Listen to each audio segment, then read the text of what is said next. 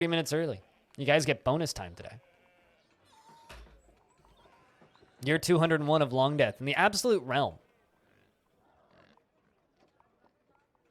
Because I literally just buried some dead. I had some dwarves die of old age yesterday, right towards the end of the stream. So the couple have been buried, which is Vagaira Pro and Zanny66. They were a married couple. They had a bunch of children in the fortress, and I miss them very dearly already. Are we going to year 200 today? Maybe? Dwarf in time. Are we getting to year 200 today? Maybe? How far in are we? That's 3.5 years. I normally do about 2 years. 2 years takes me about 5.5 hours. So probably not.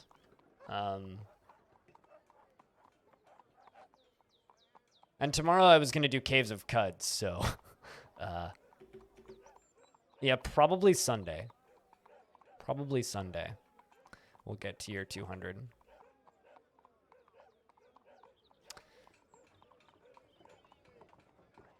But we're definitely close.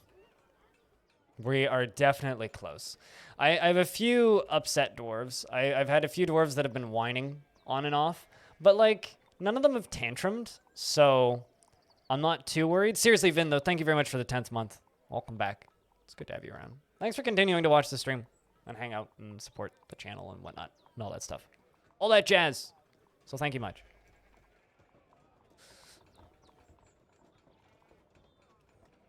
But yeah, we have a few whiny dwarves. Stone is one of them. Clay is another one.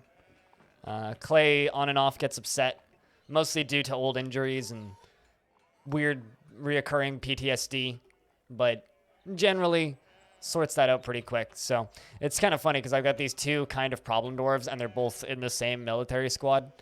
As far as dwarves that are actually alive in the fortress, if you'd like to check in on your dwarf, let me know. Crow the Third, Roland, Ghost, Vim ML, Rhine, Candle Pixie, Defcom, Blue Water, Clay, Stone, Abe, Corvius Suede, Narvicius, Hazard Jeff, Bastet II, Dreadvic, Trees, Simplex, Black Hole, Sparkly 4K, Tiny Goliath, Kade, Patchwork, Lil M Katsu, Goffer, Vinsati II, Vuzel Vuzel, Danny UG, Orson Frakes, Taurus II, Beleg II, Peter II, The Squoid, Chimp, Axon, and Apostle up at the top. And we do have only 3 merchants left in the fortress. 2 of them are married, Bastet and Hazard Jeff.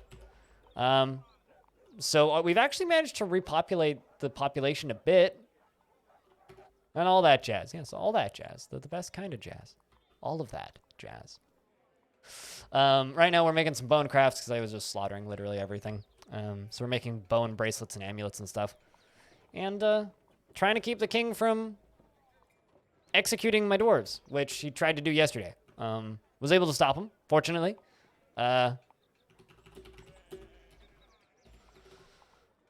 So I have reorganized my ballista assembly stuff to all be in this room, so it's a little bit more efficient. Before they were running like halfway across the fort half of the time, and that was very inefficient, and it was causing us to not get stuff done in time. Oh, jeez.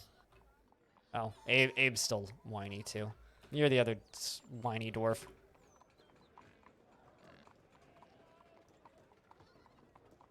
Close call you felt? What, because of the dwarf almost getting executed? Yeah. I mean, I know that that's a mechanic. Like, I've had to deal with that in the past. I had a queen once who kept on sentencing dwarves to death, and that was distressing. So fortunately, it's less of an issue. But it's still very much it's kind of spooky. Need to not let that happen. So we'll be doing everything that we can to avoid that. Although, fortunately, the king is making their own siege defenses, which is kind of funny.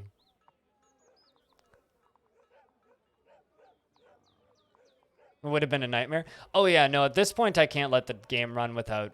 Like, I couldn't let the game run unattended at this point, now that I have a king. Like, back when I just had a mare, yeah, I could have definitely let the game just run unattended for, like, 10, 15, 20 years. But now that we have the king, kind of can't do that. Save Sloth with the 14 months! with them Prime bucks. Does Bezos still work at Amazon? I think he does. Those Bezos bucks. Cheers, dude. Can I please get a big round of beers for a safe sloth? Gremlin for mayor? Oh, you fucking know it, man. We'll get that gremlin in the seat for mayor eventually. Because gremlins make no demands. Gremlins for king, even. God, could you imagine a dwarven faction with a gremlin as king? That would just be brilliant. Be absolutely brilliant. How you doing, Safe Sloth? Hope you're doing well. Hope things be good. Bezos bucks being mined.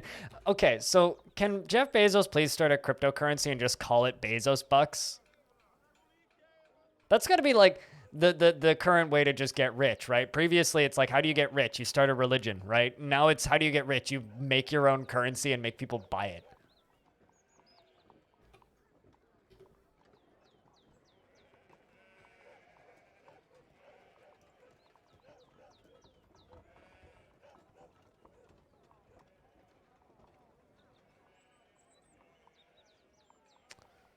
We need to milk content, and then once we get the first gremlin mayor. Here's the thing about gremlins, though, is gremlins eat bones. So I would need to actively be slaughtering things to keep gremlin from starving to death. Which will just be even more micromanagement.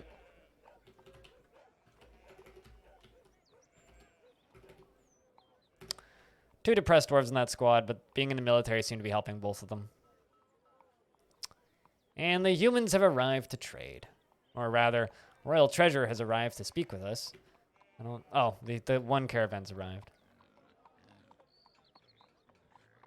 Or dismantle a hedge fund, sure. Sure. I don't know, that's just a really old quote about Scientology. With the, how do you get rich quick, start a religion? It's just an old reference to, and making fun of Scientology. Are you okay over there? Did you get dive bombed by something? And the other human caravan has arrived. I'd love just like the massive crowd of humans that come into the fortress every year. It's like a goddamn convention. There's so many of them every year.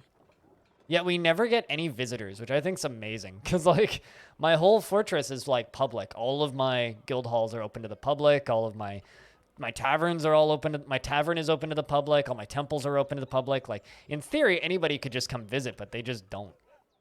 I find that kind of funny. Let's slaughter some unicorns.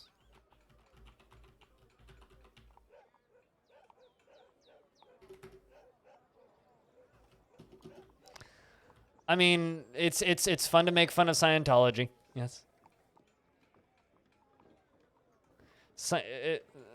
I mean, I do kind of wonder about Scientology's like signups. Like, how many annual signups do they get per year, and has there been a decline? You know what I mean? Like, there was definitely a point in time there where it was a very alive, active, and relevant thing.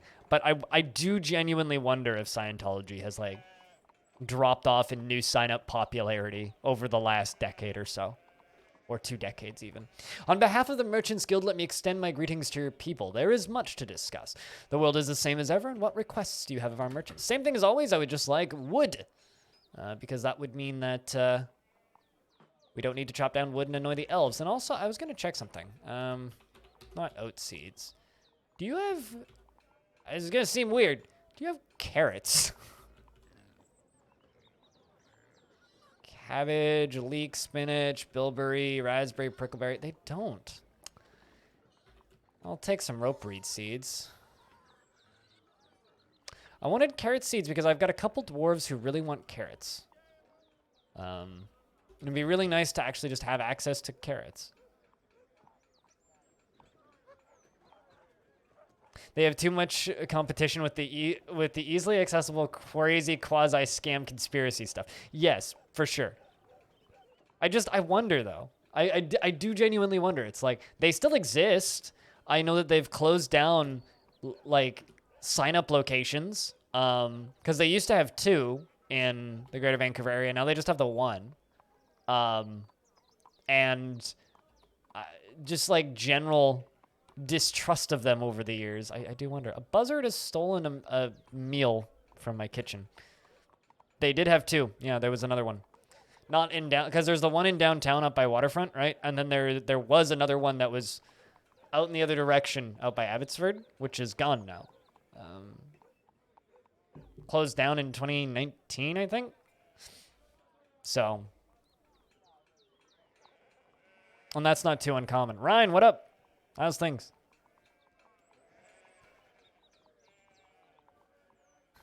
Now would be a terrible time for one of my dwarves to snap and just kill a bunch of people. Because I've got two depressed dwarves right next to my trade pile. One of them just goes nuts and is just like, yo, I'm just gonna stab a bunch of fools. All right, so a bunch of dwarves died, meaning I've probably got a shit ton of clothing. That's like 70% fact, 10% hearsay, and the rest conspiracy theory. Like that shit's just such a rabbit hole. But you are not wrong. We will win the billion. This game, I mean, Dwarf Fortress is free, so everybody has this. Unless you meant like the sound command, in which case, yes, you do have a sound command in this channel. I'm just gonna sell all my cages and remake them, because I wanted to remake them into iron cages. Just haven't done that. Yeah, I was gonna say, did you also forget to wake up this morning, Ryan? Did you also forget to wake up? Like, you're just like not fully awake yet. Hey, stupid. Those things. Speaking of games you may have forgotten you had, I don't know if you were watching me at that point, Ryan, but Starmancer's backer beta is releasing today.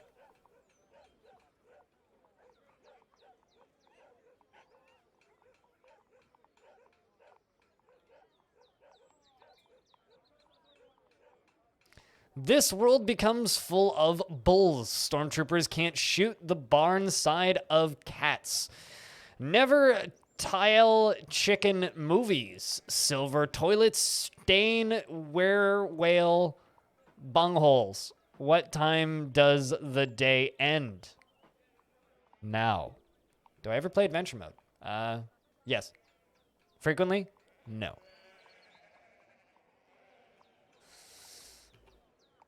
But yes, I do. Whenever I feel like I'm going to play adventure mode, I just realize I would rather play Caves of Cud usually. And that's usually what I do, is I play Caves of Cud whenever I want to play adventure mode. It's just a mode of play that I don't enjoy as much. Oh no! You poor dwarf. This poor dwarf. Poor cutest. Both your parents are dead. Go back to what you were doing. You poor dwarf. Just doing our best to become a Batman. What did you just do?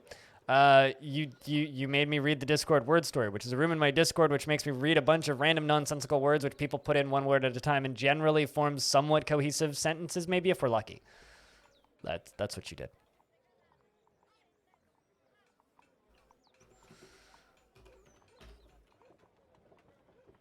So good job. You made me read things.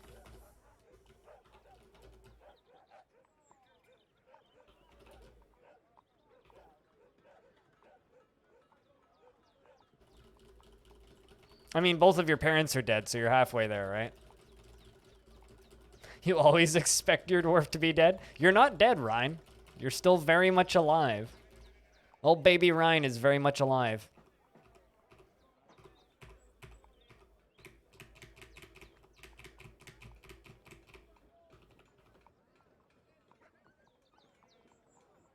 I'm gonna buy all of this. You know what? I'll also buy the wool. Why not? We'll just buy all of their thread. Gives my weavers something to do as well.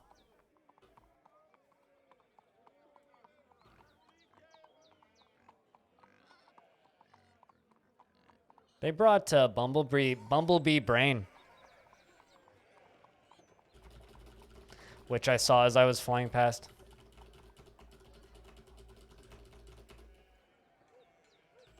So they can't all be dead? I mean, that's significantly less fun for me if I were to do something like that. But Ryan could do that in his own game.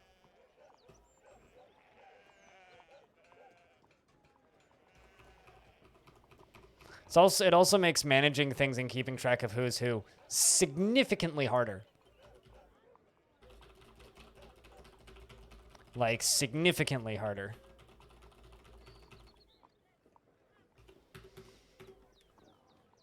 Also, Rhinestone, worth noting, Starmancer beta key was supposed to be delivered in 2019.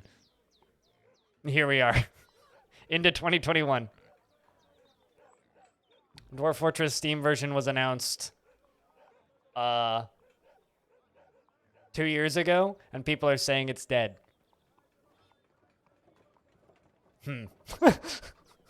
Meanwhile, I'm over here very excited about a game that I backed in 2017. It's been 3.5 years. So, you know.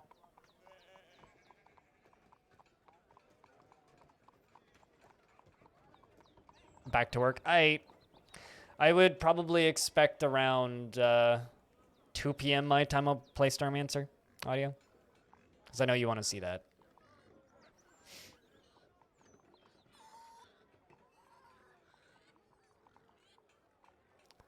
That's a lots of clothing. Curious what bedroom they're actually getting the clothing from.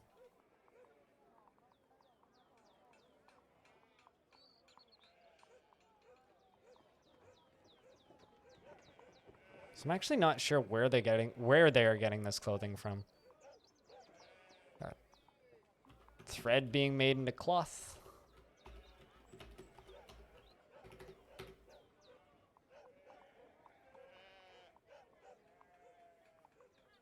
But yeah, no, Ryan, just to prove to you that your dwarf isn't dead. She's quite happy, although she is rather disgusted about the sunlight. And you were also forced to endure the decay of your father. I thought that I put your father into a coffin, I swear. That being said, your father has a coffin now, next to your mom, because your mom and dad both died on the same day. Bit of a shock, mind you. Bit of a shock. Like, you and all of your siblings are quite heavily shaken at the death of both your mother and your father on the same day. The first of spring. A very dark day for dwarf kind. It's the day that death cometh. That's one way to put it. I mean, it's true, though. The first of spring is a very dark day. Period.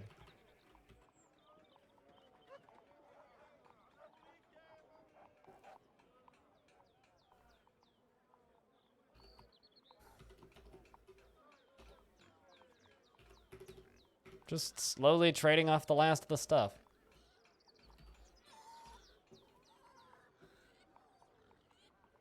They haven't even started bringing all of the cages yet.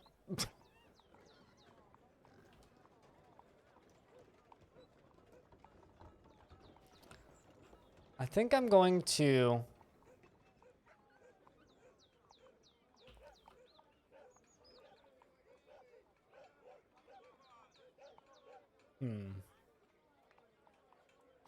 Nah.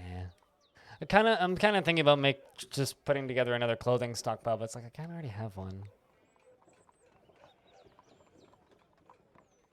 Do you think dwarf gods could change the weather? Why are you asking me such a wild hypothetical question? Because mechanically, no, they can't. And are you referring to, like, the gods that the dwarves worship? Because half the time, the gods that the dwarves worship are a living entity in the world. Or something that was a living entity and is now dead. Like a forgotten beast or a various fancy shiny creature made of a weird material in a certain vault somewhere.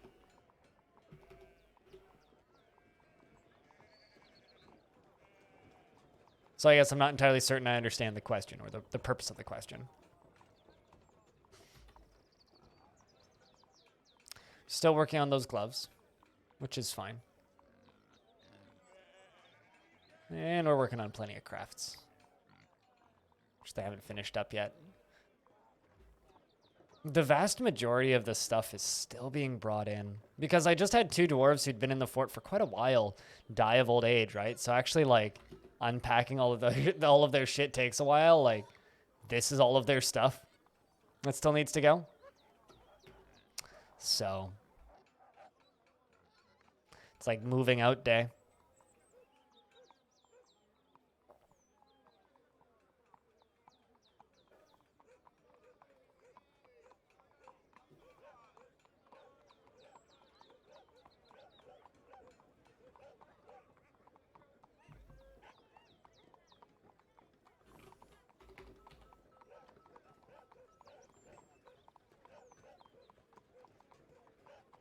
Just opening up my teammate streams.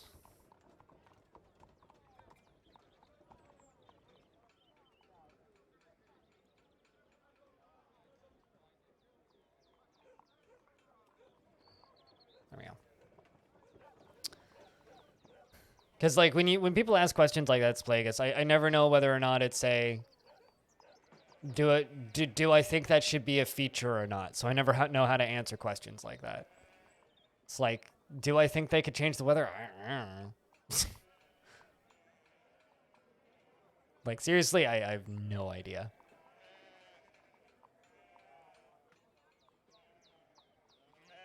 Especially also because, like, I don't really take the position of it's my place to say what features should be added to the game, so it makes that even more difficult. Because it's like, well, should I say that they should? Because then maybe people will take that as, like, something that I should... or that I'm claiming should be a feature in the game when I don't fucking know. So, I don't know. Makes things tricky.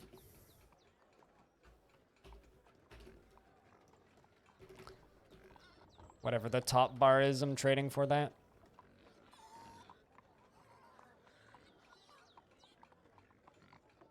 That being said, maybe like the Elven Force of Weather should be able to affect the weather, or maybe the Dwarven God of Weather. Like if there's a specific God of Weather, maybe that entity could have the power to control the weather. I've kind of asked this question twice, and it's been a couple minutes. But why do you ask that question about if I think Dwarven gods should be able to change the weather? What prompted that question? It feels like it belongs in a list of magic things you can do in stories and legends. But, I mean, it's not something that you can do. Like, do you mean, like, strictly, like, a legends and, like, myths kind of capacity? I mean, myths and magic aren't in the game yet. Like, I have a feeling that's the sort of thing you'll get out of the myth generator as part of world generation further down the line, but, like, we don't have that stuff in the game yet, so... One day, maybe. As for right now, I don't know. I'm just trying to, like, keep conversation going because everybody just got quiet for a second there. I changed the subject from Scientology and everybody got disinterested. Dwarves dance in temples? Yeah, but it's very rare. I feel like they're much more likely to dance in taverns. Much less likely to dance in temples because they need more people in temples. And less dwarves tend to hang out in each temple unless you only have one temple. Also, generally, there's less space in temples, so they don't dance as often. Also, they tend to meditate instead of socialize, which is the activity that causes dances. So you need a lot of dwarves just socializing in the temple and a big temple space, which generally people don't do.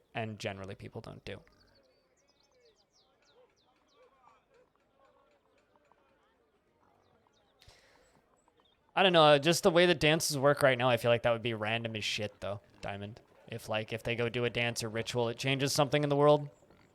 Because we don't really have any control over when any of that stuff happens.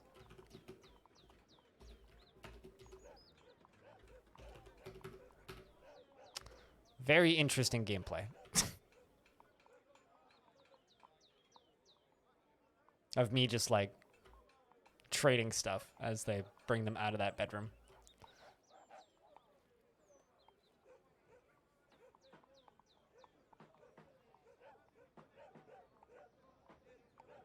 Then we'll work on that construction up at the top.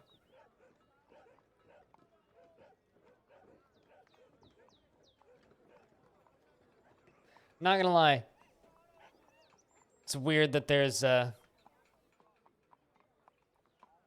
new Isaac DLC. Because I kind of thought that we'd never see that, but apparently there's, you know, just new Binding of Isaac DLC out today. 90,000 people watching it on Twitch. Cult Dance, Summon Forgotten Beasts. That's not what Forgotten Beasts are, though. Forgotten Beasts aren't otherworldly beings. Forgotten Beasts are beings that roam the depths of the caverns. Forgotten Beasts do not equal demon. Demon are a different thing. If anything, it would be like to summon a brute. But, I don't know. Seems OP. Seems OP. Not something I necessarily would want to do right now. In the current iteration of the way Dwarf Fortress works, I would not want anything like that.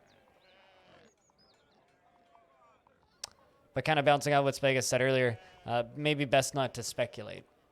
Because, you know,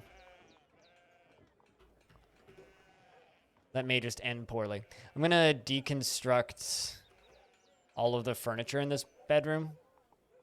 And hopefully I'll disrupt all of the clothing bits so that we can just move them to a stockpile. Usually that works. But till then, they're just going to keep unloading stuff. Seems like a dwarf who doesn't like seeing sunlight clip to the sunlight.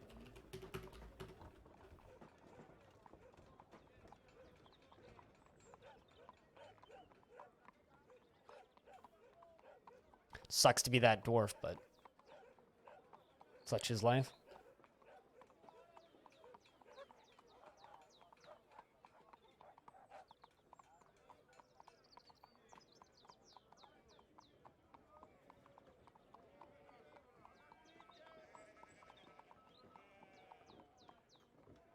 Also, investments are open if you wish to invest your tickets. Might as well make a big deal out of that. All right. I'm feeling once all the dwarves stop taking stuff to the traders,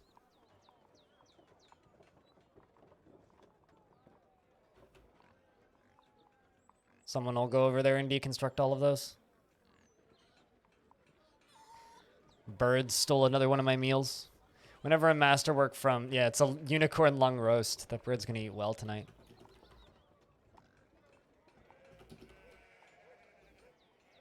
See if I can get one more request done.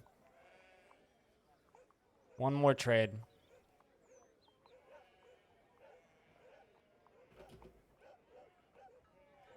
Ah, nope. They're not trading anymore.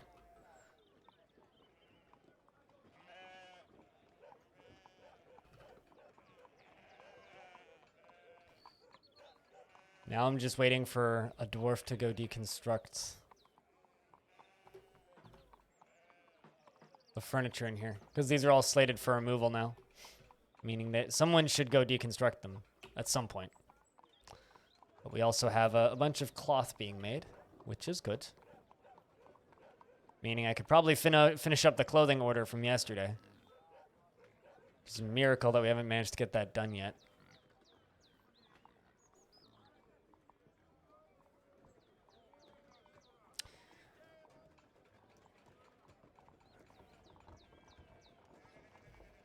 I'm just trying to think of shit that I could bring up to talk about, but my brain's just kind of empty when it comes to conversation today, so I'm just kind of like blindly narrating the game. So apologies for that. I'm normally a little bit more babbly than I am today. Today I'm just kind of null, I guess. The best way to put it. Past 2 days are just kind of not stressful, but just like spent most of the day on the phone with government shit, and that shit's over now, but now I got to do the other half of it. You know, like going and getting injections done. So, which is kind of a relief, but also just kind of like, God, this shit's exhausting. It's like 50% of relief, and then 50% of it, I just want this shit to be done, you know? So I'm just kind of tired because of that. Just kind of tired. Then it feels like right now, a lot of games are getting released. And so I'm kind of getting that streamer problem of like, do I try and play everything or do I just kind of throw my hands up and say fuck it? I'm definitely leaning on option B recently. Just kind of throw my hands up and say fuck it. Like I've just kind of given my piece, come to my pieces with Evil Geniuses 2. Just like, yeah, I don't know how entertained I would be by that game. Like it looks okay. Don't get me wrong, it looks okay, but it's just I don't think it's a game that I will play. I just don't.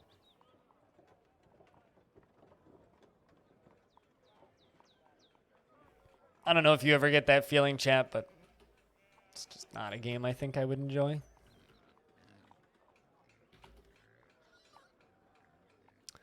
Satisfied remembering work. I like that they're all just like practicing sparring on the table. I find that kind of amusing. They're all just up on the table, just sparring constantly. It's kind of great. We're working on cloth and crowns, and our new child is tanning hides. Apparently disgusted when being nauseated by the sun, but hey, at least you have a job and you're employed, Dwarf.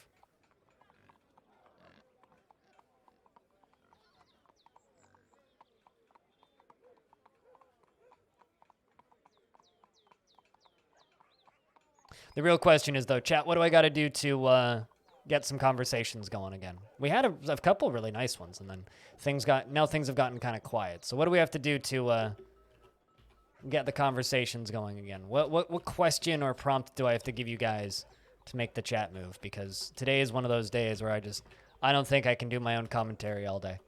Some days I can do that. Some days are days like today where I'm just like, I don't think I can do that.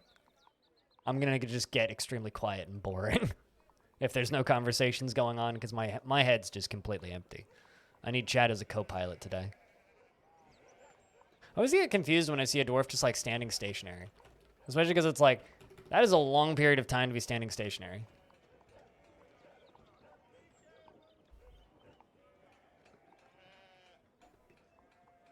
You're producing steel again? I'm pouring more coffee, because I need more coffee. Plan for Friday work? Stuff I can't announce yet. Friday I will be on Hellseen After Hours, so I will kind of be streaming anyway. I will be playing board games on FG's channel. FG Squared's channel. It'll be fun. Okay, please tell me about it so that I don't feel so bad about not playing it. Alien. I'd love to know, actually. Oh, you haven't bought it? You haven't bought it. Okay, fair enough. Then how do you know if it's underwhelming if you haven't played it? Because, like, I have my suspicions that it might be underwhelming, but I also don't really want to play it for that reason. But I'm also not disappointed by it because I haven't played it, so I don't really have a fair take on it. But I also am like, I know I wouldn't be able to get into it, I don't think.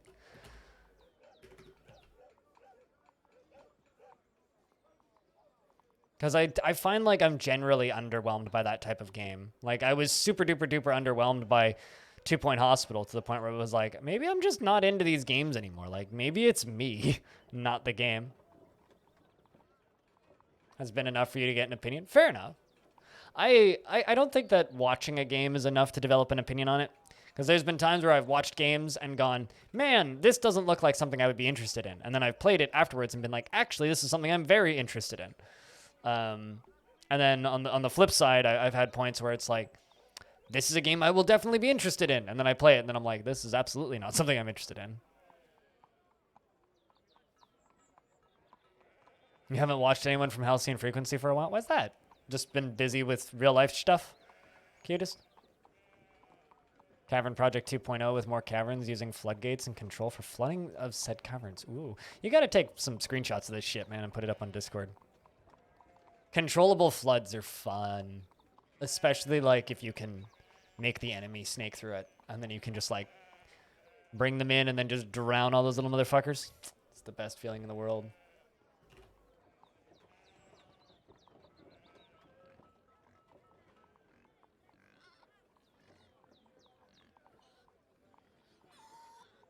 Gotcha. Yeah. Well, fortunately, me and friends over here at Team will be here whenever you're done with your busyness.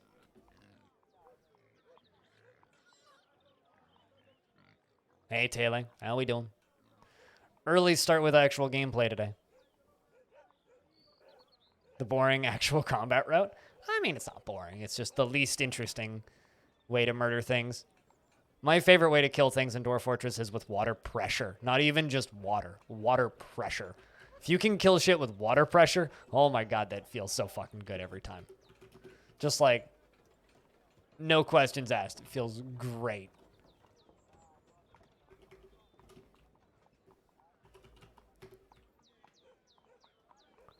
Feels absolutely great.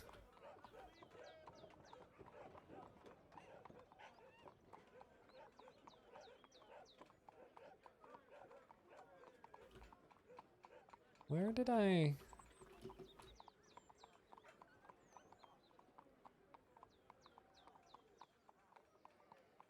Okay, so it is that one.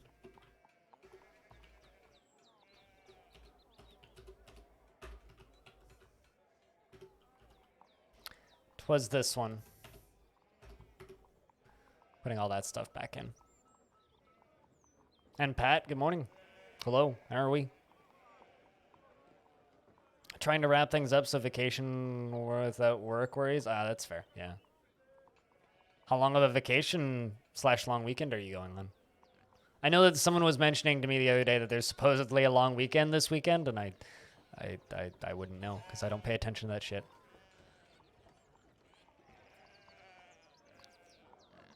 Who killed the hamster? I mean, hamsters are vermin, so probably your cat. If you had, unless it's a giant hamster, which by the way are good eats, it was probably a, it was probably your cat. Or it's Easter or something. Yeah, that's supposedly what I've been told. Rumblings from the intergalactic union of humans in the rest of the Earth have informed me that it may or may not be some sort of a long weekend thing. Meaning, I need to do that Easter non-Longdeath fort that I was kind of talking about doing. 4 days off, taking paid time off, Monday and Friday. Oh, good shit. Well, you have fun. Any plans for your long weekend? Long weekend? It's more of a extra long weekend, less of a vacation. That's like a me-length vacation. And my vacations are very rarely actual vacations. They're generally like, oh, I will just not stream for 2 days. Minotaur? They're pretty easily punchable and the faceable. But they're also kind of rare, so maybe catch it in a cage. Keep it as a mascot or something. Put it in a big maze. Like I did. And then never do anything with it. Like I did.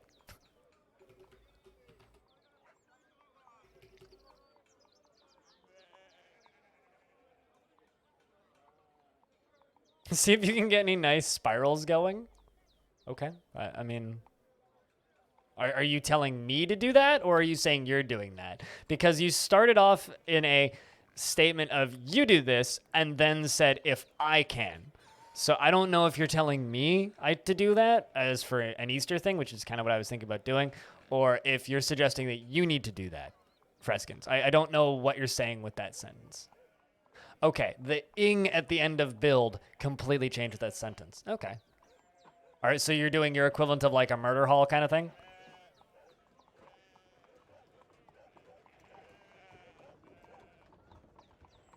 Maybe hiking mountains? Oh, so you're actually going on like a vacation then. Albeit a short one. Well, you have a good time then, Taylor. You have a good time.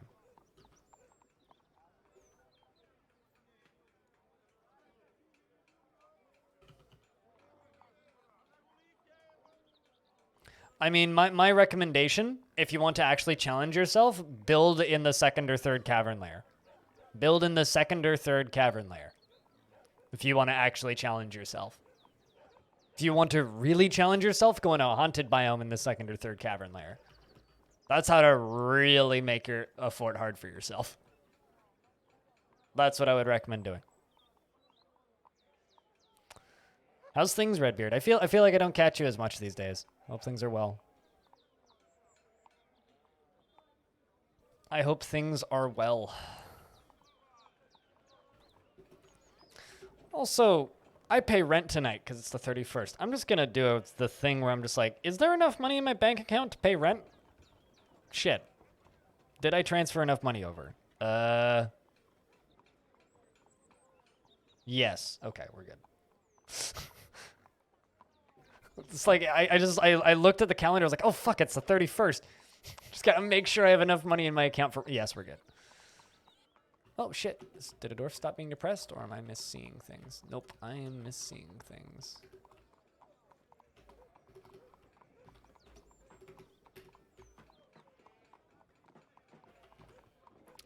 We're into late summer. I could probably get a little bit of construction done.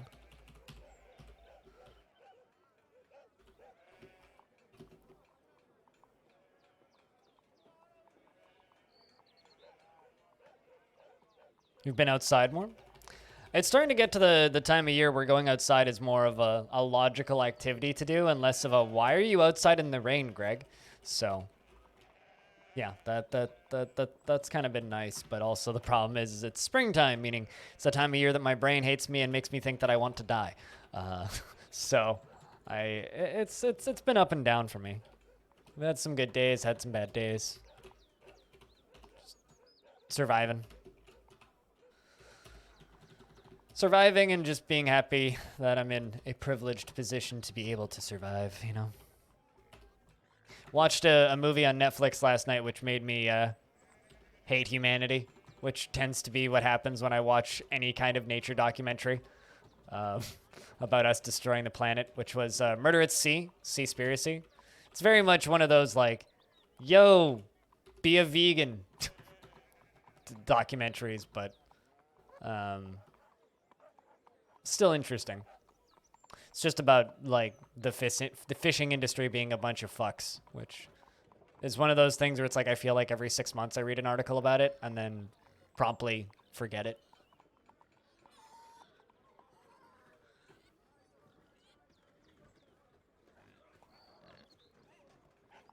$22C. Today was $1C. Huh. Yeah, well, that's a bit of a flip-floppy stuff.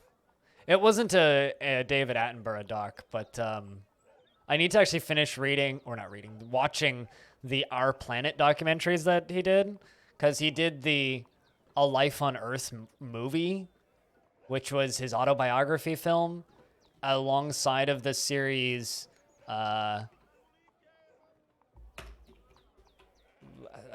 I can't actually remember the name of it. It came out very recently. It was like 2020, early 2020 it came out. Where it's basically just we've completely obliterated everything, and this is all of the damage we've caused, the documentary. And yeah, it genuinely just makes me hate humanity. Although it makes me really sad, because every single one of those episodes, Alien Slayer, he's like, my name is David Attenborough, and I am 75 billion years old. And I'm like, oh god, a world without David Attenborough is going to be a really sad world. And I don't know how many more years the dude's got left, because he's getting up there. That or he's like secretly just become immortal and he's a robot. I don't know.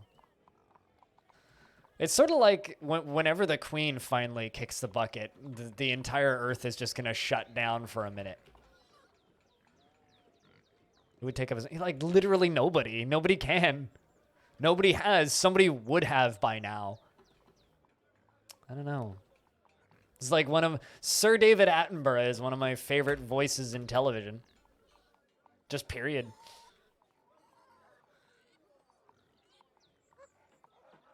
You're okay with Robot David Attenborough and Robot Queen? It's like in the far-flung future, the AIs that are running Earth are actually just Robot David Attenborough and Robot Queen of England instead of like HAL 9000 and GLaDOS.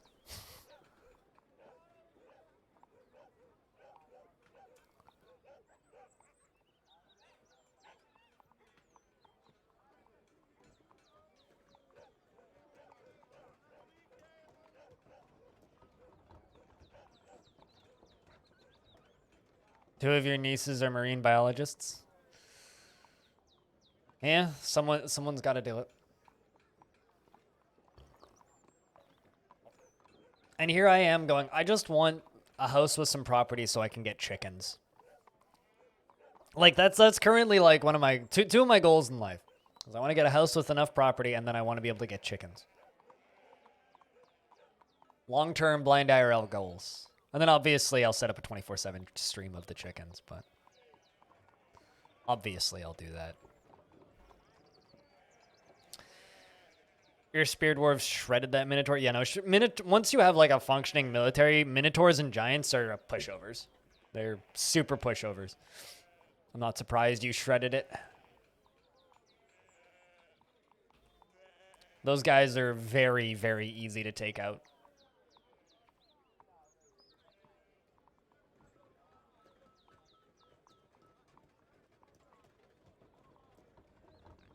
They give you all the bad news. I would almost say that you don't need any more of that, but yeah, at least they're up on it, right?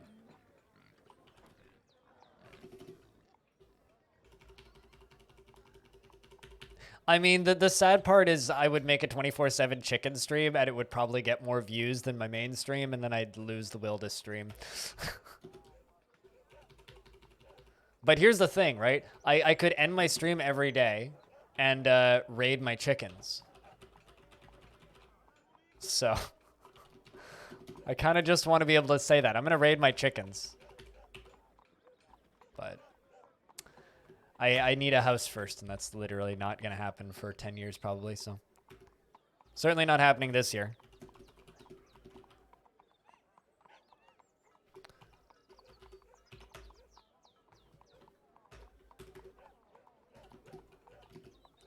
Certainly not happening this year.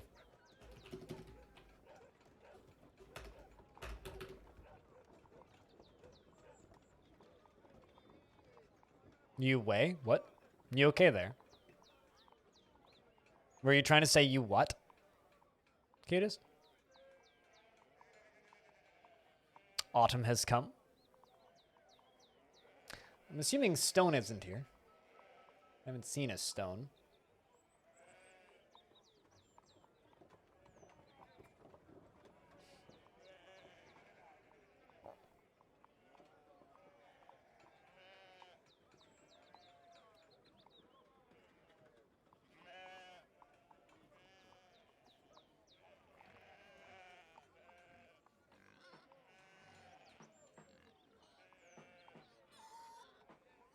No, I know.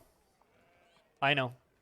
I mean, I'm not laughing because I know for a fact there are multiple 24/7 animal streams that have minimal effort put into them by the creators that make significantly more money than I do every year. So, no, I'm well aware that there are incredibly profitable animal streams out there. Especially that Our Wonderful Chicken Life one that's been around for a while. So, no, I ain't laughing because I'm well aware. To the point where it's, like, actually kind of depressing. Like, kind of very depressing. Like, it's difficult for me to go into that portion of Twitch without just kind of getting viscerally angry. Because it's like, oh, you make a stream of your farm animals and just put it online and just let it run 24/7. And you just print money, whereas I'm over here sitting in my chair just, like, beating my head into a wall, streaming every day, 9 hours a day, and it feels like some days not anywhere near as many people care. Generally, it feels like people care, but sometimes it feels like not that many people care, and that's kind of difficult sometimes.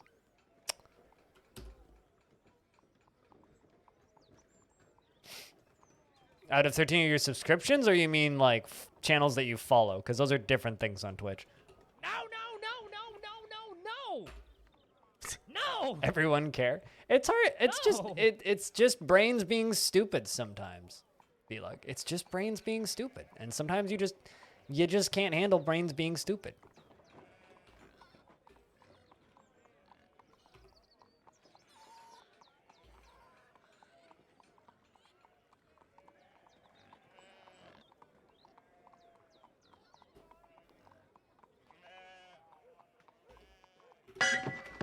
Bring out your dead!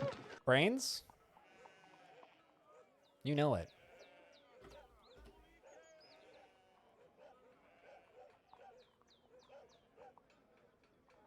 cheese for everyone. I never said it was, Redbeard. It's just frustrating is all. Well, the ones that really make me frustrated are like, there was a stream that went viral the other day, which was just pointed at an intersection. That's all it was. It was just pointed at an intersection where everybody drives through the stop sign. And there's a stop sign there. And the stream was just titled like 98% of the people drive through this stop sign. And it's literally just a webcam pointed at this intersection outside off of someone's porch. That's all the live stream was. And it's just cars driving through this stop sign. And when streams like that have 12,000 people watching and are getting massive hype trains, I sit here going, man, I'm in the wrong business. That's what I mean. It's just, it's very much a... It's difficult to see other people's wild success with minimal effort versus putting a ton of effort into a thing for damn near a decade and having significantly less success than that. It's always hard to look at. It doesn't matter what industry you're in. Some people are better at separating the two things than other people. And some days I'm really fucking bad at it, separating success from that. It's just hard sometimes. I'm actually just going to put pots on those. Fill that up a little bit more.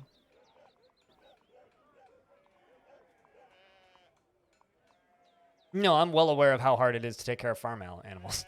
Well aware. My neighbors growing up actually had chickens, cows, horse, and my other neighbors had horses. And so we very much helped with that sort of stuff growing up. So I've spent a very good amount of time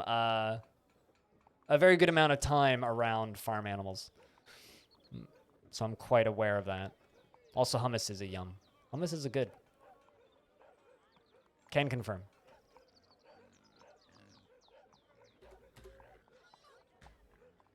I actually bought a very small amount of brie. It was my first time having real cheese this year. And had some of it on a salad the other night. It was tasty. Might put the rest of it on a baked potato. All right, Kingy, how you doing? What do you want? Ballista arrow. Assemble a ballista arrow. We're almost done making cloth shoes. Meaning most of these dwarves have hopefully had a new piece of clothing recently. Hopefully high quality new piece of clothing. Keep them sane.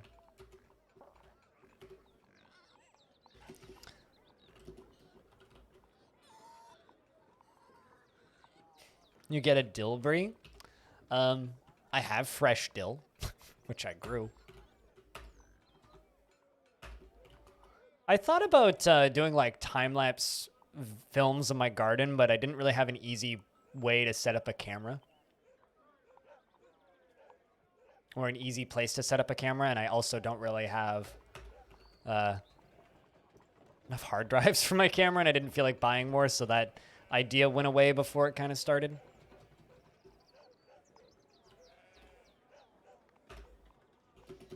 Wonder how easy it is to grow dill plants. Never looked into it.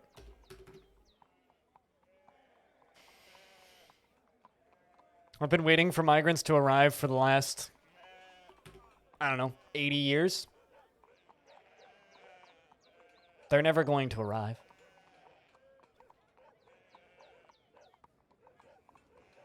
We'll just be right here waiting for all eternity.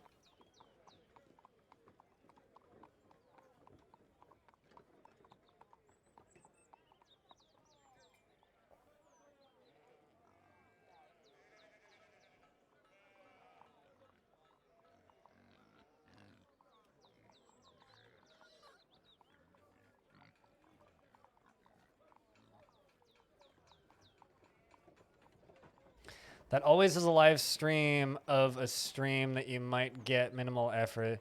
What about a second computer that always streams a live stream of a stream? You might That way you might get minimal effort success, but won't compromise your integrity of your DF stream. I don't understand what you're suggesting, Limbasa, but what I'll say is I am not going to do anything of the sort in my apartment, because like if you're, yeah, I'm not sure what you're suggesting, but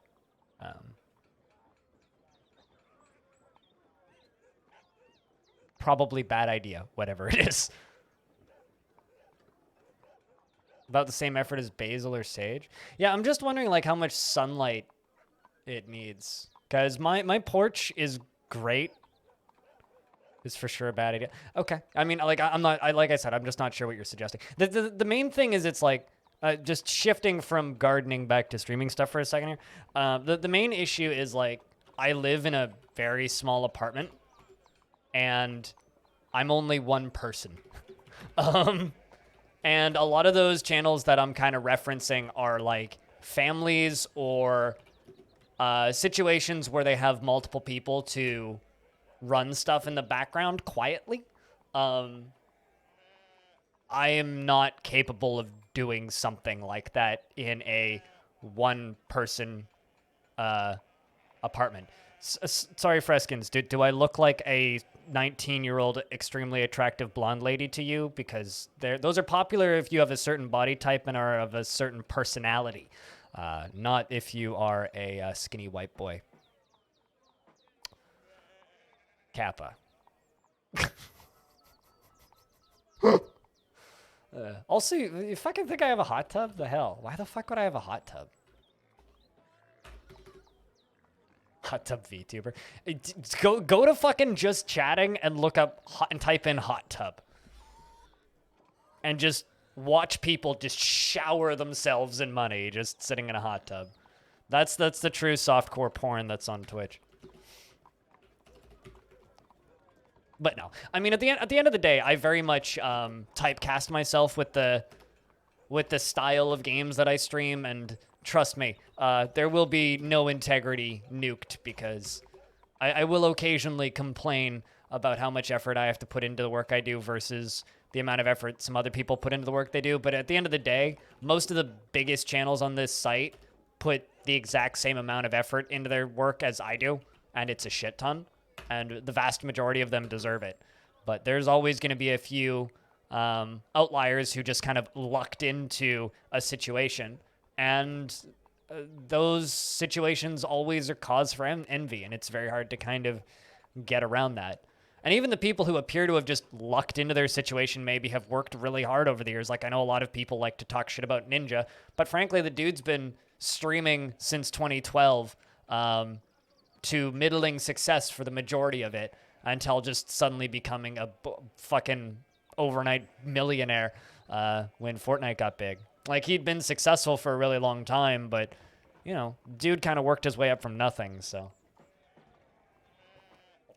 Even the examples that people like to hate on probably deserve it. So, it's just, you know, there's of course going to be times where it's like, easy to just kind of point at something and be like, man, they didn't put very much effort into this and they got lucky, and like, it is what it is. You know, it's just the way business works. Not everybody is going to be runaway successful, and I don't know if I'd be particularly happy if I was. I think that like a lot of what I do as a creator is intentionally limiting to a degree. Just because it's something that at a scale that I can handle. So, yes, there will always be a little bit of envy, but it's also just called being human, I think. Early autumn, 201. I'm assuming we're just never going to get another trading caravan from the mountain home now that we have the king. They just don't need to trade with us anymore. It's weird. It's weird. It's weird. Not trading with dwarves.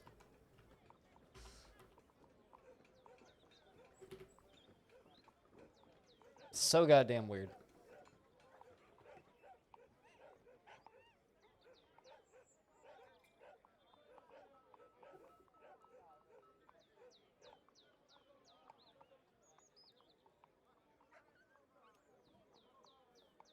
It's just survivorship bias. Oh, there's a shit ton of luck in this industry.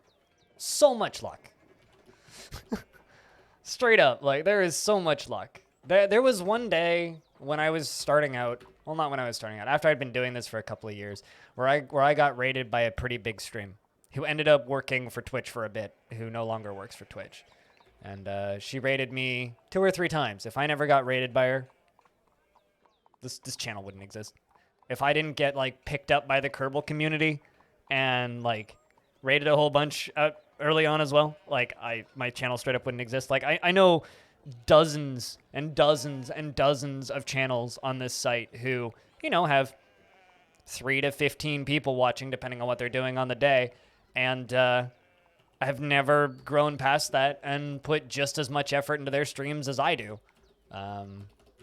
Maybe they can't afford to stream the same number of hours, but the actual quality of their broadcast is great. And are they unsuccessful? Have they failed at anything? Not really. They just never really got discovered. And to a large degree, I've never really been discovered. That being said, at the very least, I'm able to do this full time, which is more than can be said for a lot of people. People lauding Bill Gates for dropping out of college, but never knowing all the other college dropouts who never made it. No, totally, yeah, absolutely. Like, it's just like any other industry, you know. We see those who are wildly successful, and we don't see anybody else, you know. It's such a tricky, weird industry, you know. Like, especially putting trying to, like, look at myself from the point of view of people who are just watching is one of the more interesting exercises that I do. A weasel fell off my wall or out of a tree or something. It's also, hey, Sathatos. I was gonna ask you, actually, did you ever stop getting traders from the mountain home? Because I recently got a king in the fortress, and ever since then we've stopped getting traders from the mountain home, but I don't have the outpost liaison yet, and we're not listed as the mountain home, so I kind of figured we'd keep getting traders. I don't know if you have any thoughts on this, but me too, right? Like,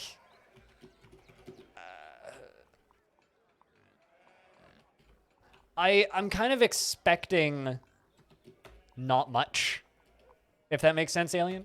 Like, I'm not really, you know, expecting to become a big channel all of a sudden. Like, I'm not expecting that.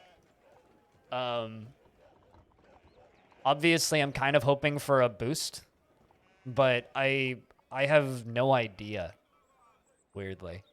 I think it could be huge, and absolutely nothing could change. Like, there's definitely a real possibility where I sit around, like, you know, 70 to 90 viewers, peak times, and then Steam version comes out and it's like 120, and then just back down to 70 to 90. Like, that's very much a real thing that could happen.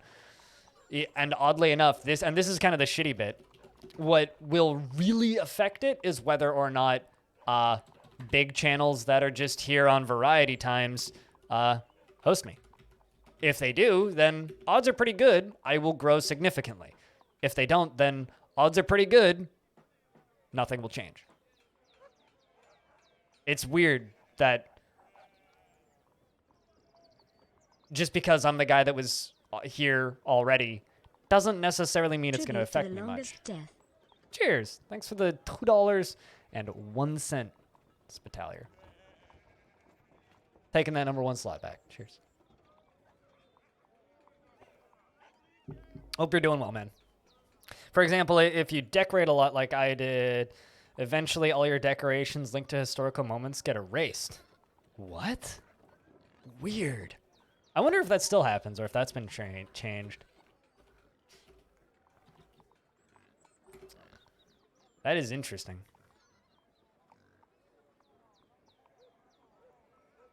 Like, just the drawings themselves get erased? I wonder, actually. Let's peek at some of the earlier ones, because these are all the really early ones up high up on the walls. Yeah, no, these are all here. So you mean, like, just the text disappears? That's interesting. Granted, that was a long time ago, so I'm curious about if this version will do anything different. Jack, can I get a couple beers for Spitalier cheering the $2.01? couple beers in the chat.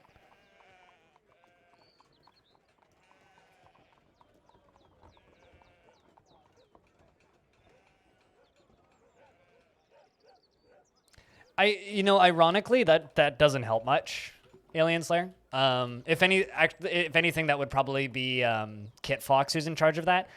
I've actually done that before. Steam streams are absolutely horrendous as a promotional material for streams themselves. They're great as promotional material for the game. They're absolutely horrendous for promoting the channel. To give you an idea, I was on a Steam stream for a game that launched the day that it launched once. I was paid for it. And that stream had... it was like 15,000 concurrent viewers for the 3 hours I was up there. And when I switched over to streaming on my channel, like 10 people came over. So it is awful as a promotional tool. And also,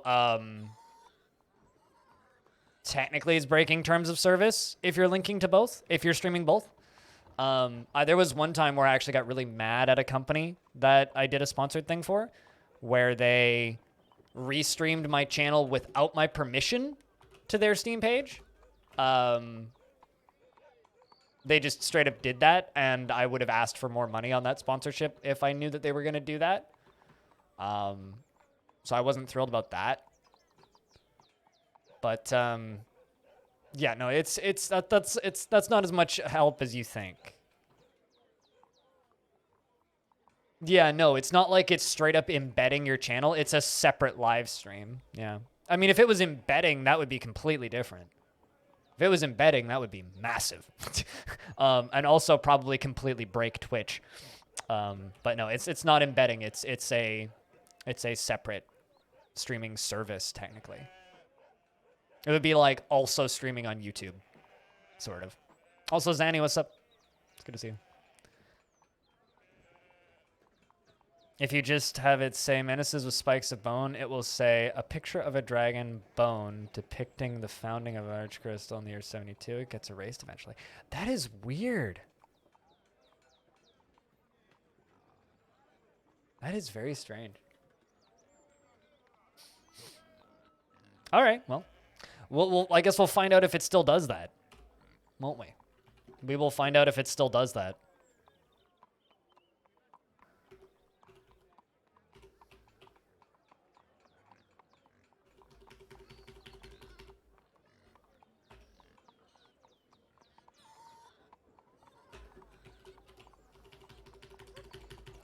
I'm gonna do a weird roof. Kind of got an idea.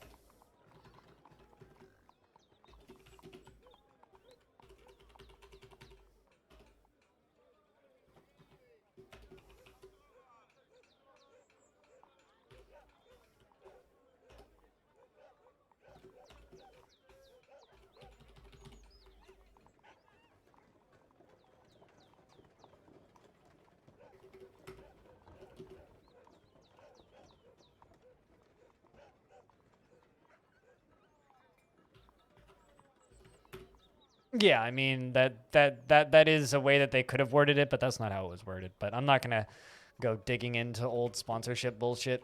I just don't do anything with that company anymore.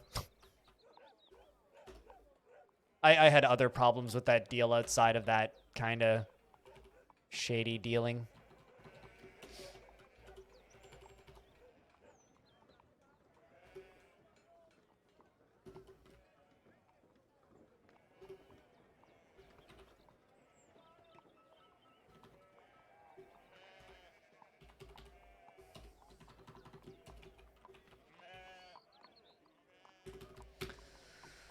Let's just get that done.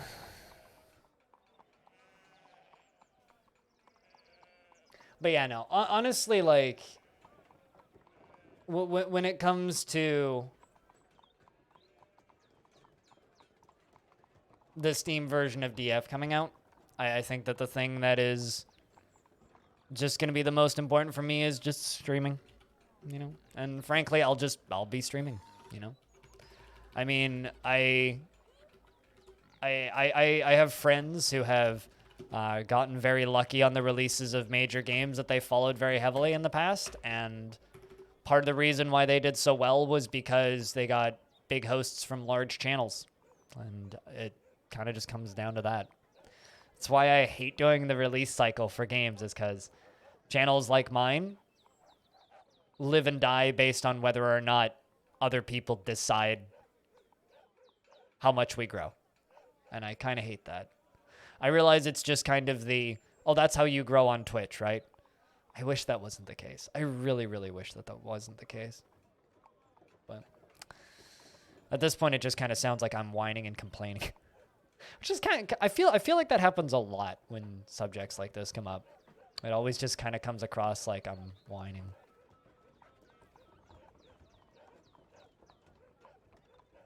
Okay, so we're into mid-autumn now.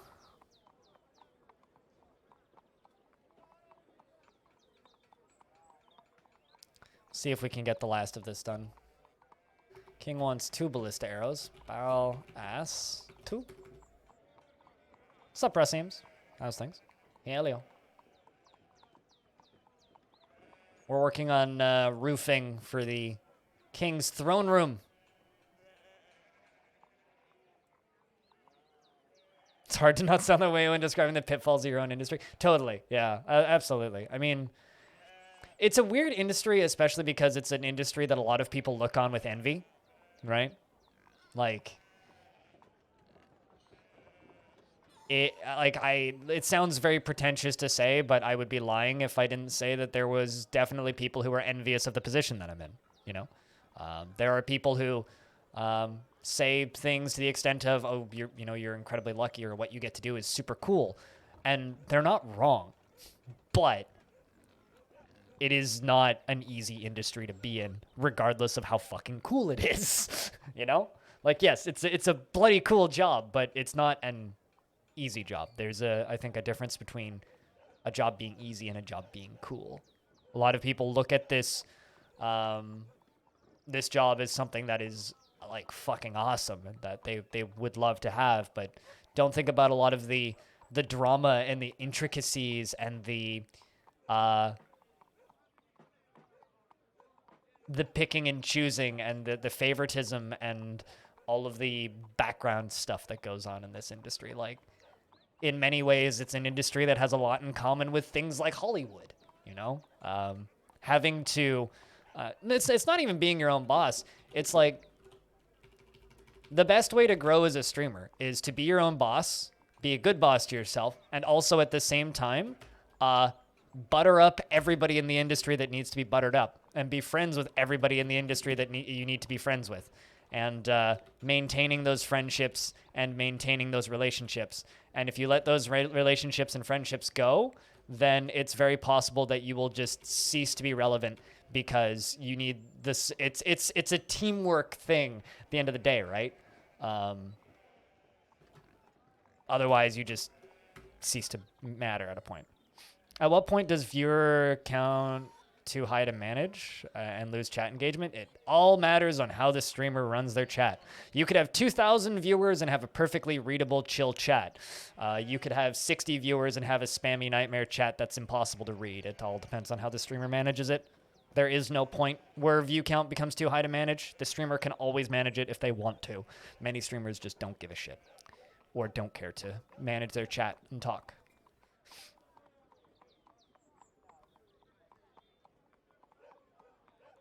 Yeah, exactly. Yeah, absolutely. I mean, although I find Shroud's actually just kind of an entertaining dude in general. He's just an entertaining, charismatic person. So it doesn't matter. Employee of the month on the wall. As if we have employees. Come on. I used to watch a channel who would take the top tipper of the month previous and set it as his most expensive emote. Like just a picture of their face or something. Social connections are vital. Networking. And last year I burnt a shit ton of bridges. I just like straight up just took a fucking torch and set a bunch of bridges on fire because I was just like, I don't want to associate with any of you fucks anymore. I did that kind of intentionally too.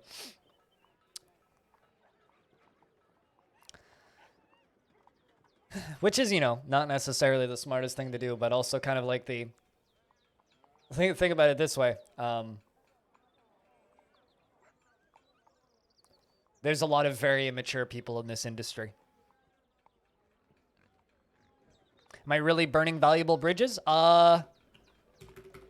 Without naming names, I burnt a bridge last year that hosted me twice for 2,000 people. So, am I? I don't know. I don't know. Am I?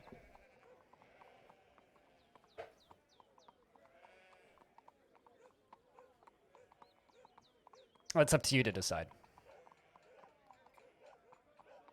There's people who still choose to work with people that have caused major turmoil in communities on Twitch. And I have opted to cease any kind of cross-promotion or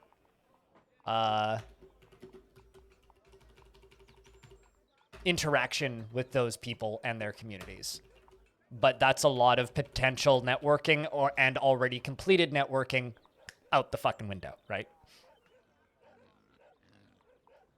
We're cool now, though, and you're super important. Yeah, I mean, I would never burn bridges with Ponce. I need my drinking buddies in this world.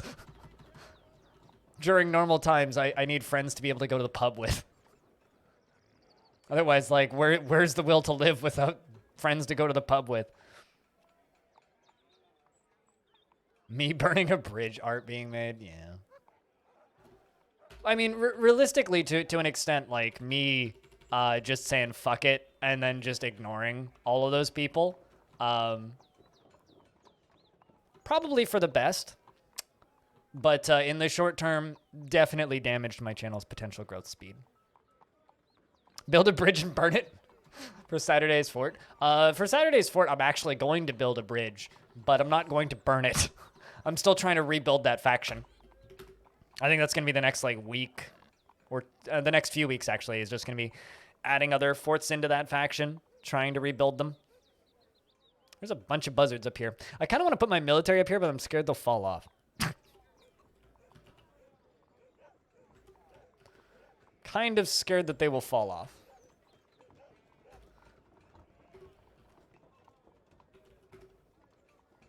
It's a lot of vomit, because I've had a lot of children grow up recently.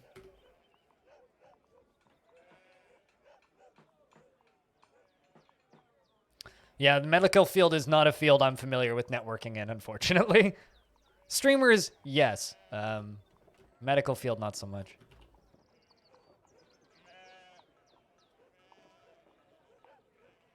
Same artifact before and after? I mean... Links incoming. Do what you gotta do, man. You won't get bopped for posting links, so there's that. Mayor's ended a mandate, meaning I can export stuff that I don't want to export. That's great.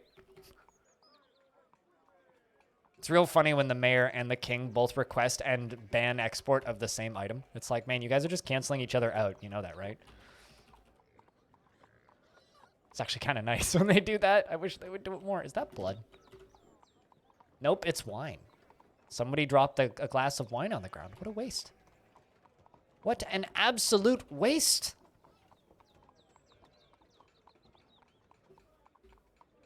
What is a no bridge in Canada? You mean like, what is a known bridge in Canada? I'm just not going to give you a bridge from Canada so that you don't draw a picture of me burning it down. I'd like, do you remember when people started memeing my face on Discord a couple weeks ago? I literally said, just don't make me do any racist or politically charged things with my face, and I don't care what you do with it. I don't really want you photoshopping an image of me burning a bridge down. So if you're going to do that, find a picture of a funny small bridge, not a big well-known bridge. Please. Find a picture of like a rickety small bridge or something. And that human just off the buzzard and is now standing over the body of it. Grimacing, most likely, I would assume.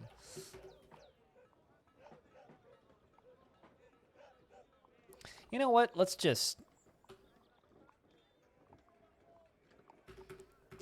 cancel this for right now. We'll do this next season. I just don't want anybody to fall off. There's too many buzzards.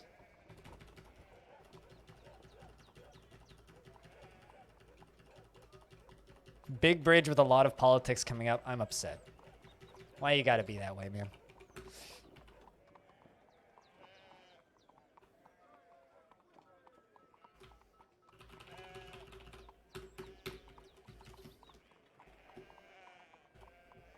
Also, investments are open. Let's see.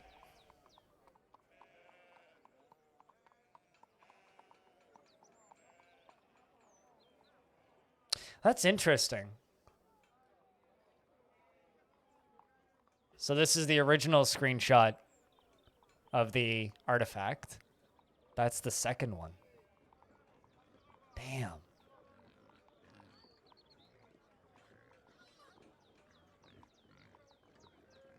That's kind of neat and also weird.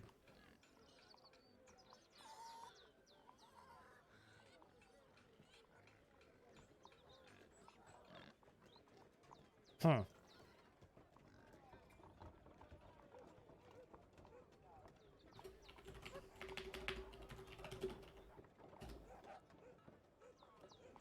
I meant to type in 45, but I put an extra 0 at the end, so I guess we're doing it. You got accepted into university for pre-med. Oh, fuck yeah. You're going to be really busy for like half a decade. So Russ Ames, true story. Back when I first started streaming in 2013, there was a person who hung around this channel a bit named Aaron. That person followed the stream, and I remember at one point mentioning, I'm not going to be around much anymore. And I was like, well, why? And the person said, because they were starting pre-med university.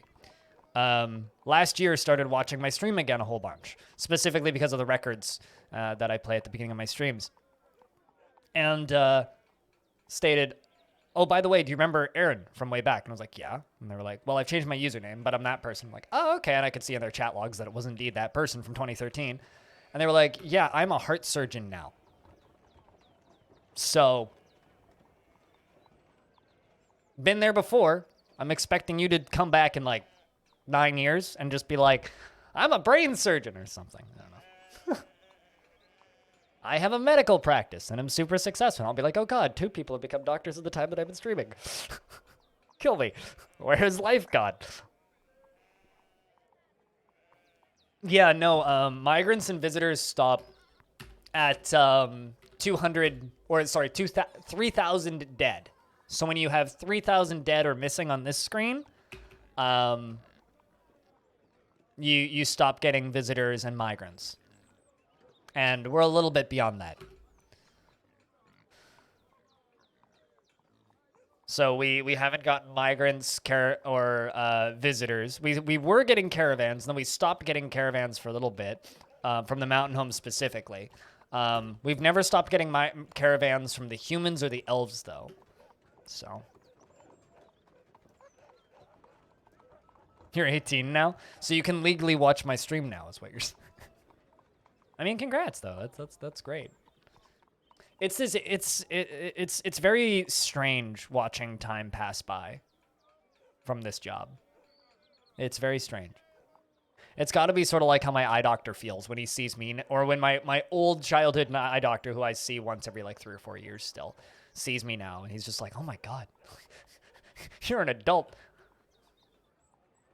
It's like, I used to look in your eyes when you were a little kid, a little itty bitty kid. Blocks Industries up and running. Man, we all lost so many channel points. Or so many tickets. So many tickets were lost in the making of this fort.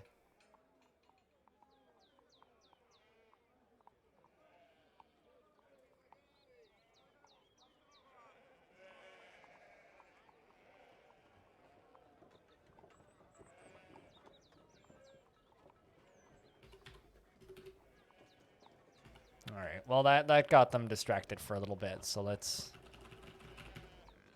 suspend those and let them go back to what they were doing. Now dwarves are officially in break time for a little bit.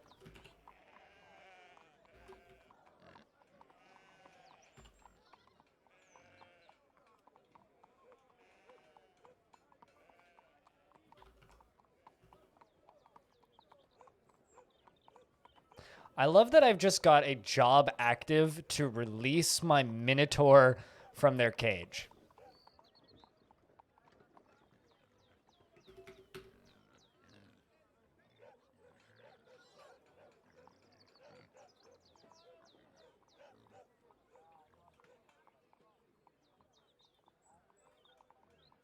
What makes you say that, Ducky?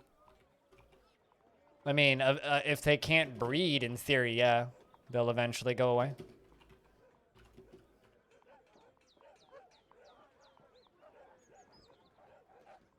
But I'm not sure what you're referencing.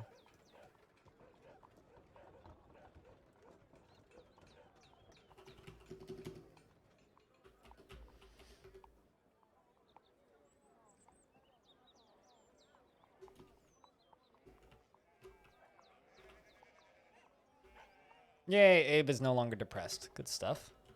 How's Stone coming along? Still doing aight. This is a spear master now. He's been training for a very long time. Let's get more of those buzzard corpses put away.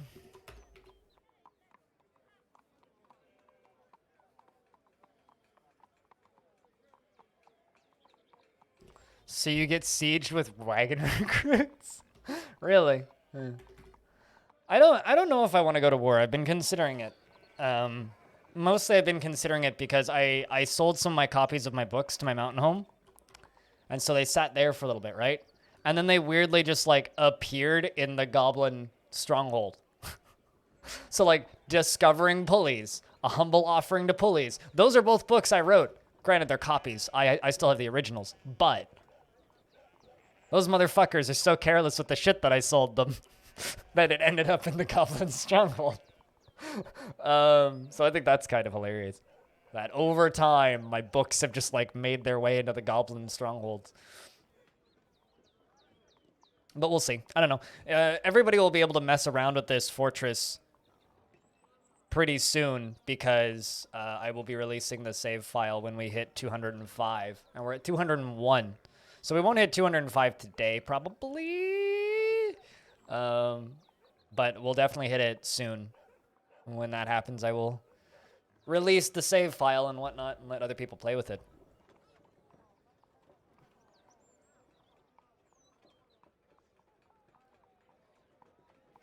And I'm kind of hoping that people will find fun stuff. My favorite bug that I've noticed, which is the most obvious on children, yeah,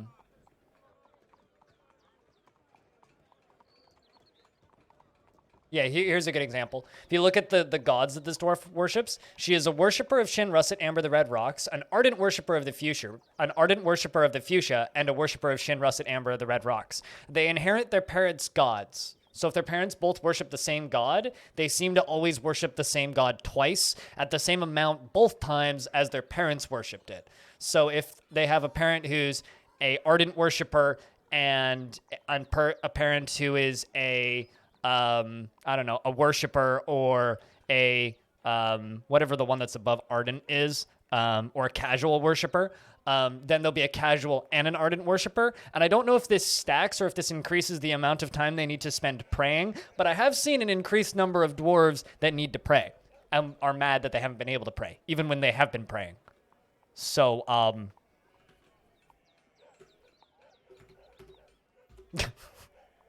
that's something I've noticed. More duplicate gods? Seems to be that way. I haven't had any, like, dwarves that have two gods that they worship marry another one. I haven't seen... I think the most I've seen a dwarf worship a god is 4 times the same god. Because both of their parents worship 2 of them. So... yeah, and also Stone noticed it in a child that they one of their dwarves had, just kind of out of nowhere on like our first generation. So like it's a pretty common bug. It's just not something I believe anybody's noticed, so I reported it. But like that's something that I've been noticing more and more, which I think is like a more recent bug. Still very amusing when it happens, but still very much a bug.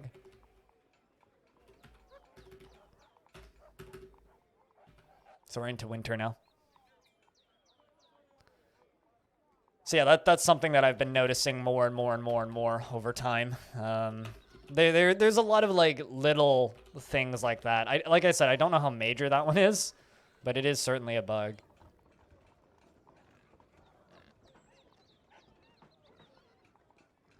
Time to mint yearly platinum coins. Good shit, dude. I ran out of silver, which is what I was using to mint my coins. I think I'll just mint 3 Electrum coins, because I got plenty of Electrum. Might as well.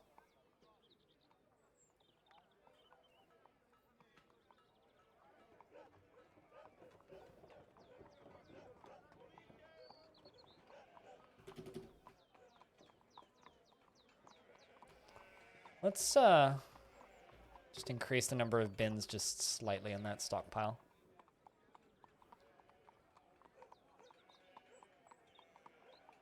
But yeah, no, there's all sorts of like weird little errors that we were running into. And yesterday we were theorizing if the created wealth gets high enough, will it eventually reset back to 0? Or does the number just keep exponentially growing? I'm assuming the number just keeps exponentially growing. But there was a few conflicting theories running around yesterday about that.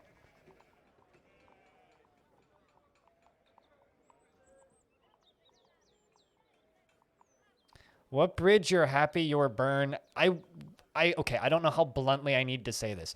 I would very much prefer you did not draw that. You can do it for yourself. I will not give you any tips or information or encouragement. In fact, I will discourage the whole subject. All right? The fuck, man? How more bluntly do I need to state that? I would prefer you didn't do that. It's almost like burning bridges is generally a bad thing. And me kind of just talking to you guys about it in a, in kind of a, you know, I'm just going to pour my heart out for a second here. Doesn't mean you need to mock it with silly photoshops.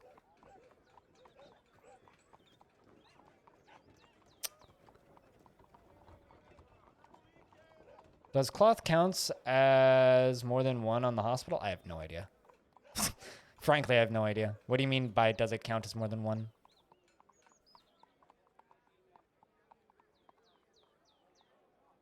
Yeah, I mean, it's possible. That's what we were theorizing yesterday.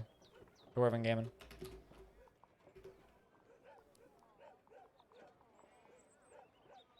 Ha ha ha, Russ Ames. Yesterday I called chat dense. Chat can be very dense sometimes. I like you guys, but man, you guys can be very dense. And not take a hint.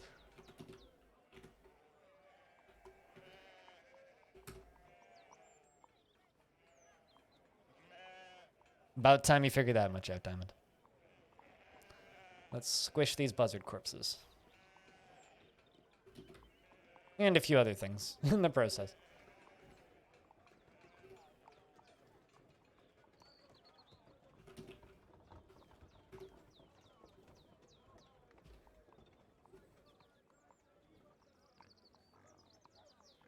All right, now dwarves should, in theory, go on break now. Where are you? You should all be suspended. I guess that one's not. Dwarves should spend a little bit of time storing stuff in stockpiles and then just go on an extended break.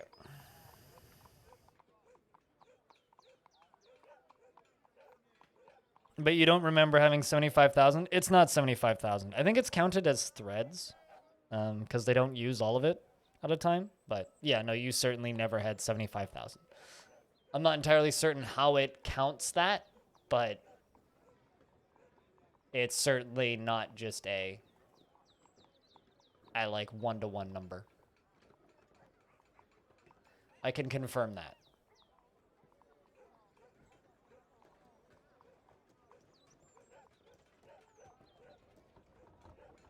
As its component quantity?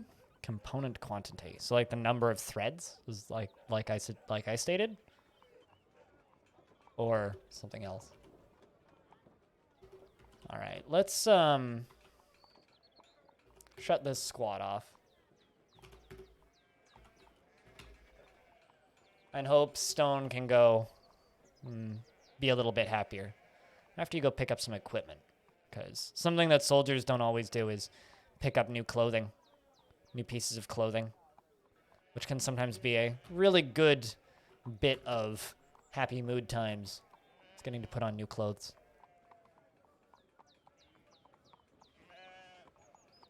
Yeah, I'll be honest, I've never really thought too much about how hospitals work in Dwarf Fort. It's not something I've ever really put a huge amount of thought into.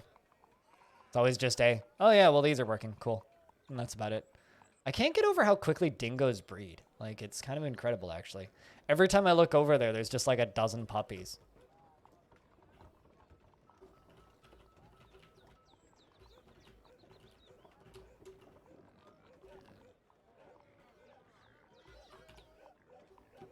Dwarves are all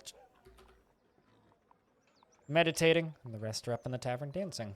Well, or going elsewhere after they're done slaughtering all my dingo puppies. Is wearing sweat and armor and nothing else. You should let them out to go get some new clothing if you have new clothes lying around. Because they will get lots of sad thoughts about that.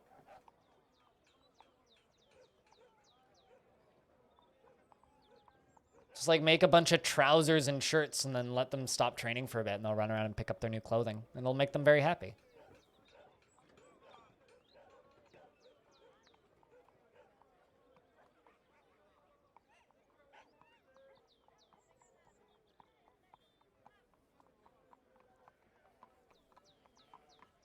Nope, I don't believe there are any necromancers in this world, actually. That seems. But I mean, I'll know for certain when I do a Legends dive. If you look at the hospital cloth, it will be shown as a huge number. Every piece of clothing is about 10k, but doctors use fractions that sew wounds to make dressings, kind of like how smelters work with their partial smelts. That will someday generate a full one. Yes. It's like the percentage of complete. It's like the percentage to completion bar.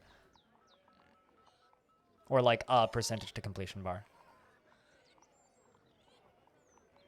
Well, if you have plenty of stuff around, take them off training for like a month and let them go get stuff because like the mental health of your military is very important.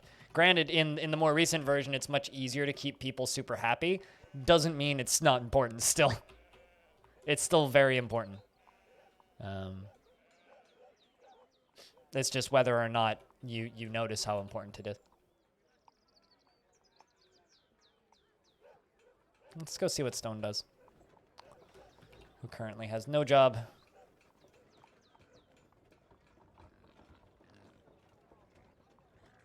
Probably looking for other people right now.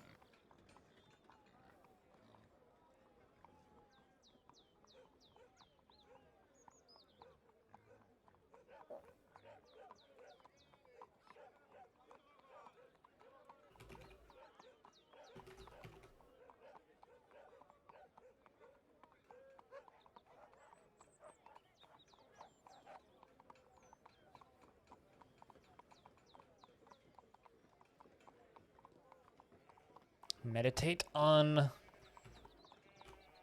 what? Persuasion. Incoming curry? Are you telling me that you're bringing curry in a hurry? That's like just a perfectly normal quote too. That's not even that weird of a quote, Russ Ames. Just mental health of your military is very important. I mean, it's Dwarf Fortress, it's very true. The mental health of your military is very important. If they're all depressed and would rather kill each other than other things, then that's bad. Did you just, like, take them off of training and your military just raided your clothing supply? Because, like, also, if you're giving them high-quality clothing, like, the actual, like, good thought bubbles that it gives them is, like, massive. One of the worst, mood debuffs you can give a dwarf in Dwarf Fortress is clothing rotted off of my body.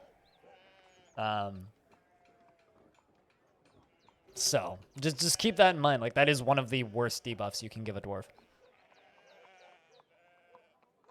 And I mean, like, the actual enemy in every game of Dwarf Fortress isn't the things that are invading you, and it isn't the things that want to fight you. It's your own dwarves, right? A Grandmaster of Clothing is the sole maker of your clothing. Oh, yeah? Well, I mean, you might want to get two or three. That's why half of my dwarves in this fortress are legendary clothes makers, is because like every single dwarf takes part in the clothing industry, and the clothing industry kicks up every year and a half in this fortress, and we make everybody a full new set of clothing. Everybody. It's like the majority of the like production that I do in this fortress is clothes making.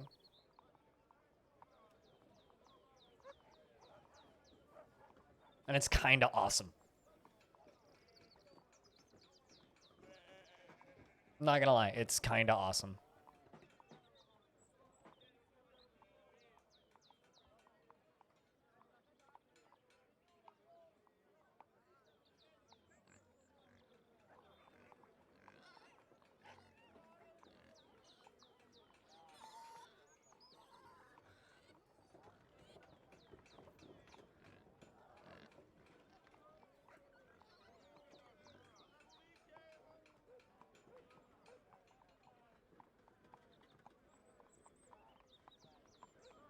To make books? I mean, you don't need pigtails to make books. There's many things that you can press into paper. Big textile factory? I mean, my dwarf, this whole fortress is like a global trade hub and clothing sweatshop.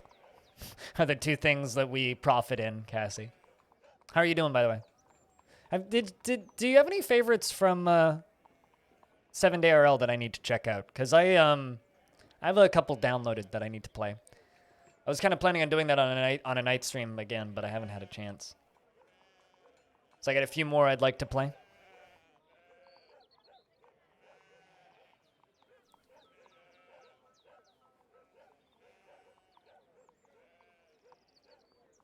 I just accidentally put a fingerprint on my glasses. There we go. Fix that. What's up, woe is me? How is we doing?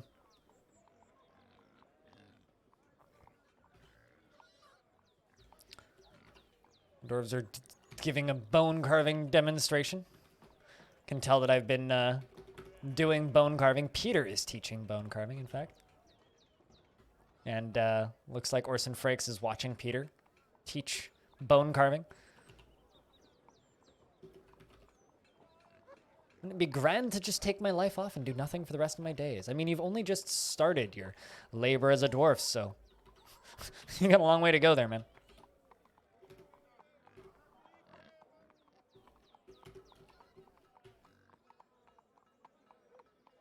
Good to hear. Well, your militia captain just experienced a strange mood. Let's see what he makes. Ooh, what did he grab? What shop did he claim? I guess is the question. You haven't played very much yet? Gotcha. I was watching a little bit of Kairazi play the 7 Day RLs, and I watched him play like a dozen games, and only like one or two of them were actual traditional roguelikes. Every single one of the rest of them were like, oh, it's like a twin stick shooter, or oh, it's a bullet hell twin stick shooter, or oh, it's another twin stick shooter. So, yeah, that was a little bit distressing to watch. Well, not really distressing, but more just like a little bit sad, I guess. There was a racing game in there, a lot of like first-person RPG battles. I don't know. There's a game jam that's coming up, which I've been thinking about covering on the YouTube channel specifically, which is first-person dungeon crawler game jam. So like Ultima Underworld / Legend of Grimrock style dungeon crawlers, first-person and turn-based and first-person real-time. I feel like that might be a fun game jam to play some games from. It's another week-long, I think, game jam. It's happening this month. So I think I might play some games from that at some point. I need to ask Tone if he has any favorites. Leatherworker's shop. Ooh. I'd hope for a leather piece of leather armor. Leather armor, I think, doesn't get enough credit in DF. Like, leather armor can be very good. They're assembling those ballista arrows. Making the king happy.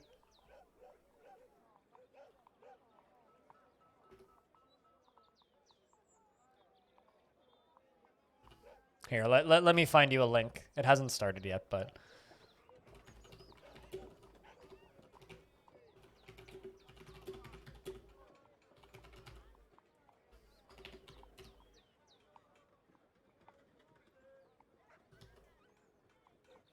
No, it starts in 3 hours. There you go. That's it. Yeah, it's this. Dungeon Crawler Jam 2021 starts in 3 hours, 20 minutes, and 19 seconds. But yeah, it's first-person dungeon crawlers. Apparently there's a prize of $100 worth of games of your choice from itch.io or GOG. But, yeah. Kind of a neat little thing. Your reindeer population is decreasing because the stockpile of leather in your fortress is increasing. Nothing of value is lost, it seems.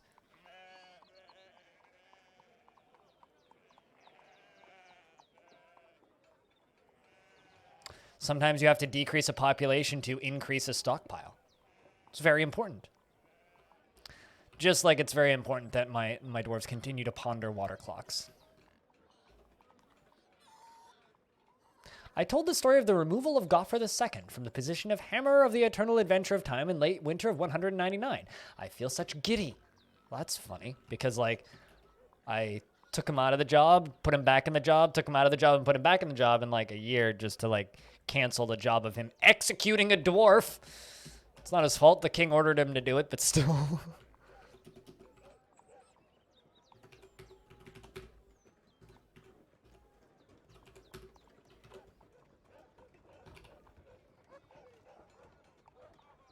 Oh, increasing. I read that as decreasing. Yeah, that happens with my unicorns. And then I slaughter a bunch of them. Like, I slaughtered a bunch of these dingoes, and they already have another dingo pup. Like, it's kind of actually crazy how fast dingoes breed in Dwarf Fortress.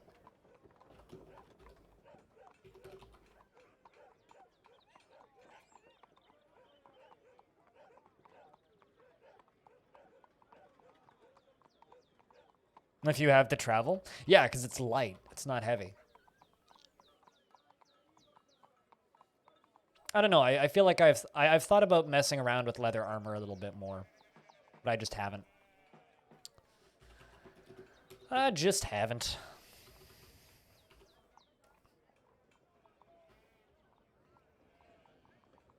Would you like to join the military? Caught in the storm. Dreams of mastering a skill, and this skill was realized, often filled with joy, and absolutely unfazed by the thoughts of others. Incredibly calm, helpless in stressful situations. Probably wouldn't be good in the military. Also, hold on a second. How do you dream of mastering a skill and this dream was realized? If... Oh, you're a legendary observer. Wait, what? How does a dwarf become a legendary observer before becoming an adult?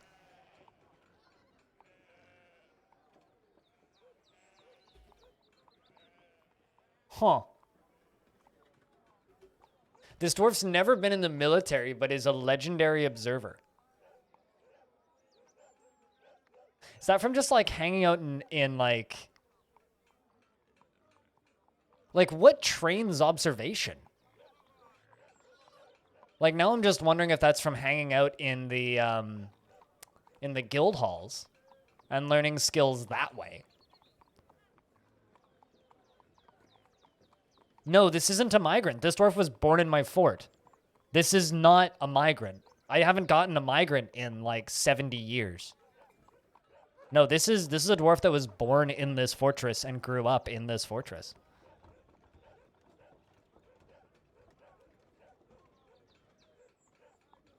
Well, that's interesting. It's got to be from just hanging out in the guild halls.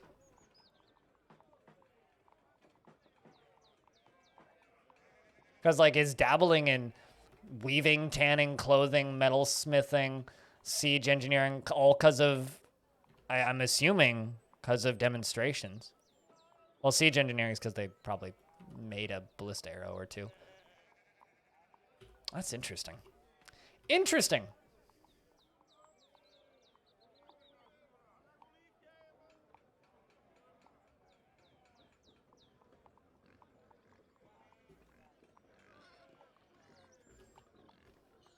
Also, I should fill these up with coffins in case people die in the spring. We have coffins ready to go.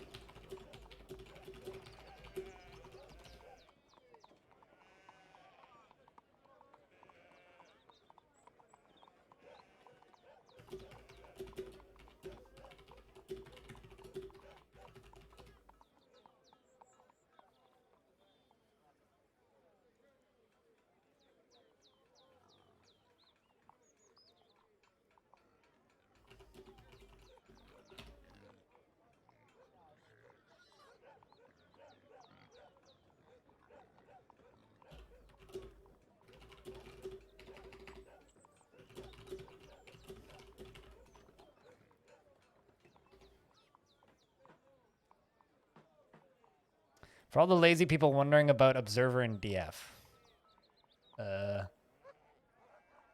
Ability of a creature to notice key details about the surroundings. So what you're saying is I am really bad at this. Skill increases by a chance to spot a stealth unit. Okay, but how do they train it?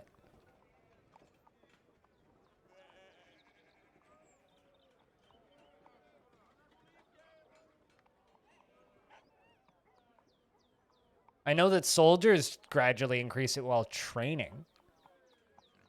I knew about that. And I knew about the in-combat stuff, but how would they train it as a child? Because that dwarf's never been in the military. That's the part that I'm confused by.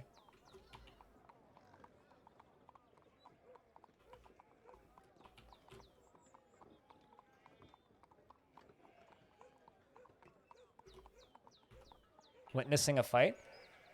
Huh. I wonder if he just... I guess he must have just, like, sat next to where the military trains for, like, a whole year. Although, no, his parents weren't in the military, so... He wasn't being trained with as a baby on mom's back or anything. Weird. That's interesting.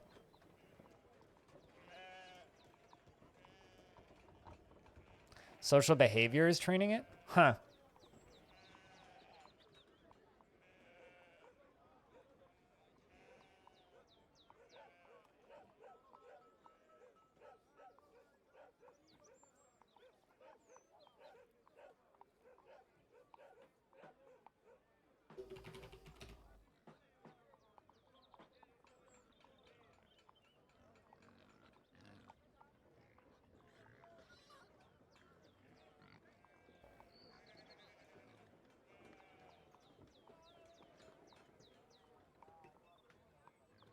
There's a large list on the page of what trains it. I mean, yeah, I'm looking at it, but I don't know. It's just it's kind of, that's one of those weird skills. Like that's one of those weird skills that it's like I kind of forget about, and then all of a sudden I'll see someone that is legendary in it and just be like, what? It's like, oh, you're legendary at being aware of things. Huh. All right. We're almost through winter. Once the snow goes away, we can start construction again. We're just waiting on the snow to go away. Snow to go away. Blah, blah, blah, blah. In Fortress mode, however, this simply is used by scholars who are naturalists. I wonder if it's also like hanging out in the library. Actually, you know what? I'm just gonna make Blue Water a scholar, because Blue Water is certainly hanging out in the library. And seems to be reading a lot of books, so. Or actually, you know what? Maybe instead of a scholar, Blue Water, we can make you into a scribe. How about we make you into a scribe? Because we haven't had a scribe in a while. We could use somebody to, like, rewrite some books. Ballista arrows and grates. Bile ass 3. Great. Iron 3.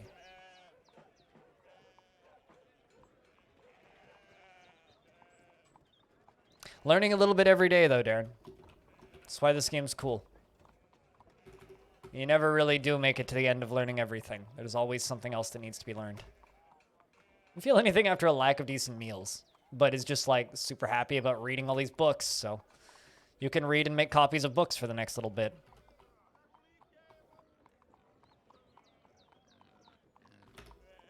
Well, Abe is no longer sad, whereas Stone still kind of is. And they're all discussing blood vessels. They are discussing the effectiveness and use of blood vessels.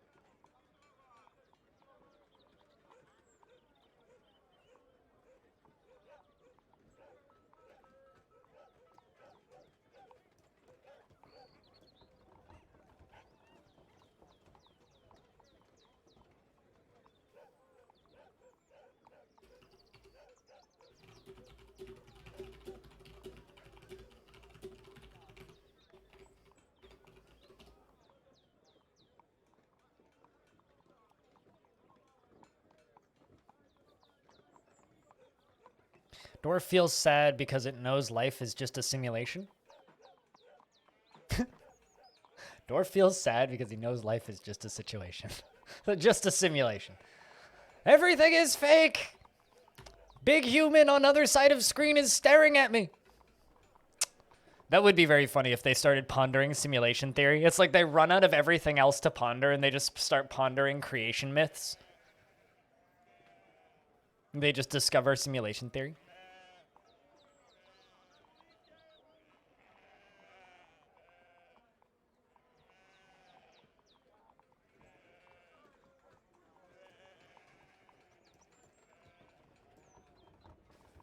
It's good stuff.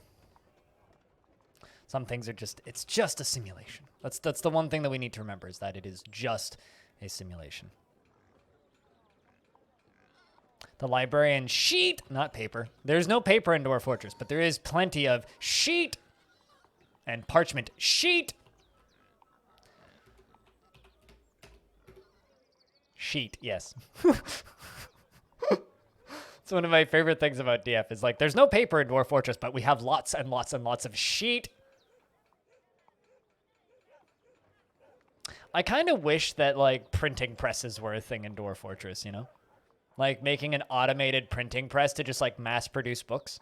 Like using water wheels to make a printing press and then just like pump out copies of the same book. You're going to use pigtails for everything. I like using leather to make leather parchment sheets when I do that, or I just buy it because the humans always bring buttloads of sheet, and then you get all kinds of fun sheet from the humans. This is a fun thing to take out of context. Buttloads of sheet from the humans, yes. I'm also very impressed that the captions got it right. Now they're discussing water clocks, and Narvicius is serving some strawberry wine. Now that we no longer have any visitors in the fortress ever, it's actually quite safe to just let them serve stuff. Ballista arrows 1. I'll ass 1. You go manage work orders.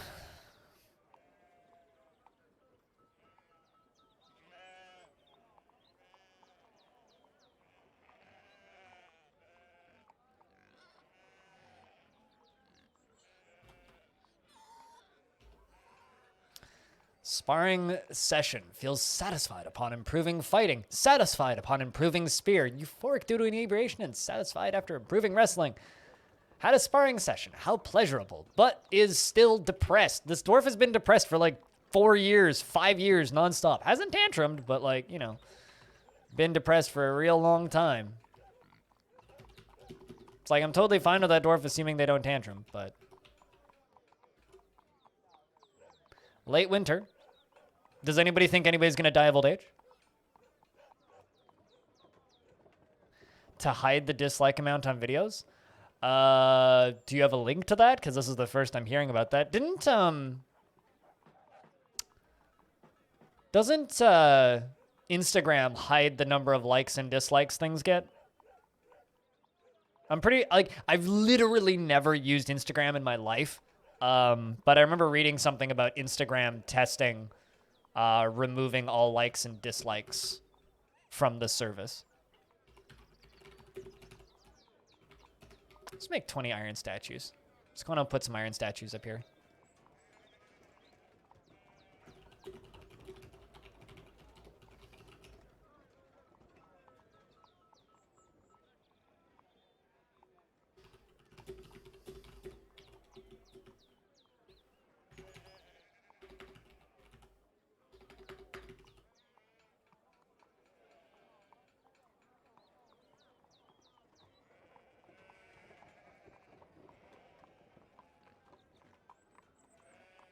YouTube talk. Can you give me a TLDR without me having to open a YouTube video that probably has audio on it?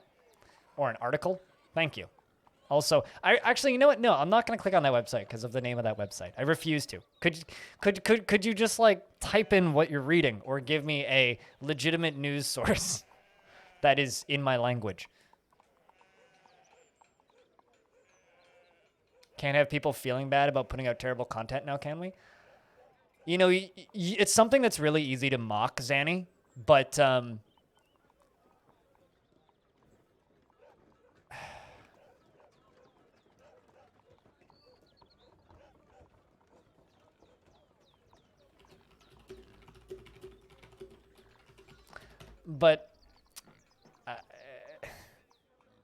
it's really hard to describe how fucking irrelevant likes and dislike ratios are to the public.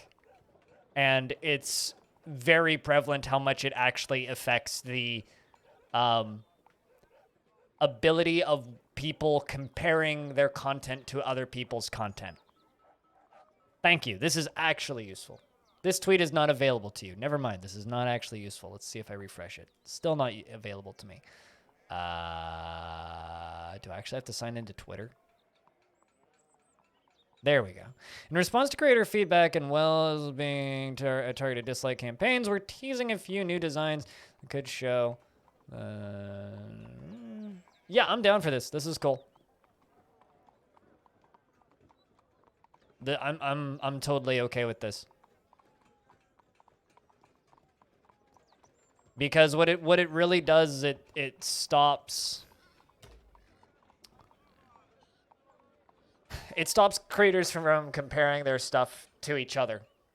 It's the same reason why on Twitch, they don't show total view counts of channels on the Twitch channel page anymore. They quietly got rid of that.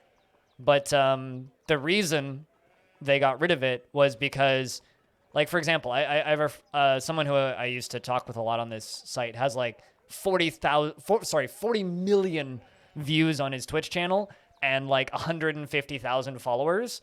And usually gets around the same number of views as me, or less even. Like 30, 40 to 100 viewers, depending on the day. And would frequently have people tuning into his channel and saying, dead channel, why does nobody watch you? You've got so many followers, why is no one watching? What the fuck? And then they got rid of view counts publicly and made the follow count a lot smaller, and he never has any problems with that anymore. So it's almost more of just a... better thing for the creators than I think a lot of people watching realize. And, like, even I get that to a point, because, like, I have 1.3 million views on my Twitch channel, right? And, you know, 13,000 followers. Even I would get that sometimes. Not as often as some other people I know, but who used to have much bigger channels that have since gotten smaller. So yeah, no, I'm totally fine with them hiding the dislike ratio. Totally fine with it. And it to me is not a negative thing at all. This is going to be a nice one for Stone when he finally gets here. One hematite block. One hematite block. Also, we are in the year 202, and I don't believe we've lost anybody yet. So if anybody was wondering if anybody's going to die of old age, it doesn't look like it. At least not yet. Well, here's the thing. Big dislike doesn't necessarily mean big shit video. Like, that's not an accurate depiction of what is a good or bad video. That's the problem with likes and dislikes, is like if a video has a lot of dislikes, it's not necessarily a shitty video. To give you an idea, I will upload videos for weeks and have 100% likes, right? Then I will upset somebody in my chat or bother somebody, or somebody will just decide they don't like me. And then every single one of my videos for the next, I don't know, week or so, and for the past 30 videos usually, get a couple of dislikes. And then suddenly all of my videos, because I don't get that many likes on most of my videos, all my videos have a 30% positive ratio or a 60% positive ratio. Are my videos bad because of that? Or is that just somebody being a dick? It's really hard to tell, right? So when someone tunes into my video, are they going to be like, oh, this is a good video? Or are they going to immediately be tainted because of the like to dislike ratio? So that's what they're targeting. So for people like me, this is great, where the majority of people who watch my stuff, even though it's not for a huge number of people, are going to like it. But maybe a new person is less likely to give it a chance because they just see it and they go, oh, well, it's obviously big shit video because it has 3 dislikes and 5 likes. Stone's no longer depressed. Hallelujah. Let's hope that we can keep you like that.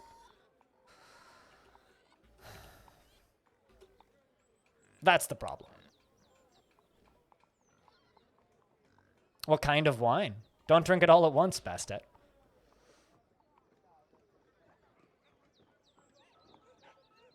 Don't chug it all at once.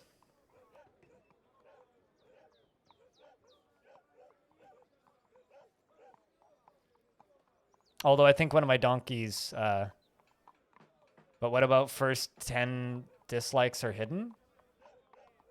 I mean, I think they should also hide the likes. I think there should be a thumbs up and a thumbs down button that the creator sees in the background, and they should just hide them both. How's Crow doing? Crow is doing well. Within the last season, she didn't feel anything after playing Make Believe. Anything that makes also great for any kind of scam videos. All right, so Zanny, I don't give a fucking fuck about scam videos. I don't give a shit about people that are making garbage content. All right? You as an adult can probably look at a channel and be like, it's probably a garbage video, and just not watch it, right?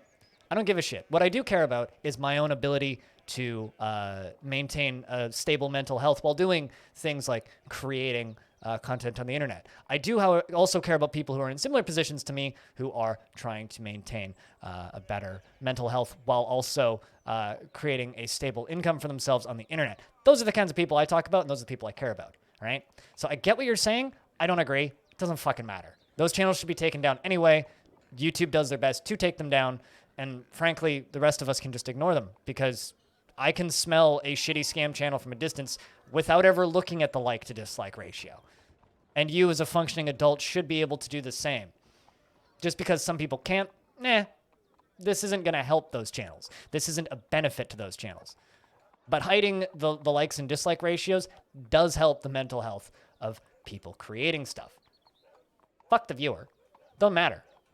What does matter is the people making the thing. That's what this is for. This isn't for you.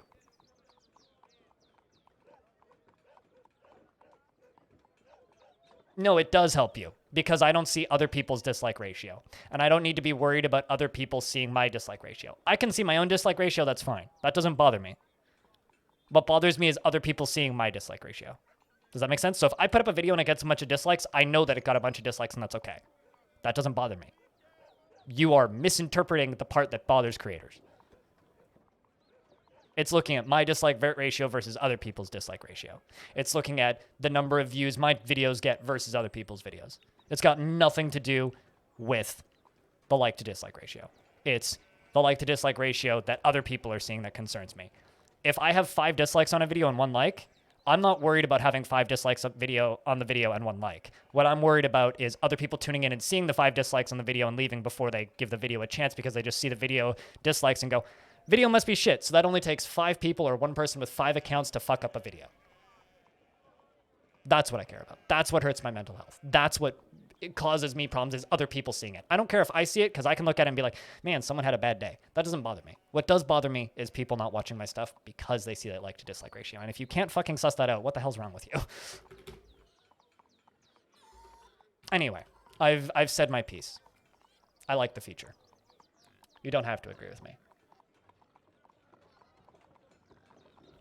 I just don't want to discuss this anymore.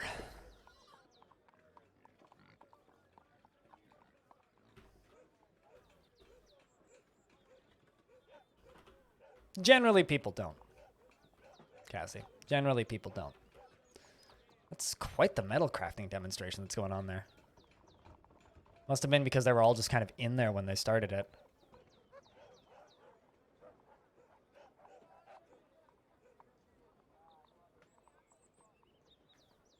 No, if this is just YouTube following suit.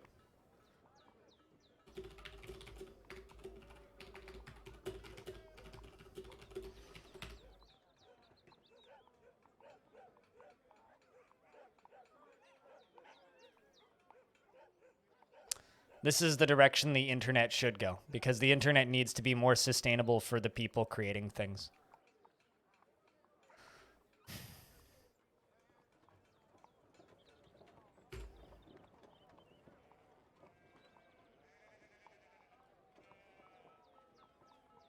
But then you're not a content creator. Most people think about what's this do for the viewer. Very few people think about what's this do for the person making things. This is actually like YouTube taking the side of the creator for once, which is actually really nice.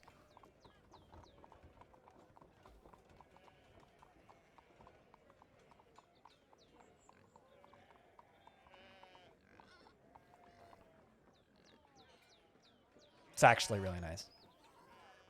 It feels like they care about us, which they generally don't. Or generally it doesn't feel like they care about us, but in this instance it kind of does. It's kind of nice. It is kind of nice. I might sell all of my spiked iron balls once we get another trade caravan in the summer. Or, yeah, summer from the humans.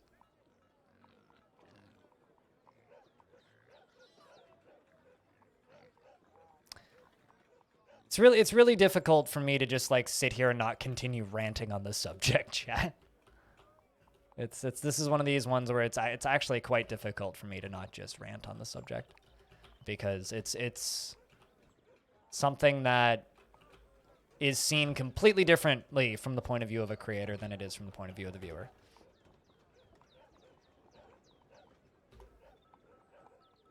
You forget that you have ad-free viewing over here, and it makes the rest of Twitch borderline unwatchable.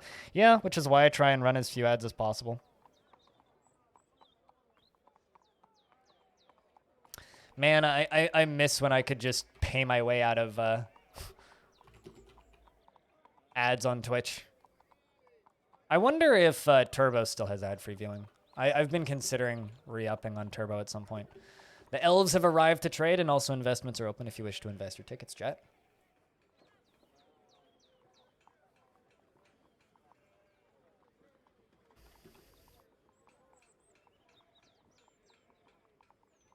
You almost did it. There you go.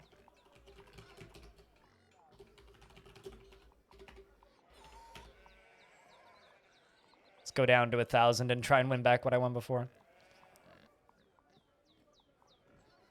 The swap got grandfathered in. Yeah, I don't know. I'm assuming like it doesn't work anymore. That's just my assumption.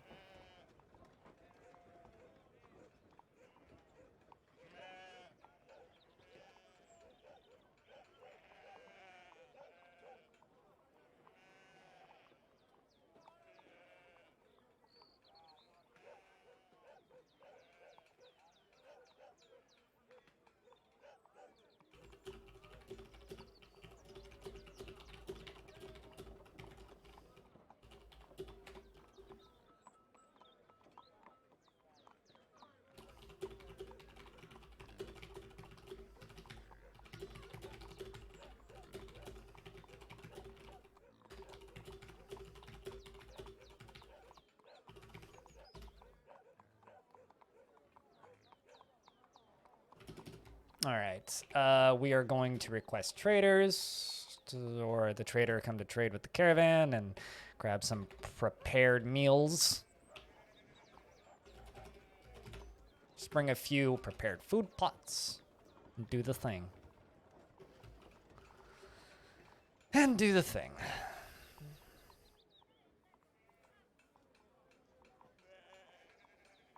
Now you're feeling the call. It's only been like a few days though. Man. I'll say after playing Dungeon Mans over the past month, I really want to play more Tome.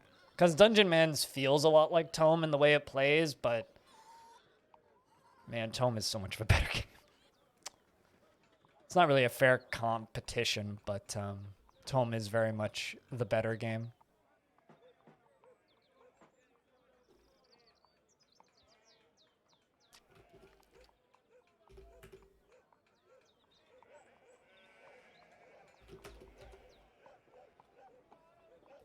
Let's see, what did the elves bring us? They've got a great horned owl, a badger, a unicorn, and echidna, a cougar, emu, barn owl, fluffy wambler. I think that's it.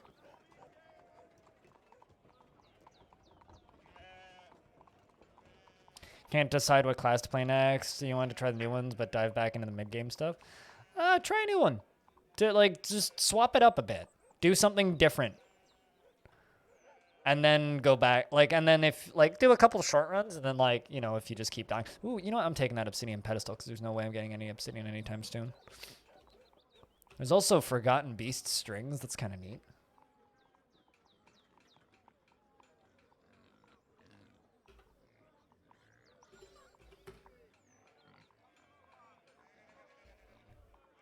You bought a capital ship in X4 the other day, and you're regretting it. You should have gone with the swarm of smaller flak buzzes instead. Could you sell the capital ship? Holy shit, I actually won one. Damn.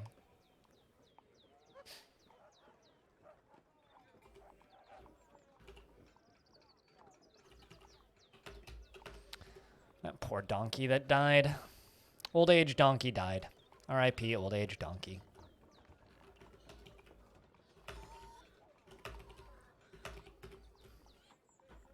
All right, well, we are construction season, so let's start working on the construction stuff again.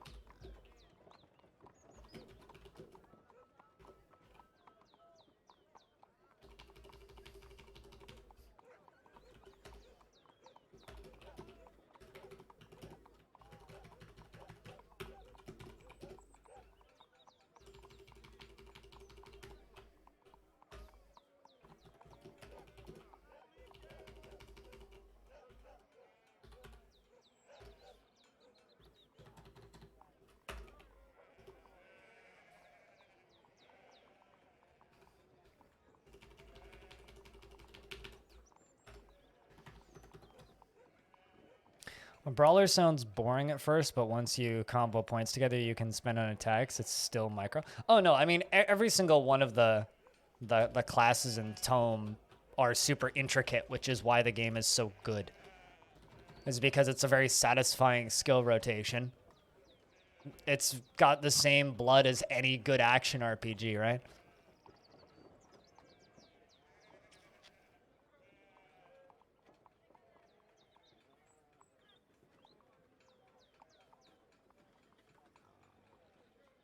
But that's what's so cool about Tome is that you can have that many hotkeys bound and it doesn't feel super overwhelming.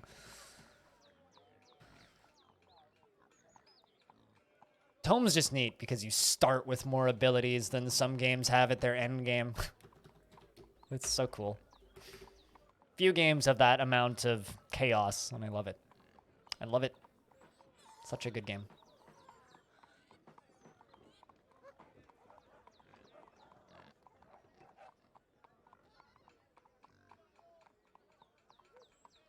Captivate your community with stage channels? I mean, how are you just, like, more up on this shit than me?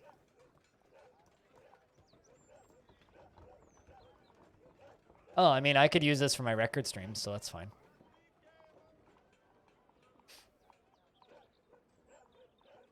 Yeah, I might actually use those. Not super interesting news, but I might actually use those.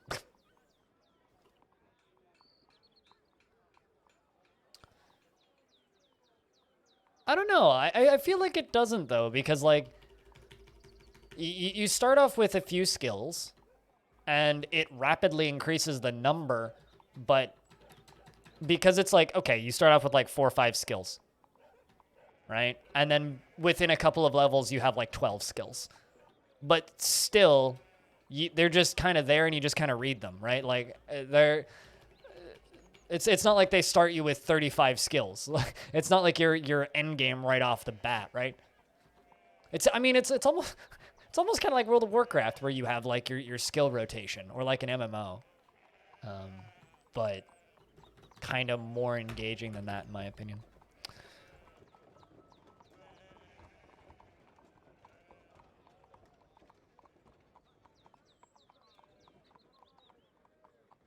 Like, sure, you have a bunch of abilities that are okay, or you could do a bunch of optimization and be effective, but it's just not as fun. I'm not sure how that has anything in relation to what we were just talking about, but okay, Crow.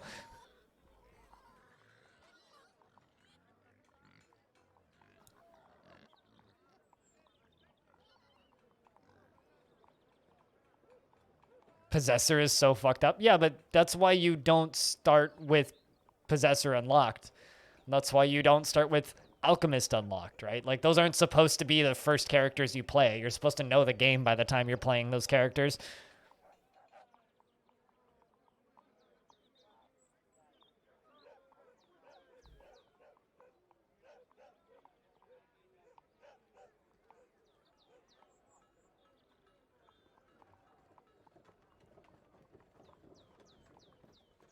It does take a lot of work for a game to have most of the class abilities be always useful. I mean, there's some abilities in that game that are less than useful sometimes, but a lot of them are situational, which is kind of the fun of it.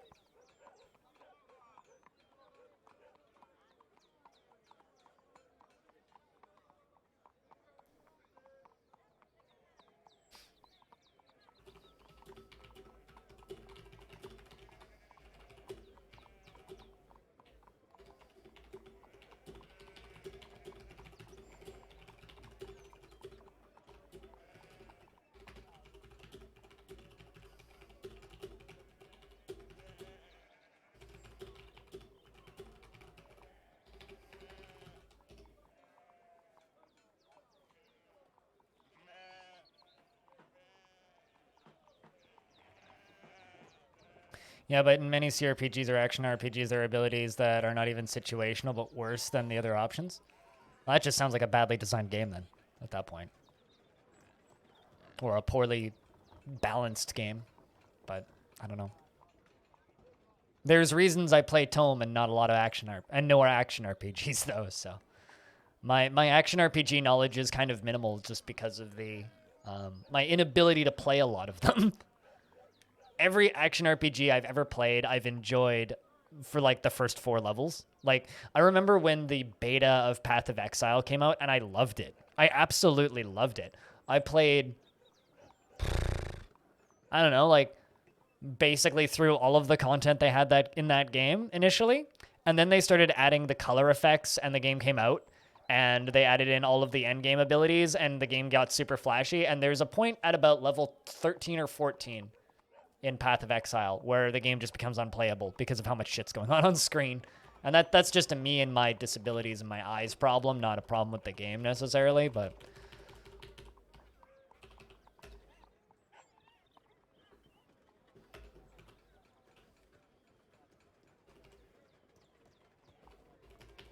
I don't think D&D is a particularly good rule set, just in general.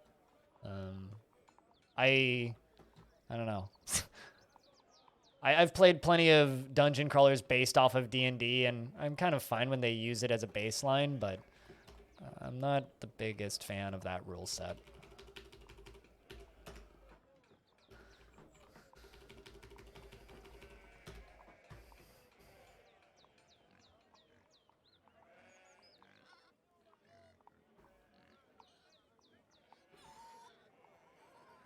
My shoulders are hurting. Trying to like keep my shoulders up straight. There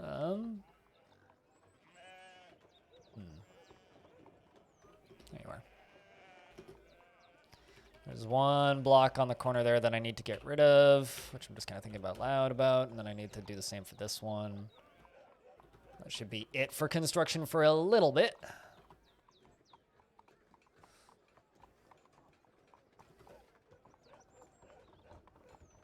I don't know if this ceiling or this roofing is going to end up looking good at all, but just kind of want it to look different than the rest of the flat roofs, I guess. I mean, the only reason I ended up doing the flat roof was because I wanted to get the roofing done. All right, let's get rid of that corner and that corner.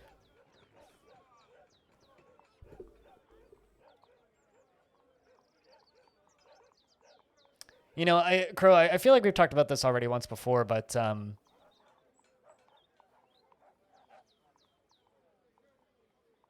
yeah, they have for a while, Diamond. I feel like we talked about this before, but I think that you're the only person I know who hates that game. Everybody I know who's played that game loves that game. Speaking of big CRPGs, though, that final Director's Cut edition for Disco Elysium is out, so that game's now fully voice acted, meaning probably sometime later in the summer I will stream that game. Later in the year, I will stream that game.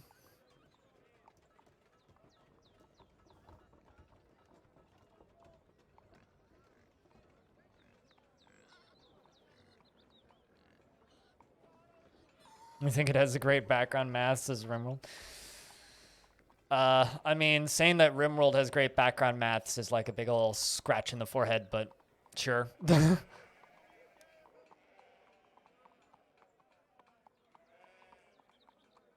Big ol' scratch in the forehead.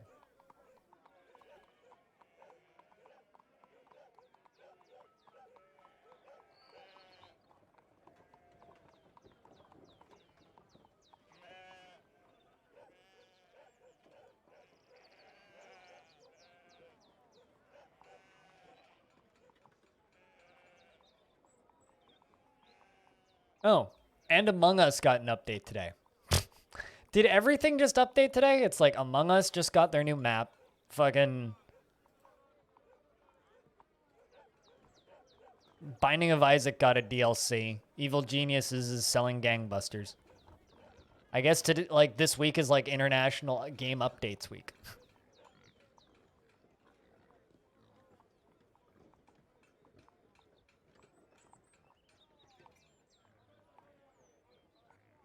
Yeah, it's literally a medieval sound generator or a medieval town sound generator.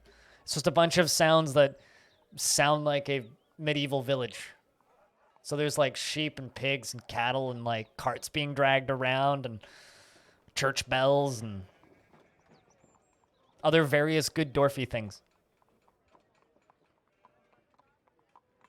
To the point where it's just like, yeah, sometimes I just don't feel like listening to music. Bring out your dead! In the distance, yes. That would be very fun if you sampled that in like once every 17 hours or something.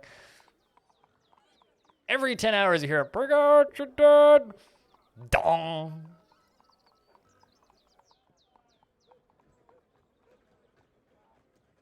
Bring out your dead. Bong. Bring out your dead! Weird. Where'd that come from? I wonder. I wonder.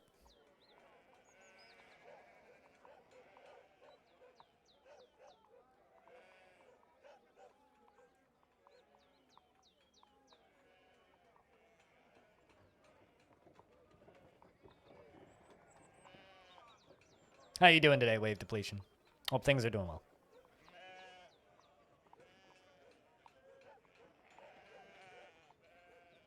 I hope that all of your things are doing well.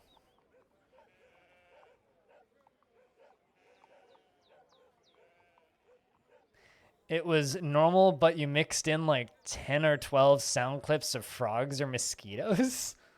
Huh. Just as like little ambient background noises? Huh. I'm not sold on the mosquito sounds. Those could die in a fire. The rest of that sounds kind of chill.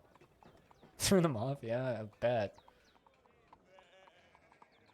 This sound generator also has like a dungeon sound generator if you want like drippy water sounds and like chains clinking and like gruff guards pacing back and forth. Like this website has some weird sound generation if you want.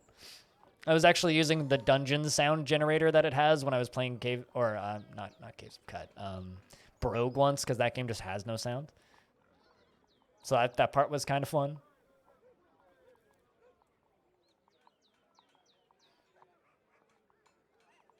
An artifact made in clasp merchants was found in clasp merchants.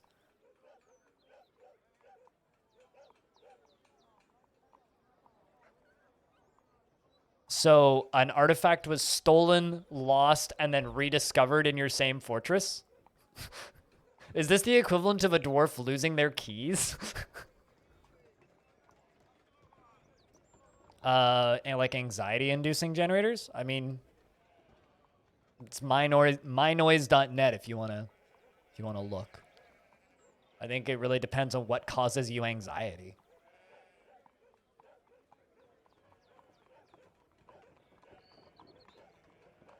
Just looking.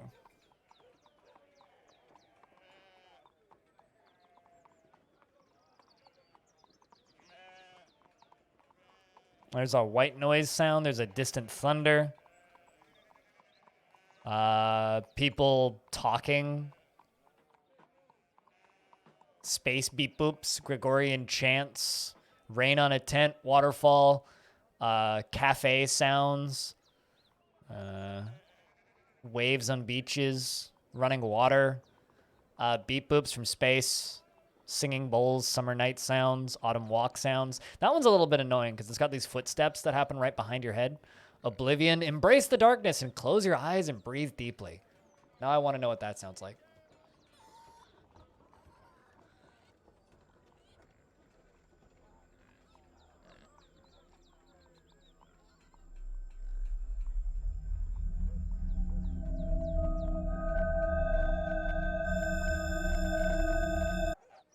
Yeah, that's pretty spooky. Also, that's how loud it can go. Oh god, that's the worst shit. Layers upon layers of maximalism, you mean?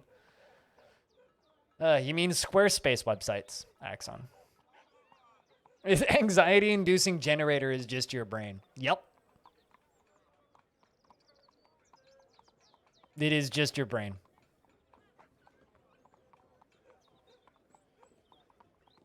Of Rain and Artillery on YouTube. I found a YouTube video that was 10 hours of relaxing World War II deaths to chill and write to, and I listened to it for a second and then was like, wait a second. This is literally just Battlefield 1 background noise. I know that scream. Because I had a friend who streamed a bunch of Battlefield 1, so I watched a lot of Battlefield for a little bit there.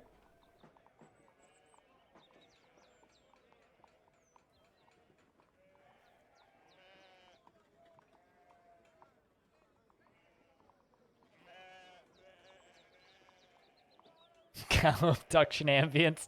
Kind of is. It's probing cow ambience.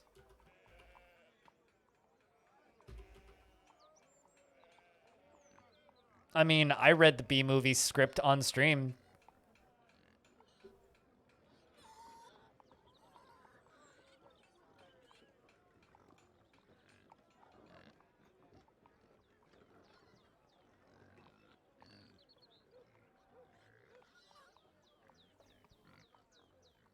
But, you know, everybody has to read the B-movie script eventually.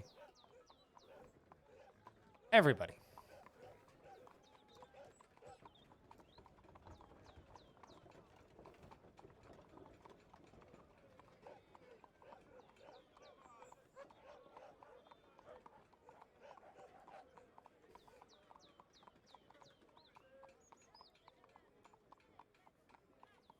You found a black hole one that's kind of eerie. Yeah, there's a black hole sound generator in there.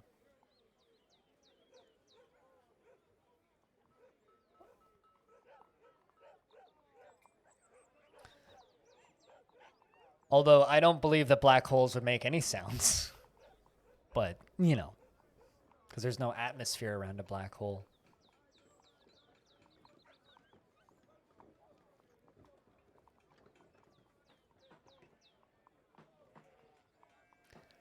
This is taking forever to construct.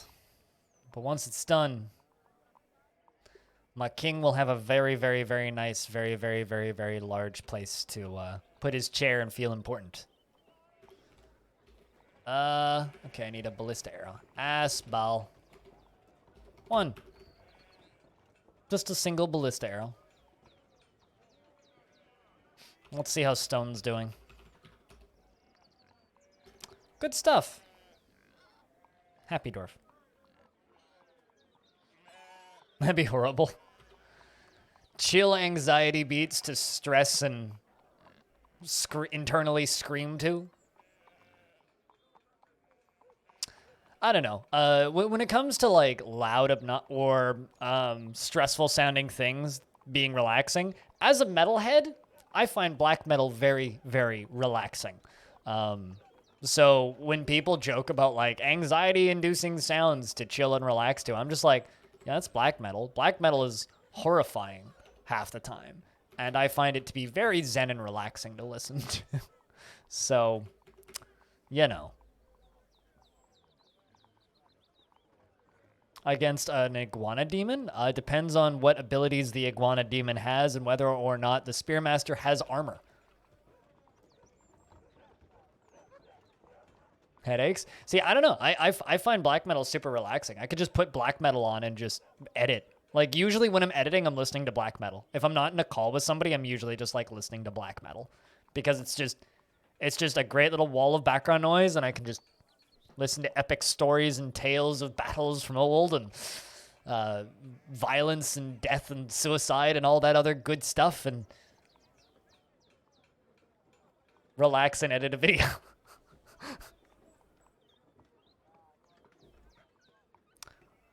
You have a ton of that stuff? Yeah, well, I mean, I by themselves, not. Here's the thing, right? Iguana demons and brutes and like the underground scary critters, very, very, very hard to kill. Putting it pleasantly, very, very, very hard to kill. So just keep that in mind.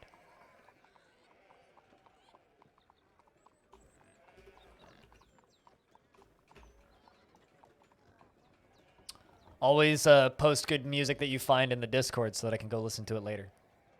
Crow.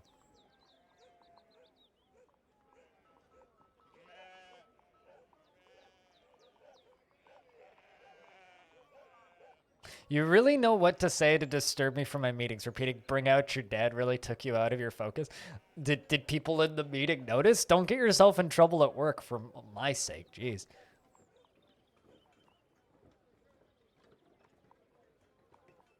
I'm just vibing to whatever this is. Yeah, no, exactly. I mean, that's the black.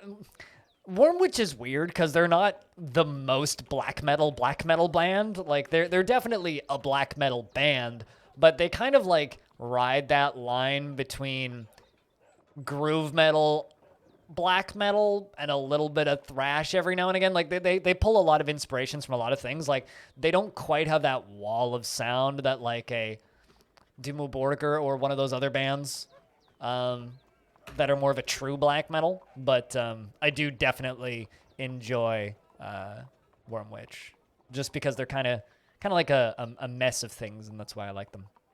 Hey Kanji, what's up? Is made out of flesh and doesn't spit acid, it's gonna be fine. Yeah, no, totally. Well, I mean, as long as it's made out of flesh and not made out of like granite or steel or something like that. Or as long as if the demons are made out of steam, then it'll be the last time I dug too deeply, and half of them just died to a dog on the exit. Like the first like dozen demons or so that came out of hell were all made out of steam, and like just one of my war dogs just attacked them and killed a bunch of the demons on exit, which was kind of amusing. If that's a situation that you run into, then you're very lucky. That's kind of what you have to do, though, Ducky. You kind of have to just consistently overwhelm more than they can overwhelm you.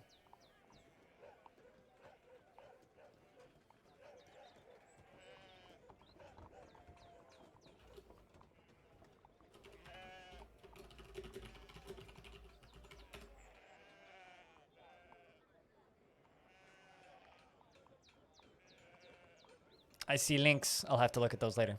Thank you.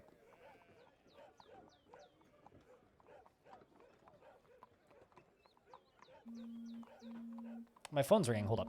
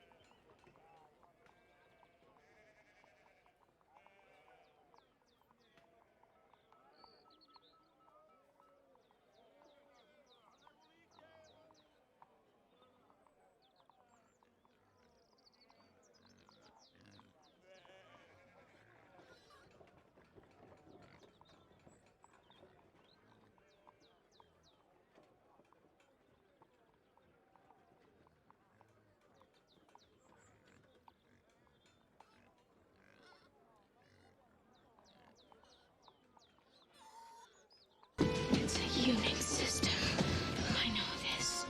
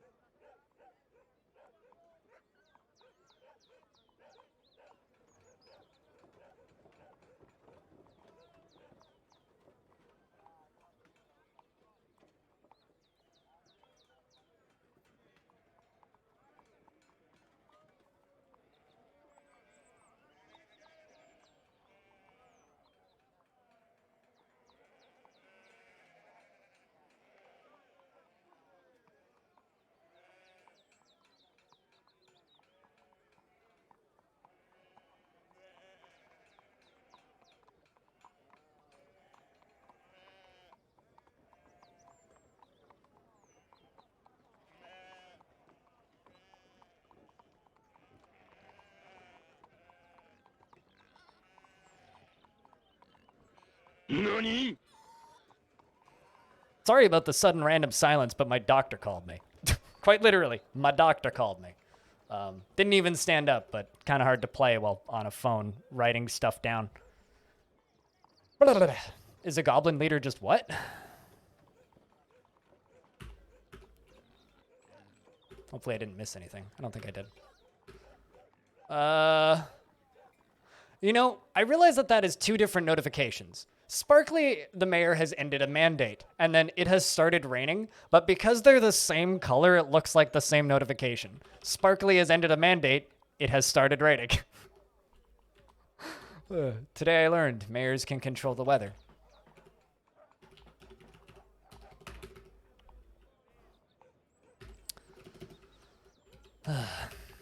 But yeah, no, quite literally my fucking GP just phoned me, so... I have a thing I need to sort out on my end because apparently I forgot to do something, which is kind of important, but it's something I can hopefully do on Friday. Is secretly the god of rain? That or, you know, canceled festivities because it's raining, right?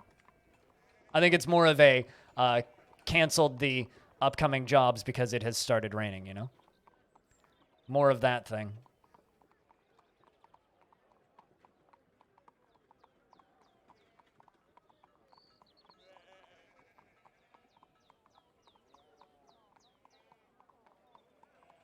You're trying to kill a leader of a goblin civilization and you don't want to throw away 20 of your spear dwarves and 10 axe dwarves. Can you kill a goblin leader?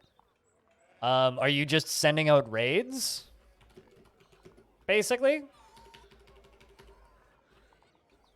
Because in theory, yeah, but like these leaders are always very OP. The last time I really was actively trying to kill a demon that was sitting in a fortress, I never actually managed to do it, and I sent dozens of squads at them. So good luck.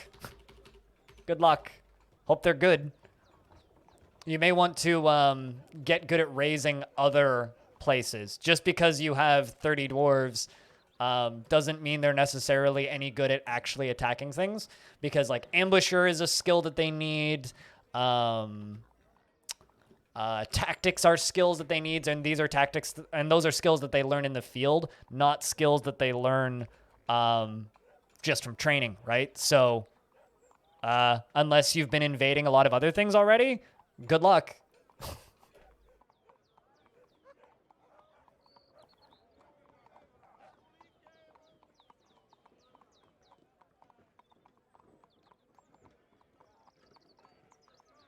Good luck.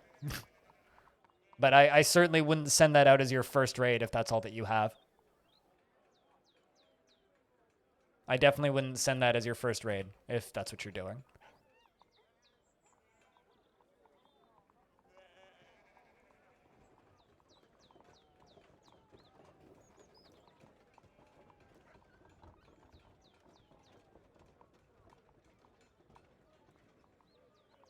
For some reason, I've spent the majority of today thinking today is Thursday. Or Fortress. Good luck. Yeah, pretty much, yeah. Good luck. The humans have arrived to discuss trades.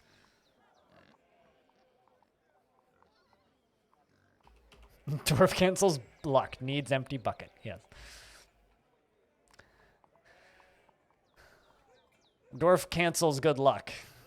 Needs different game. RNG doesn't live here. I'll put it that way. RNG does not live here.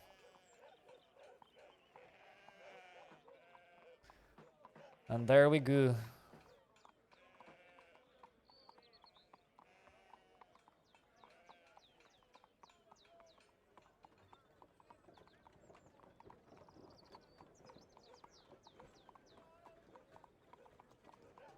Is fucking with your brain, with your blind IRL alarm clock.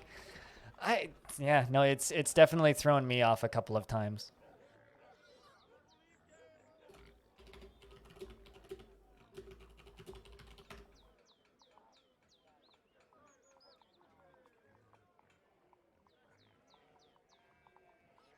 And Zaki says, on behalf of the Merchants Guild, let us bid simple greetings to you and your people. There is much to discuss, as always.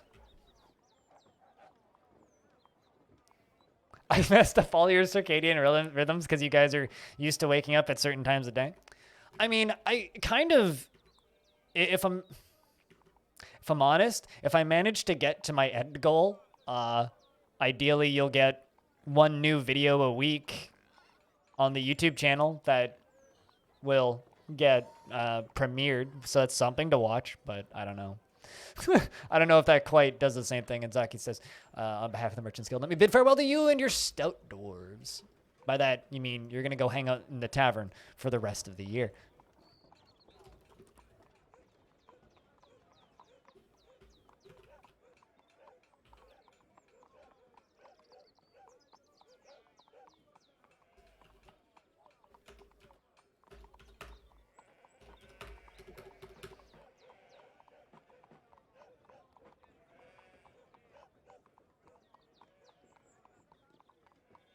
Although I think it's kind of funny that I have that you have a blind IRL alarm clock. So what you're telling me is all of you guys who watch my stream thought it was Friday on Monday. Is that what you're trying to tell me? Because I took Friday off and then everybody's like, oh, Blind's not streaming. Must be Monday. Definitely not Monday. What the fuck?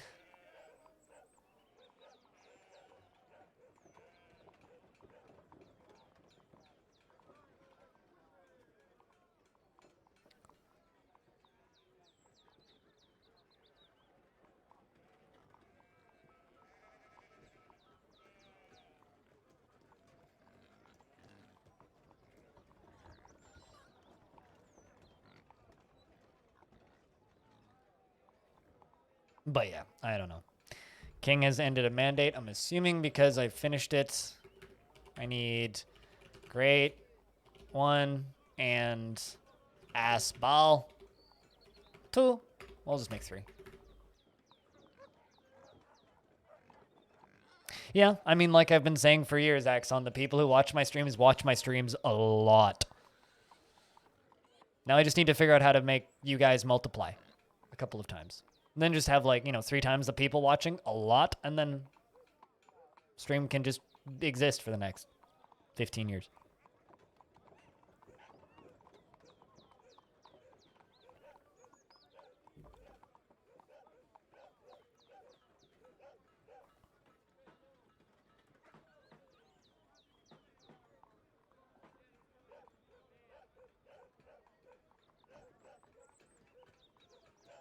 You don't know who you're talking about? Yeah, I don't know who I'm talking about either, B-Lug. Definitely not. Somehow B-Lug's managing to get more hours on my stream than me. It's this weird mystery. It's like he's cheating or something. And Diamond, you're still pretty new here, too. Looks like the mayor got reelected. Yeah, I mean, you only started watching in 2021. Like, you're still very much new here. Or rather, you followed me in 2021.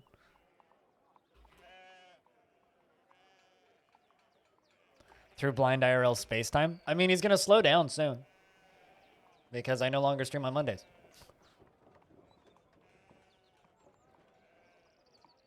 I went through much deliberations internally as to what days I should stream, though. To be honest. Oh, hey, I just got that email about the stage channels. Yeah, no, like that's a neat thing. Those stage channels are gonna be, excuse me, cool. I think for the record streams that I do on Discord.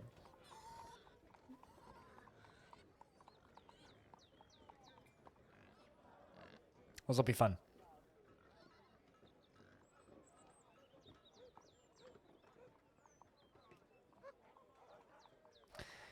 You're getting another stimulus. Nerdiest shit ever. Your favorite calculator is dead and you lost the charger. You're going to buy a new one and you're so excited.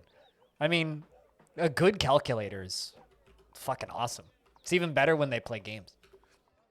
My dad's old calculator used to play Snake and I thought it was the coolest shit ever. I also had this tanks game where you'd like drive a little 4-pixel tank around. It's very similar to what my dad's calculator looked like, although my dad's calculator was bigger and had more buttons. So there is that. My dad's calculator also had Minesweeper on it. It was a streamer that I was doing more hours than him. His bot always connected, and I'm always in the channel of streamers I watch frequently. So he wasn't streaming. I remember getting hours while he wasn't. That's funny. TI-84. I think that's the calculator my dad had. It was a TI-80 something. So probably still has it.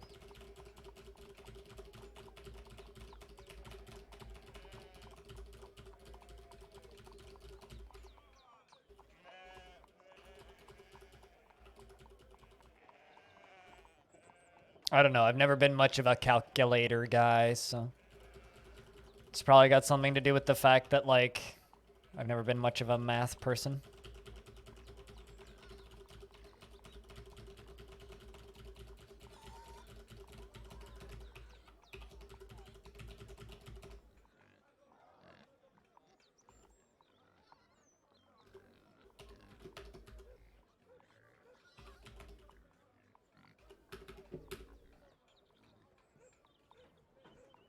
You still have it? Any particular reason why you still have it? Do you still use it, or? Also, I don't know if you got that in 1997. It's probably around when my dad got his. I'd need to ask him.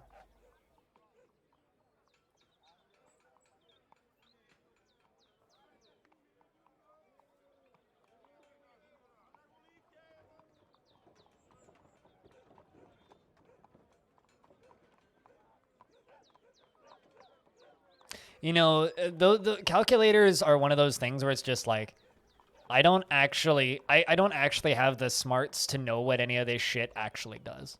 Like, genuinely, it's like, I just have no idea.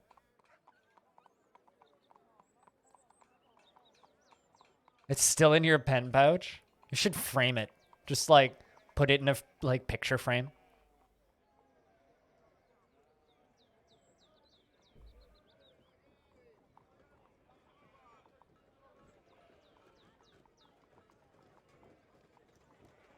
Because that shit's just way too cool.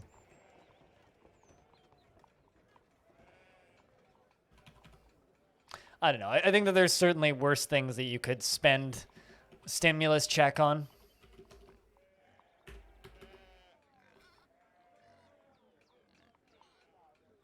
I'll bet you there's probably a subreddit or something of people just wasting their stimulus check on super frivolous dumb shit. It's good to know that you're spending it on something useful.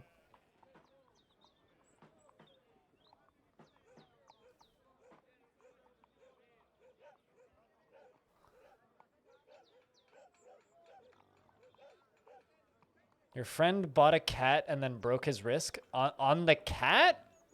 What? How are those two things connected? Or like, are you saying that he spent all of the money from the stimulus check on a cat and then broke his wrist and then had to spend more than the stimulus check in fixing his wrist fees? We got like a $500 thing a little while ago, which is still in my savings. Or I guess technically helped me pay my taxes, but yeah, exactly. Broke the cat's wrist. Like, hold on a second, what?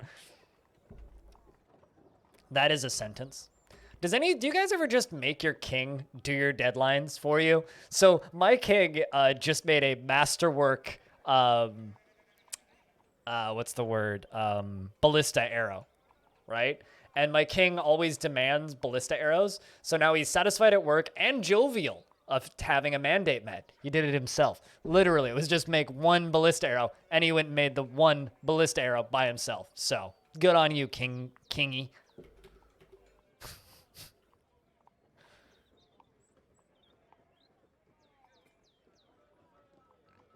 I want this done, I'll do it myself. Exactly, it's great. Gets all of the positive moods. All at once.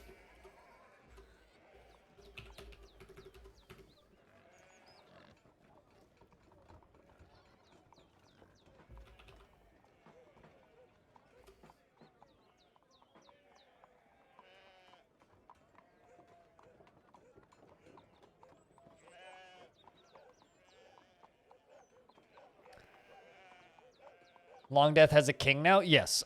So I think it was like 3 or 4 streams ago. It was like last week.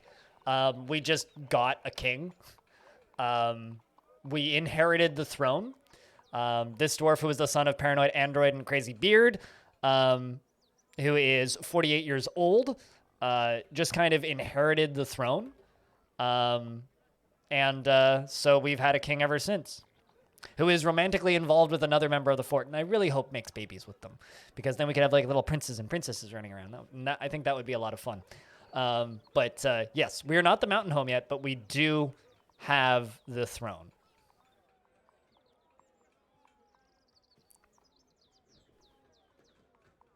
How has the fort managed to be so peaceful for so long? Goblins don't notice that you exist until you have 80 dwarves. So if you never have 80 dwarves, then you won't get the automatic sieges from goblins.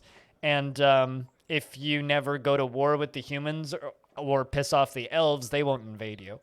And you have to actually piss off the elves for them to invade you. I am technically at war with 2 factions, but one of them is too far away to know that I'm here, and then the other one just doesn't know that I'm here. So we're a stealth operation, if you will. That's how. Even though we started the war with the goblins, technically. Because the goblins stumbled upon us in the very early days of the fortress. It's actually super easy to just avoid combat in Dwarf Fortress if you want to. The thing is, most people don't want to avoid combat, and most people don't care to avoid combat. Most people will just kind of go out of their way to cause combat to happen. Because, you know, they want the fights. People like the violence. I very much enjoy the non-violent side of Dwarf Fortress. It's actually very simple. Just have less than 80 dwarves in your fort, and you'll never go to and you'll never get invaded by the goblins, unless you invade them, of course. If you invade them, then suddenly they know you're there, and they will go after you.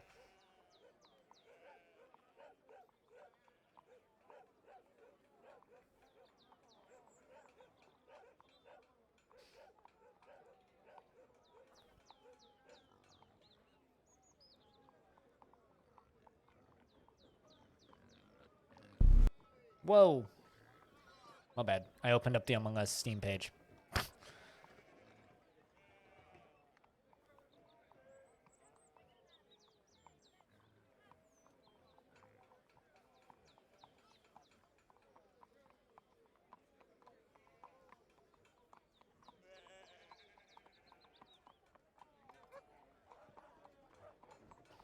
Let's see if I can get a couple more trades in. Just kind of want them to take the clothing. My weavers are making us some cloth. Did I read the changelog for Ultimate Adom? No, I haven't.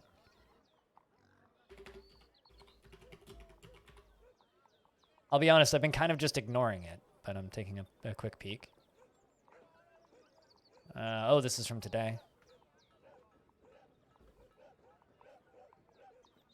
New playable race, 15 new monsters. 200 million new weapons. Huh. 33 magical rings. 15 new monsters.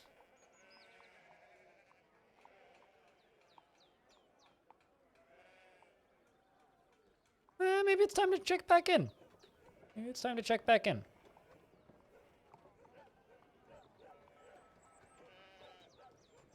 Maybe it's time to check back in with Ultimate Adom.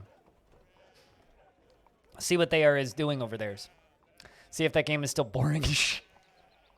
That was the big problem with it on launch. Is they launched just like 2 months early. I wonder about that so often with games. It's like, why did you launch when you launched? Why couldn't you have just waited just a little bit longer? Like, are you guys really that short on money? Like, it's like with Jupiter Hell, yes, they were. They were about to go bankrupt, and they launched when they needed to. And then with this one, it's one of those, like, this game has a lot of financial backing. It's like, why?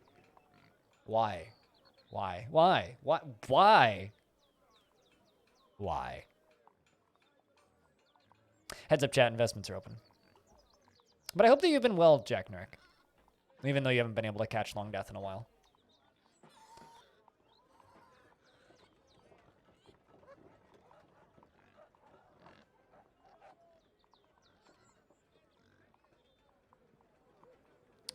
Chat, I'm going to throw a question here.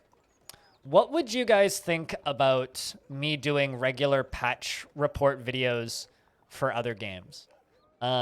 Because I really like the videos that I get to do for Dwarf Fortress. I think that they're interesting and also pretty simple to do in the grand scheme of things. The videos that are basically just hey, these are the new things that came out in the news update. These are the screenshots, yada, yada. These are the announced features from patch notes and all that stuff.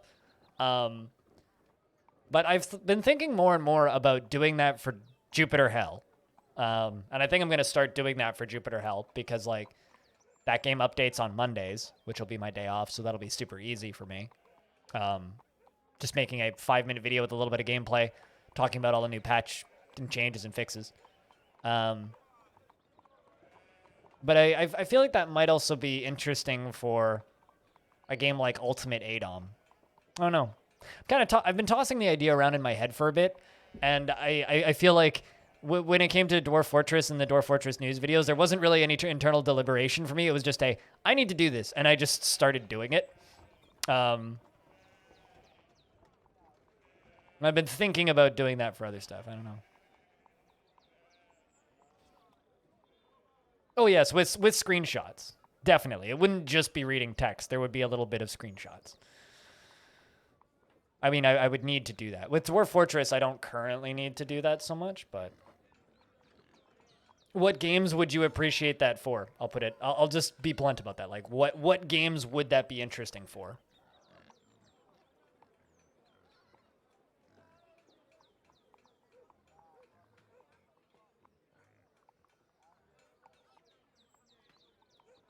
Caves of Cud? I'm not good enough at Caves of Cud to do that. I'm just going to be completely blunt, but...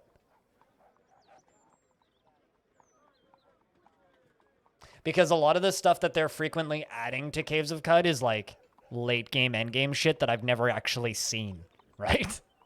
But fair, noted.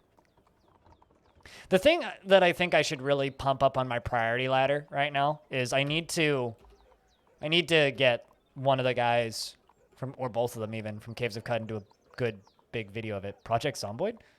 I mean, maybe? I don't know. I'm very torn on whether or not I give a shit about Project Zomboid. Like, I like the idea of Project Zomboid, but... I feel like I have a very hard time caring about Project Zomboid. Just because of, like... People say Dwarf Fortress updates slowly. My God, that game updates slowly. And then they add, like, nothing.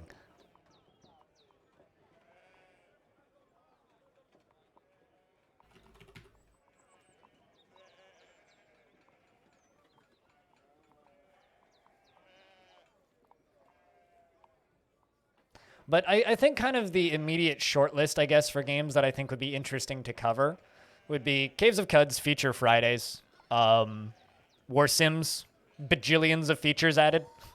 But those ones are mostly just like really small fixes, right? Like if I just glance at if I look at Caves of Cud, right? Like this is their most recent Feature Friday. You can now disassemble unidentified artifacts. Willpower now affects the recharge rate of light manipulation. Like a lot of this is just really not boring shit, but like very small interaction shit that would be really difficult to make an interesting update video about, right? Like they're not really adding big new features. It's a lot of like smaller balancing shit, which would be very difficult to cover in an engaging format with screenshots. Like it would take a long time to make a good comprehensive video about that.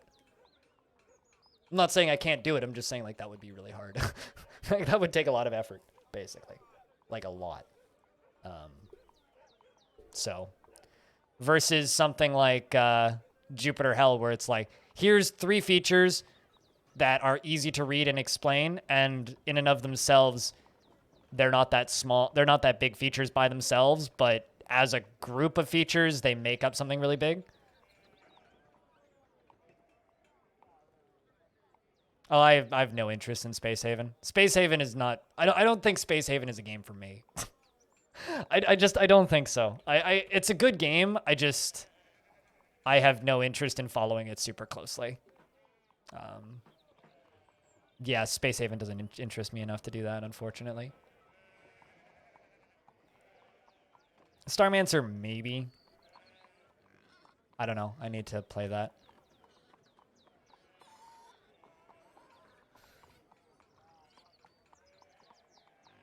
But Jupiter Hell, U8, CUD, and War Sim are much more higher up. I mean, like, something like Cogmind even would be higher up. For whatever that's worth.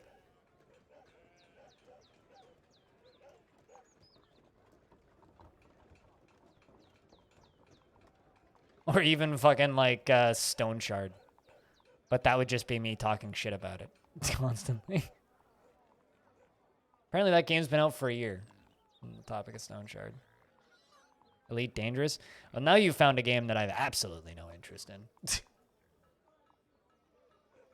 I was watching some footage of Elite Dangerous's Space Legs stuff and just went, man, that's the absolute polar opposite of anything that I want to do in Elite Dangerous.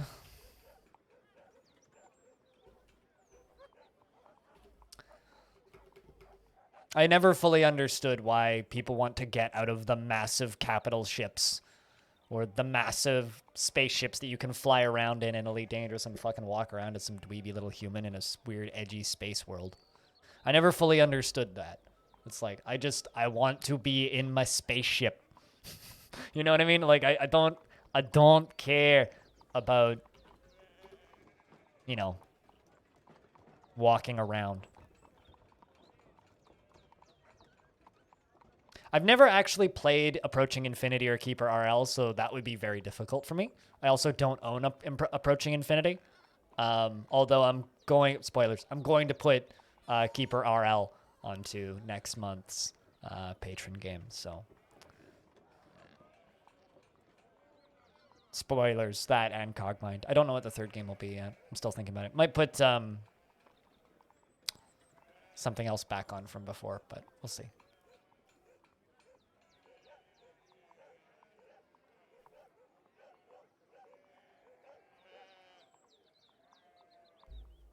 I just don't want to play Elite Dangerous again. that's where I'm at with Elite. I just don't really want to play Elite. I played 400 hours of Elite. I got my time out of that game. I enjoyed it. You kind of don't either. Yeah, exactly. If Elite wasn't an MMO, I would be super into everything that they're doing. But as somebody who wants that game to be a single-player game, kinda takes all of the fun out of it.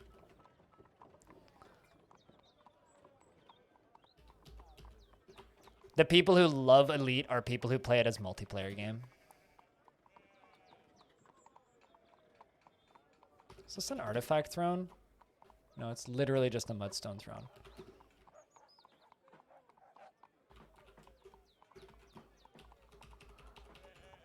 I don't know, I haven't played it. Apparently they just added the second town. So that's, I don't know. Yeah, I have no idea if Stone Shard is still crap.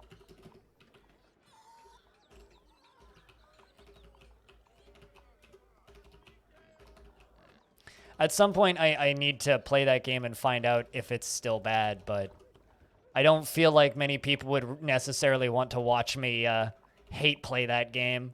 And I don't really see the point of promoting a game that I very much disagree with their marketing and way of selling that game. So it almost goes against my morals to promote that game. So it's very difficult for me to figure out whether or not I should check in with that game. Put bars along here.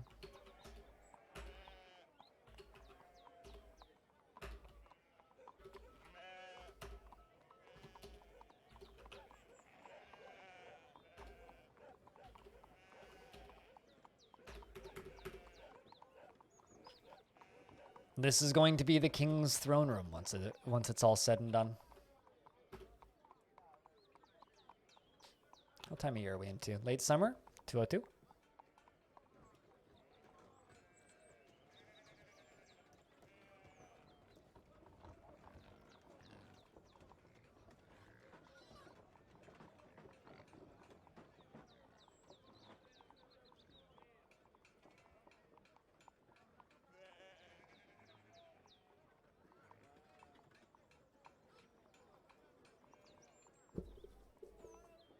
But yeah, no, I think right about now I have time for about 2 or 3.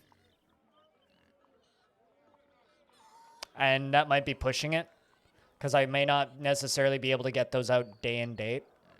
But 2 or 3 patch notes videos I think I could do. Or for games. 2 or 3 more games I could add to the list. But ideally it would be games that don't necessarily update super frequently.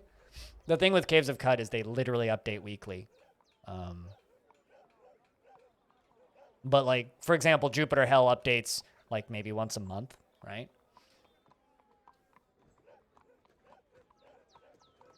The Dwarf Fortress updates are weekly, but those are just screenshots basically, so those are super easy to do.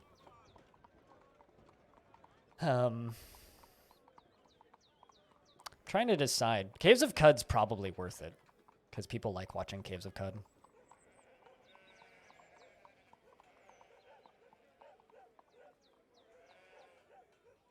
Yeah, no, and that's why I'm saying that Caves of Cud would be difficult to do. Because, like, a lot of their Feature Friday stuff are very, very, very small updates. Just kind of what I'm getting at.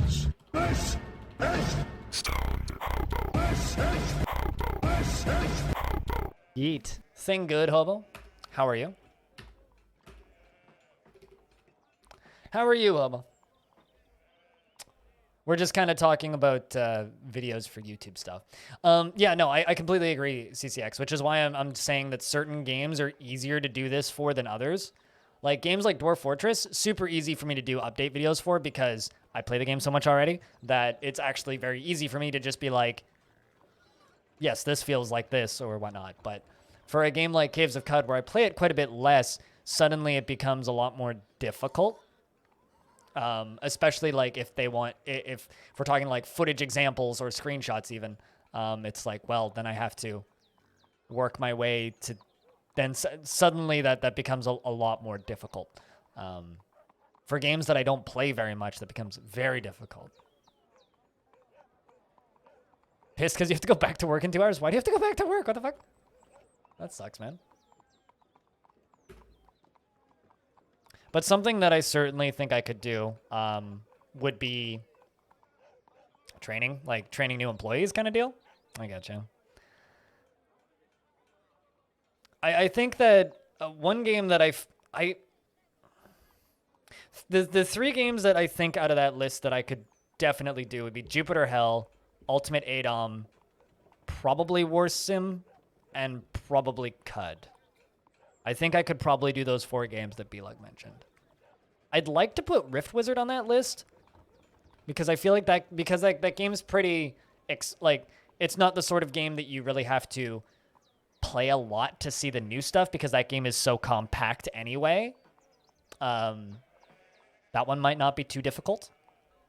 Did I say Lost Flame? I did not say Lost Flame. But Lost Flame also only updates once every fucking 6 months anyway. So, and the patch notes for Lost Flame are often very boring. Like the last patch notes for Lost Flame for the last update, which was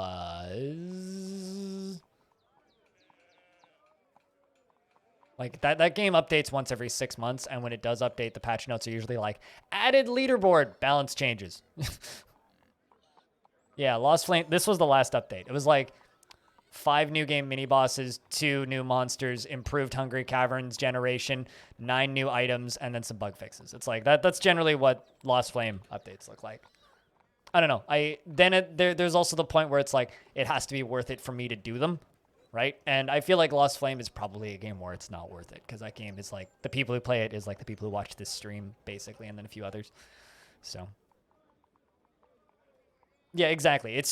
Like suddenly if we start talking about that stuff, it's like I haven't even seen all 4 of that game's mini bosses, and I played that game for 10 hours since that patch came out. If you want me to get footage of those, good luck. Yeah, that's not worth it. That's way more time than I'd be able to put into it.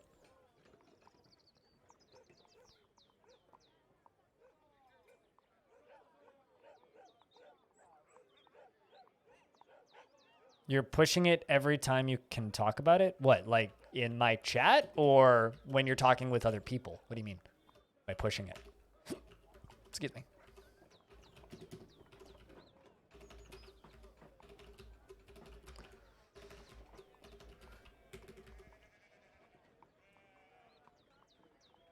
Oh, in Reddit and other Discords? Why? It's not a game that super needs to be pushed. I mean, it's a good game, but like it's a hobbyist developer who doesn't seem to care if the game succeeds or not.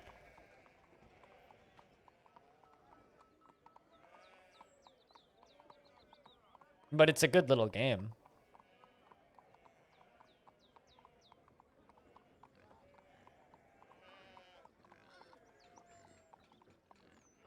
Yeah, I think the one that I'm the most torn about would be Caves of Cud.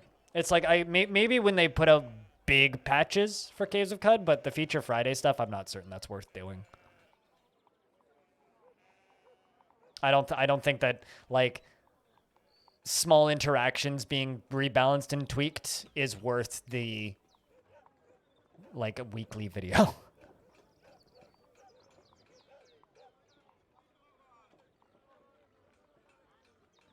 Sure, fair enough, Beeline. I don't know. I think that there's other games that need the promotion more, you know? Which is why I didn't jump to that one when I was talking about these update videos, because I don't personally think it's worth it.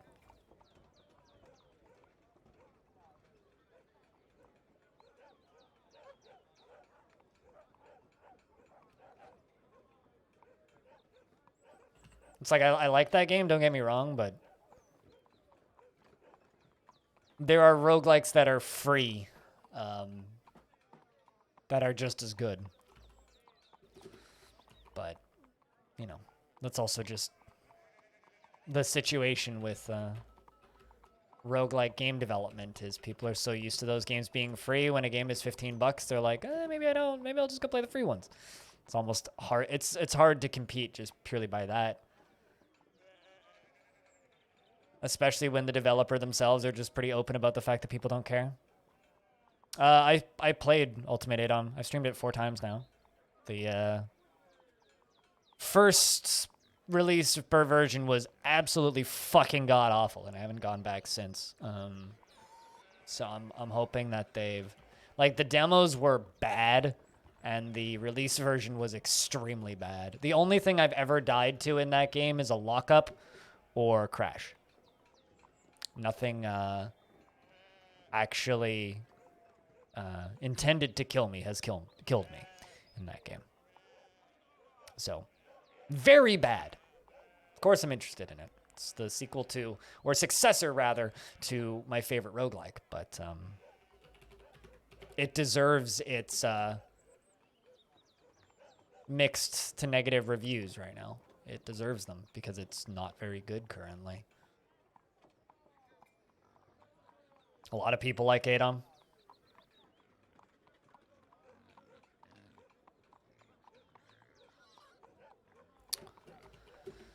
The humans have arrived. The humans have arrived. With their annual tributes. Poor Stone. He's going to have a bunch of paperwork for tomorrow.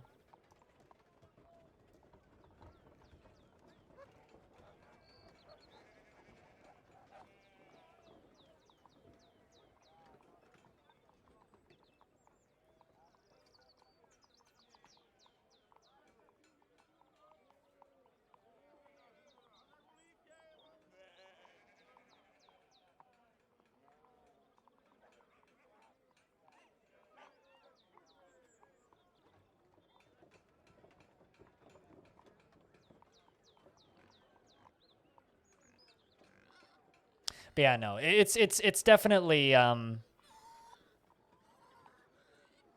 something that I need to manage workload wise. So I'm not gonna be like I think probably the best way to do this isn't just to suddenly start doing videos for like 5 other games. I think the best way to do this would just be to do one video and see how it does. Then do another video about that same game and see how it does.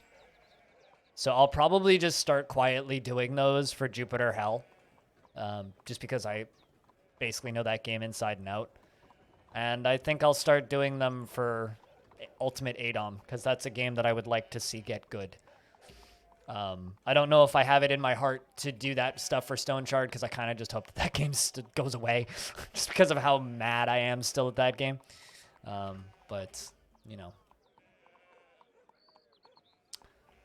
What do I know? But I have a pretty good idea now of kind of what you guys want. Just remember that getting screenshots of any content from a traditional roguelike the day a patch comes out requires playing large portions of that game, especially if it's new stuff. So I think like the actual workload from doing weekly videos about Caves of Cud is... do you guys just want me to quit streaming and do that? Because I could do that. Otherwise, like, I don't think I have time. And I don't think you guys want me to do that. So, I don't really see that as sustainable, I guess. I see that as, well, I'm taking an extra day off streaming, and now suddenly I have no time left. Let's see how our little scribe is doing. Blue Water, how's scribing been? Pretty good, it seems. You are weaving some cloth.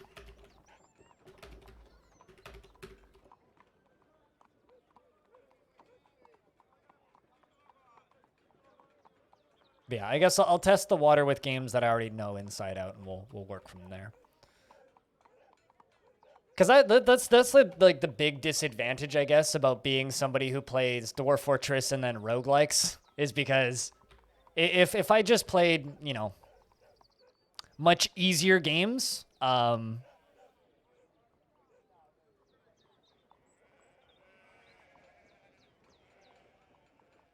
I mean, yes. And I don't know if I necessarily... And that's another thing that I didn't even mention. Like, I don't know if I necessarily want to be showing endgame content because of how iffy about spoilers some people are. I mean, I could blur the whole screen out and just write redacted, but, like, I personally don't care so much about spoilers. If I'm spoiling myself on something, that's fine. But, like... I don't know if I want to do that. You know? You know?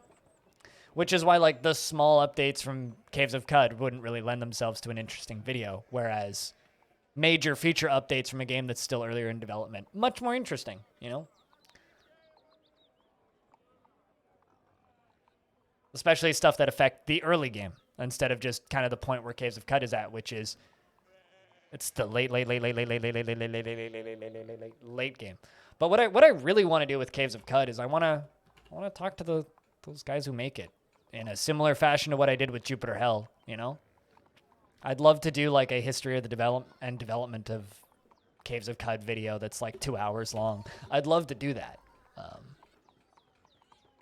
But, you know, tons of work.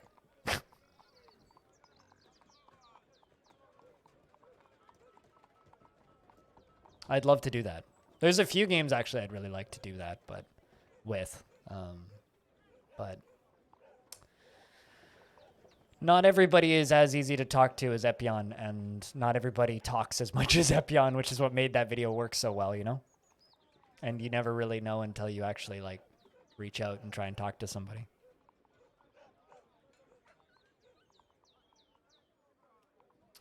It's then also the problem of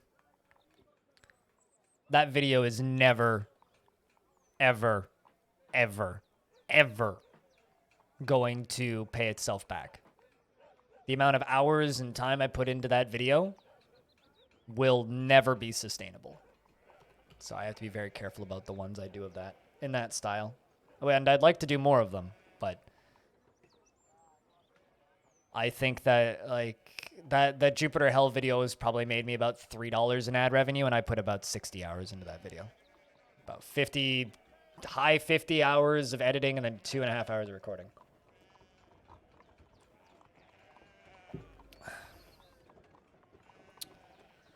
So, unfortunately, that's just not sustainable. And highly unlikely to ever be sustainable. So, it's kind of just a reality, I guess, of covering such niche games. There's certain types of content I just can't do very frequently. It was an amazing video. It was, the people who liked that video absolutely loved it. The problem is the number of people that will like a video like that are always going to be way too small in numbers for it to be a viable thing to do frequently.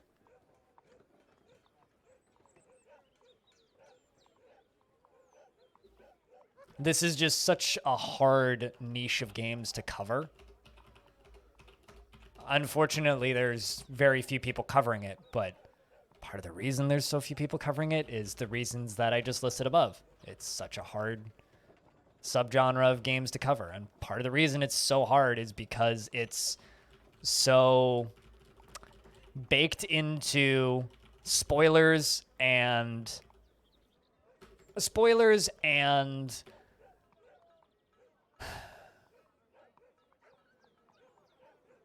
complexity. You know, like you could quite literally dedicate your whole life to figuring out how NetHack works, right? Or you just sound like an idiot to everybody who actively plays NetHack, right? I mean, this is obviously a very interesting discussion for everybody in chat because one person has spoken the last 10 minutes, so we should probably talk about something else. That or I should go get lunch, I don't know. Today's just been lurky. This whole week's been lurky, actually. General chat activity has taken a dive. I like NetHack too. I also know nothing about it and could never talk about it in any way that was even remotely coherent.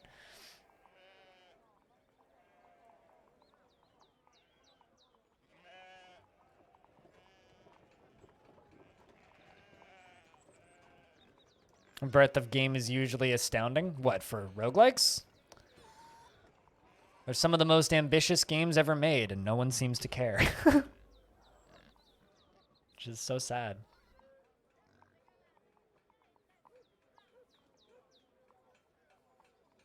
Has dinner right now? I'm not hungry enough for lunch yet.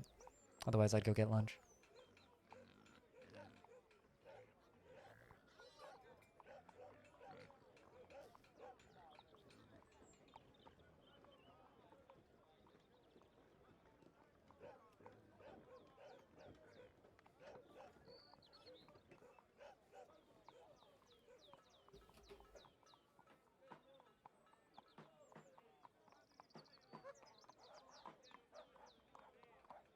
But yeah, no. All of the interviews that I got to do this year have been fantastic and a whole lot of fun. And some of my favorite stuff I've ever created, just as a creator.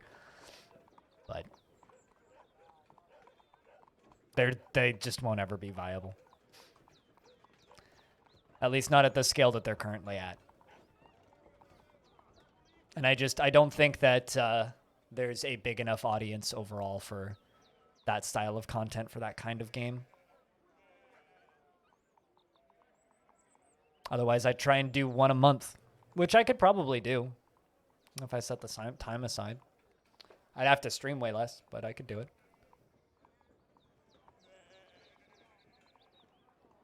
It's just not viable. So anyway, chat, is there anything you guys want to chat about? Because clearly I've bored all of you guys to sleep. So could I get a round of beers? If you just happen to be lurking, I'm curious about how many people are listening to me ramble about this shit.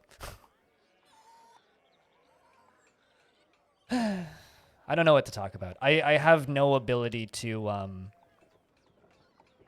start conversations, so it's literally all on you guys right now. You just tuned in. What's up?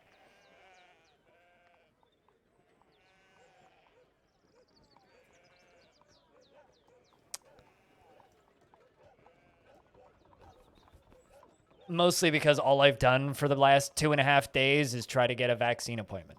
And I finally did, so it's like, well, I could just sit here and talk about government websites, but that's literally the only thing that's rattling around in my brain right now.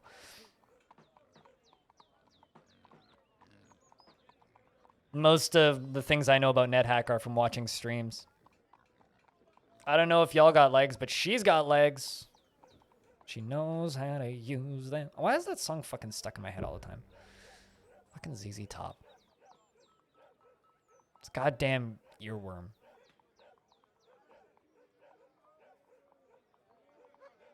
Tuesday for me, Alien Slayer. Tuesday. Which means Tuesday stream next week is going to end early because I'm going to go get stabbed. Maybe I'll do a night stream or something next Tuesday. Which means I'll probably play Caves of Cut on Tuesday.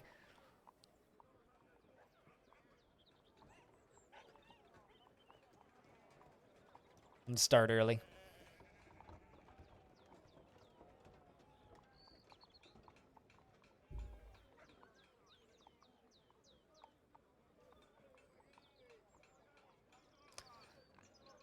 It's not really me being happy about getting a stabby, because I'm not really going to change too much about what I'm doing. Still not really going to start going outside or anything, CCX, but hopefully other people go get stabbed as well.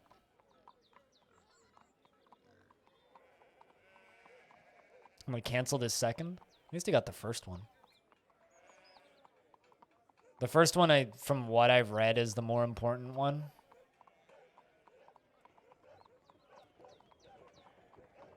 Why? Just After Effects, or do you just not like needles? I'd give it to me myself if they would just send me one. I don't need anybody else to do it. Give myself that injection. Needles don't bother me.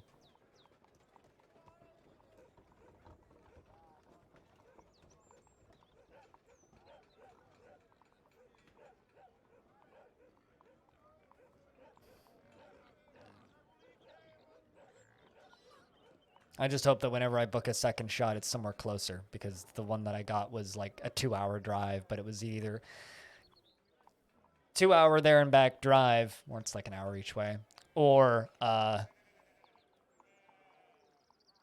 like, give me some of that sweet Bill Gates microchip. You know, I'll take a Bill Gates microchip over a fucking Elon Musk microchip. That doesn't sound like the worst. Like, it could make me feel like shit for 2 weeks, and it's probably worth it. Quite good. Your cat's meowing loudly in the other room, and it sounds like he's saying hello.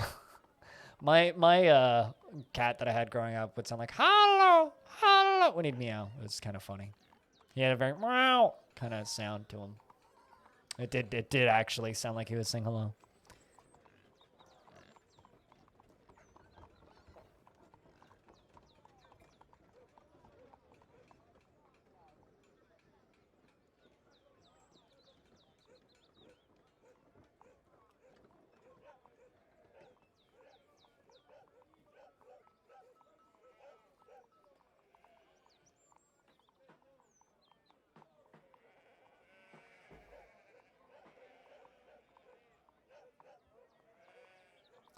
Looks like we may have actually got our cloth industry unfucked. That's kind of awesome, actually.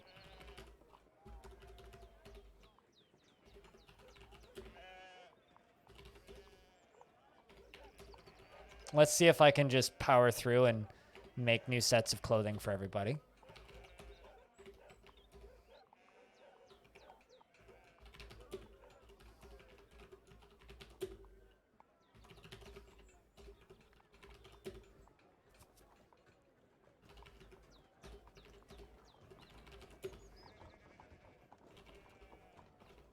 One of these days, I'll just get smart and fucking record this whole thing, and then I won't need to type it in all the time, every time.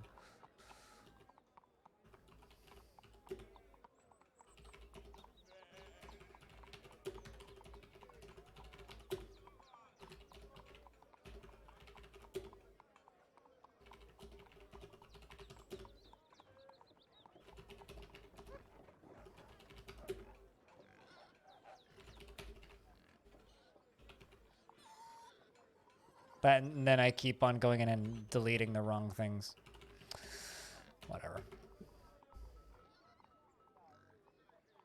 Cloth. Cloth, not goth. One is a CL, the other is a G. Very different words, very different letters.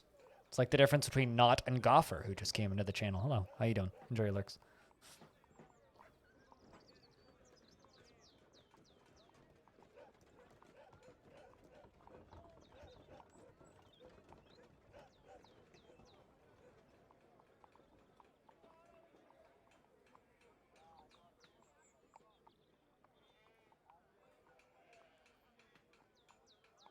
Cloth has dyed black. I see a red door and I want it painted black. No colors anymore. I want it painted black. See the girls go by dressed in their summer clothes. Good goddamn song that be.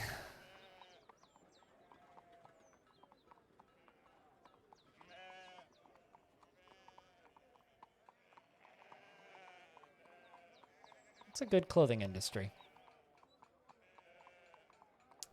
Many masterpiece trousers. Let's get rid of the Eternal Hammer as training time because they finally all stopped being depressed and they can come in and help. Yeah, it looks like everybody's working in the clothing industry right now. Meaning my king probably is demanding a ballista arrow. Who knew? Who was surprised? Not me.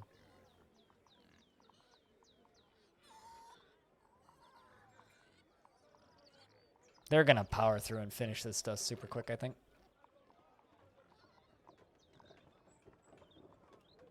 Very different leathers? Debatable.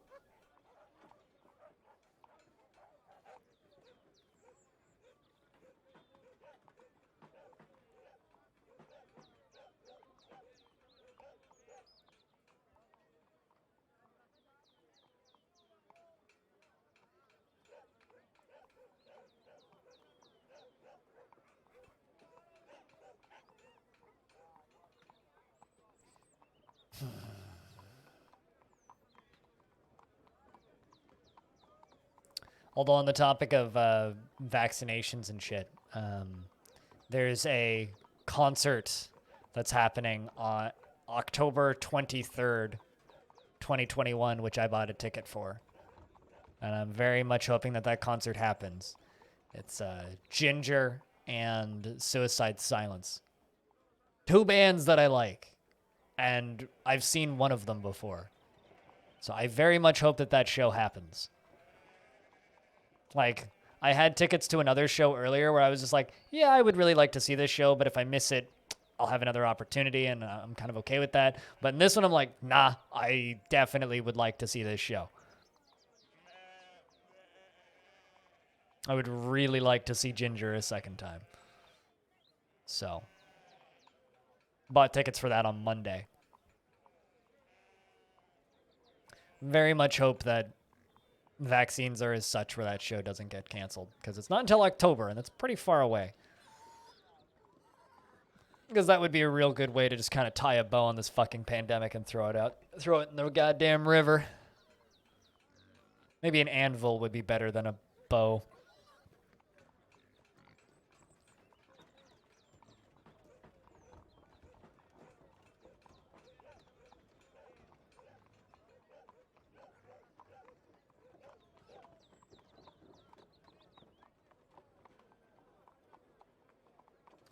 Yeah, looks like we may have actually fixed our clothing industry. King is happy. All is well in Longdeath.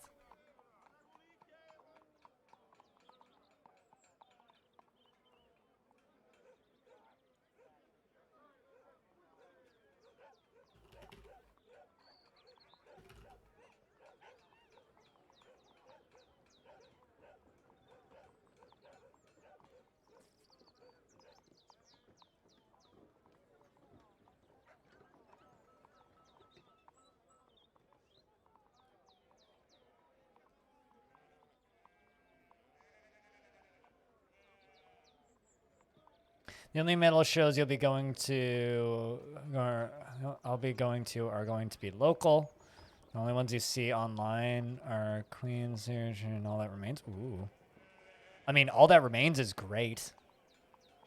I don't know the other one, but All That Remains is a very good band. And they're not exactly a small band.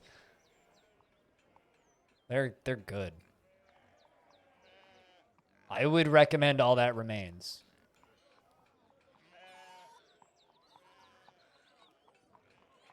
Pretty straight up.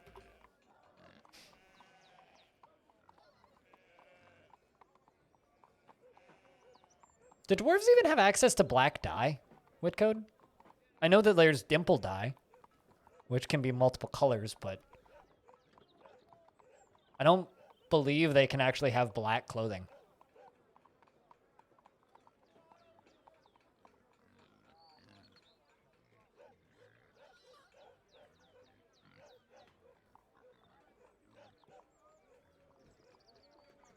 You do not know? Things we'll find out when we see the Steam version.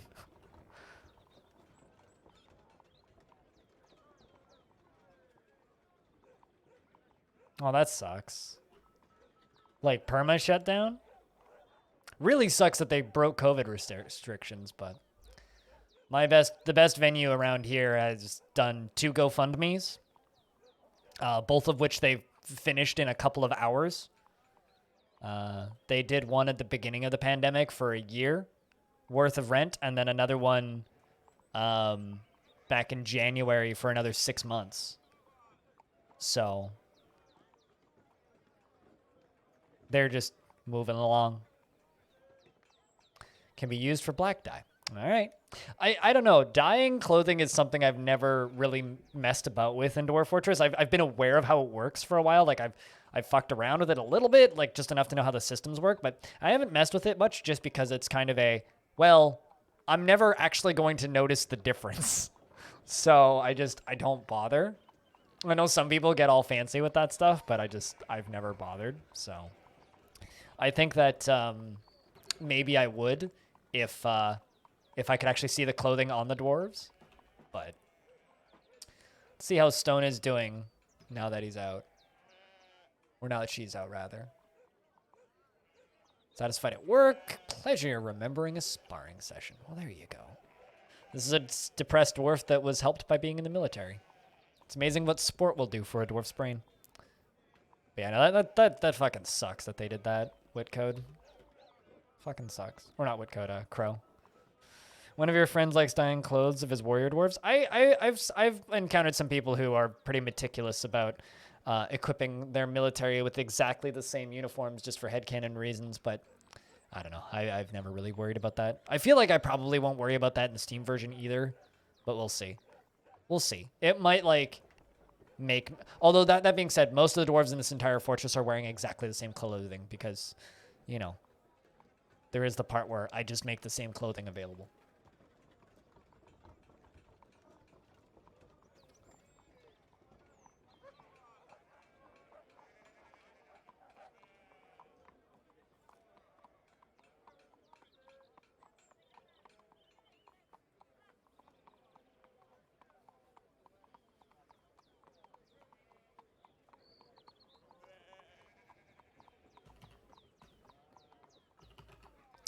But yeah, it looks like the clothing industry is done. So they've all gone off to go socialize in various places. I did complete the most important goal for today, though, which is getting this roofing done over here, which is good. And now the king has his throne room. There is kind of a storage pile at the back, but it's okay. He doesn't notice. He doesn't mind. Because his throne room only covers, like, that area. So it's a pretty kingly throne room, I think. A pretty kingly throne room indeed.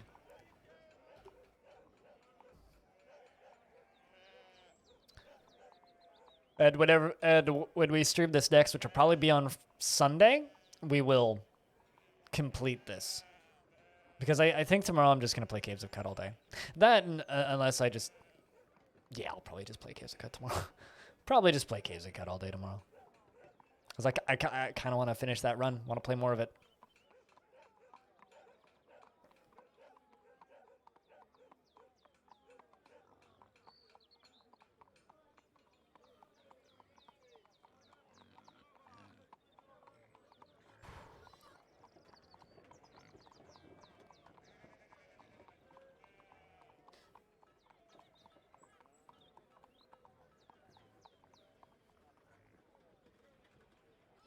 Damn, that is a lot of people dancing. That's got to be like almost half the population that was taking part in that dance for a moment there.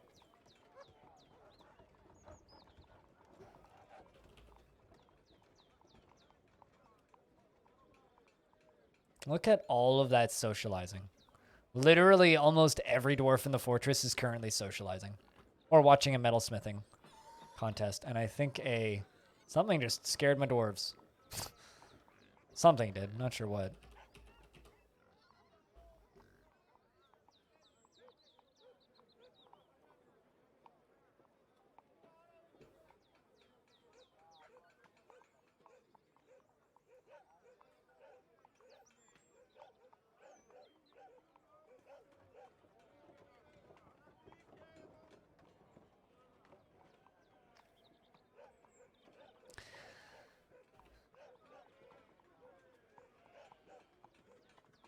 What? What are you fighting with? Oh, a buzzard. Okay. That makes sense. Oh, that must have been what they were running from.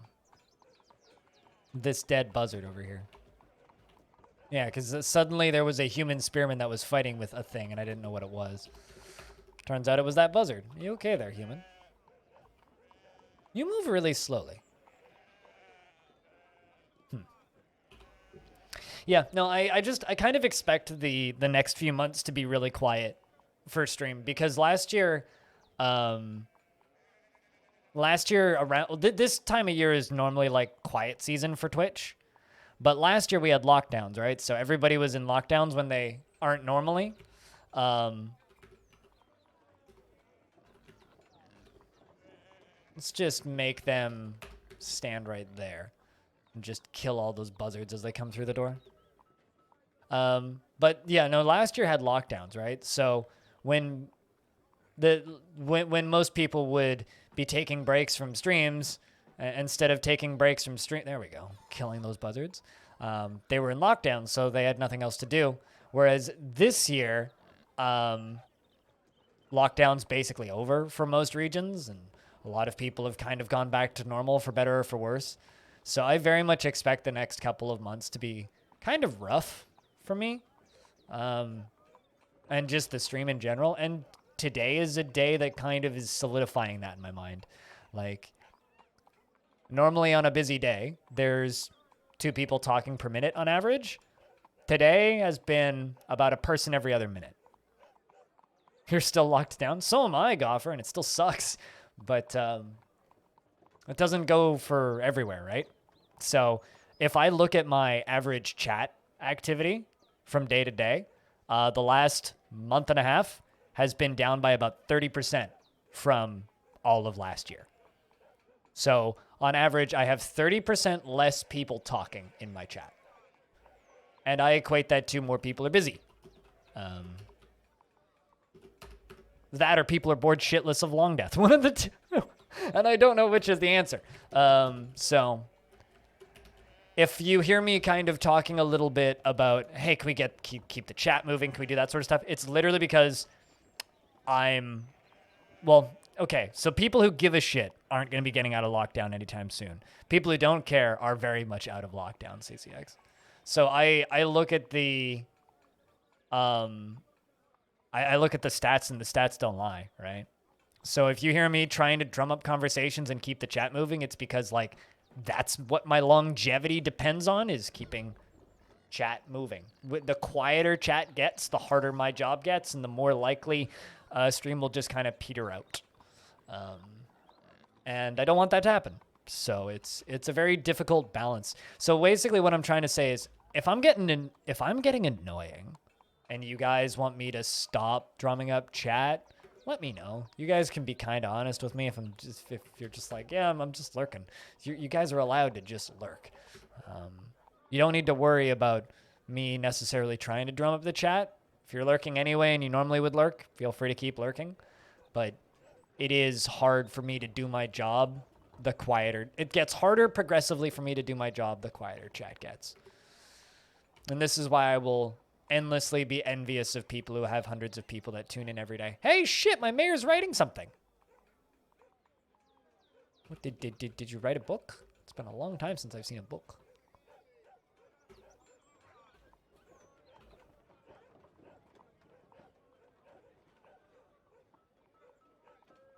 Nope, no new books.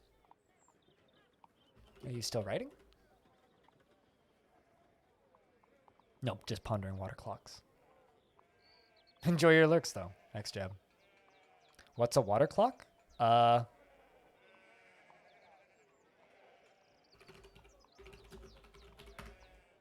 Give me a second.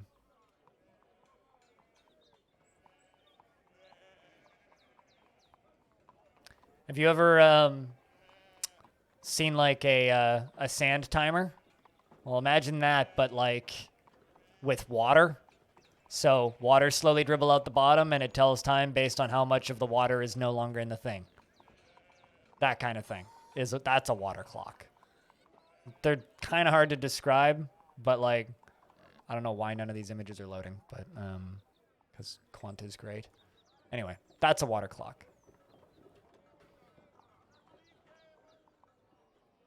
It's like Bronze Age tech. Yeah, they are kind of neat. I'm wondering if we're going to get a book about a water clock or something.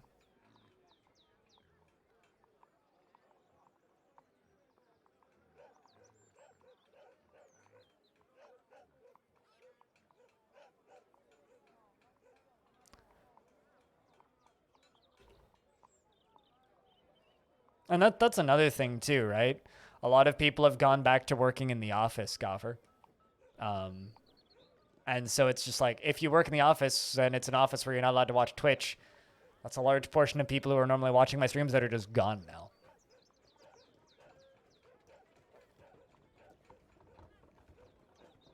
It's like as shitty a year as 2020 was, and as crappy a year as 2021 has been, the irony is that the worse times are for the world and more people are locked inside, the better times can be potentially for streamers. It's a really weird kind of relationship I have with this stupid pandemic. Early winter. Year 202.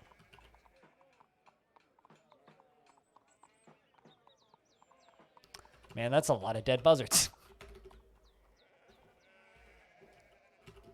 Let's just dump all of these bones so that we can get more buzzards up here.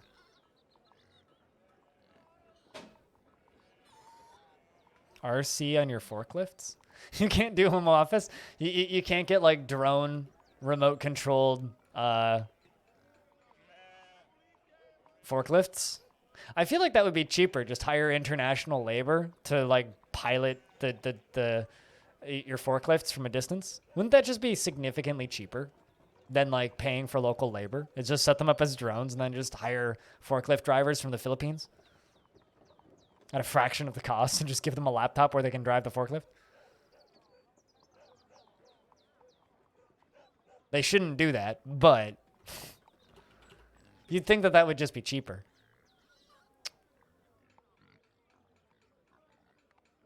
Who needs physical labor when you could just outsource to something cheaper? It's going to be some expensive lag. Okay, so there was a web game a little while ago where you could like control like these little tank drones in a warehouse in Russia. There was like no lag on those things.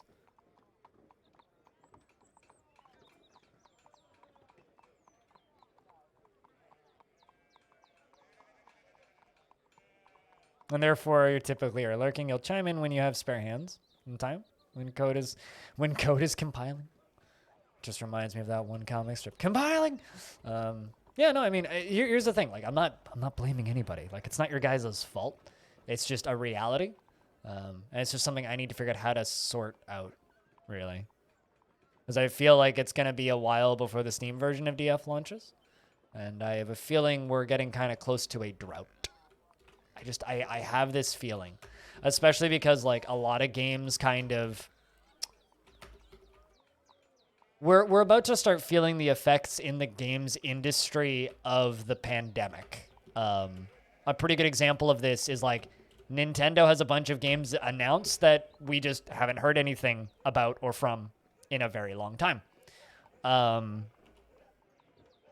And that's kind of expanding to all other big publishers and smaller publishers as well. Like, yeah, there's a few games kind of coming out right now, but I have a feeling we're about to hit a really big drought. Pandemic drought. Like there's a lot of games that just like a lot of games aren't going to be coming out for a bit. Now, I don't know if that'll necessarily affect me, but it's certainly going to affect Twitch as a whole, because the longer period of time where there are less big games coming out, the less new people are introduced to the site. So because like Twitch quadrupled in size last spring, and it's definitely receded a little bit. I have a feeling it's going to be kind of tough for the next 6 to 8 months to a year or two. Everything that is coming out and has come out in 2020 and so far in 2021 was already mostly done development by 2020, right? They were just kind of in the last year of polishing. They'd probably finished all of their design work. They'd probably finished most of the animations. They'd probably finished most of the music. They were probably content complete and just bug fixing and patching and game testing for the majority of the major releases that have come out over the last year. But the next, 6 months to 2 years is going to be a period of, there's a lot less big games coming out because these are the games that maybe started development during, or were kind of at a more critical point in development during the pandemic. And that's kind of the rumblings that have been coming out, I know games like, Supergiant more or less finished Hades while in lockdown, but like that's a studio of 20 people, right? We're talking about like, studios of 40, 50, 150 people trying to finish games and adapt to being more of an online focused thing. Like Nintendo supposedly their internal development stuff has been hit really hard, supposedly, by the pandemic. And like, they don't talk about this stuff publicly, but they really don't have anything announced right now, like at all. Like Nintendo as a company doesn't really have anything coming soon. Like there's Mario Tennis. That's about it, which has its audience and people will like it, but that's about it. But more what I'm saying is games like Starfield, but have probably been delayed. Games like that new Elder Scrolls, bigger companies. Has reskins? I mean, I'm not even going to suggest that because I don't know. Yeah, no, like now's when we're going to start seeing delays for games like that sort of stuff. Oh, most likely, Zanny. Most likely. And it's definitely affected other devs. Like, there's been lots of rumors and rumblings coming out of a lot of studios. I mean, even like Jupiter Hell, and like that's a programmer and an artist mostly. It not being able to work in their office totally fucked Epion's ability to work and delayed a couple of patches by quite a bit. Right now, imagine a studio working through that same level of development that had the same level of troubles, except they have 40 programmers. I'm sitting here wondering and going like, what's going on with the Harebrained Schemes? I wonder what they're working on.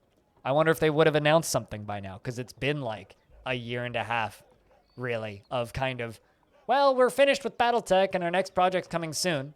It's like, would we have had something new by this point? Or is it just a soon TM thing from them still?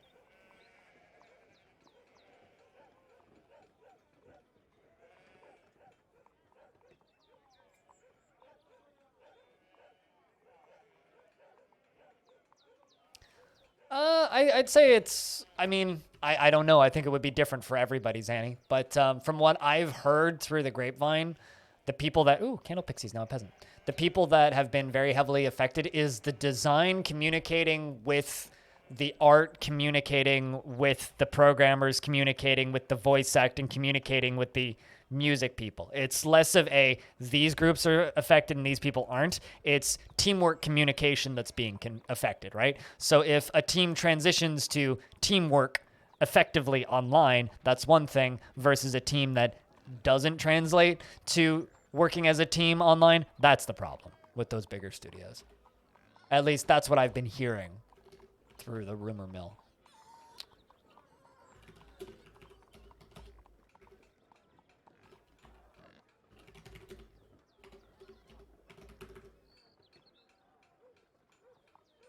I don't know. I don't play them. Axon. Frankly, I don't care.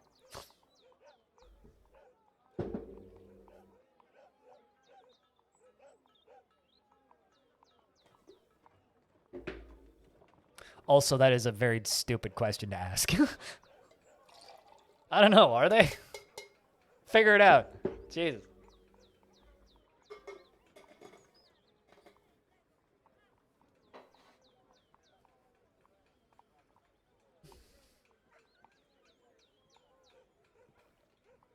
You could figure that out with like 3 clicks. And also, there is no easy genre of game to produce and get running quickly outside of gacha mobile games.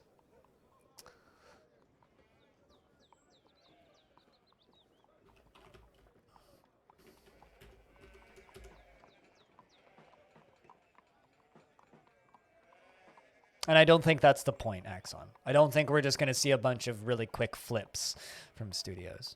I think what I'm saying is what I suspect, which is there's going to be a game drought. We're going to feel the effects of the pandemic now. I mean, I know. I just think it's a stupid question that I shouldn't need to answer. Right? Like, ask a dumb, obvious question, get a dumb, obvious answer. I don't know. Is FIFA popular? No shit. You could do that in, like, the arena mode. No problem. Sucks. Although one of my favorite dumb Battle Royale things is that RimWorld just straight up has a Battle Royale button. In, like, the dev tools, you could just push the Battle Royale button and it just spawns 100... hostile to everybody units on the sides of the map, and they just kill each other.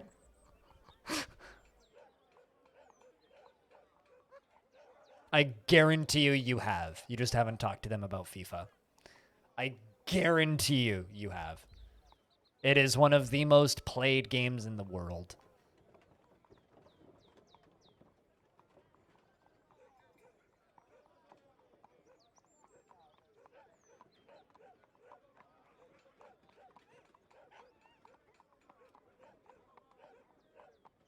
Should probably go get my sandwich. Should probably do that.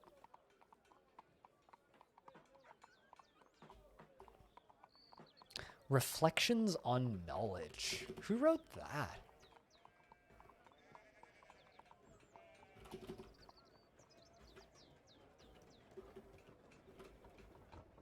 Question is, where is it?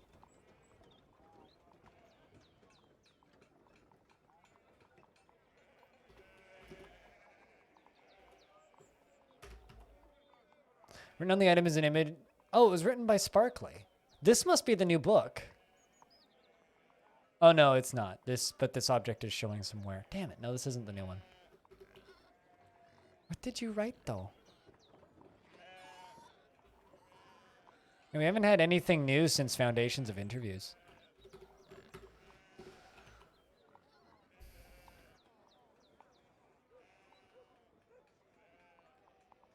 I'm confused as to why we're talking about Dwarf Fortress Battle Royale when, like, I thought that people stopped making insert video game title here Battle Royale jokes 2 years ago.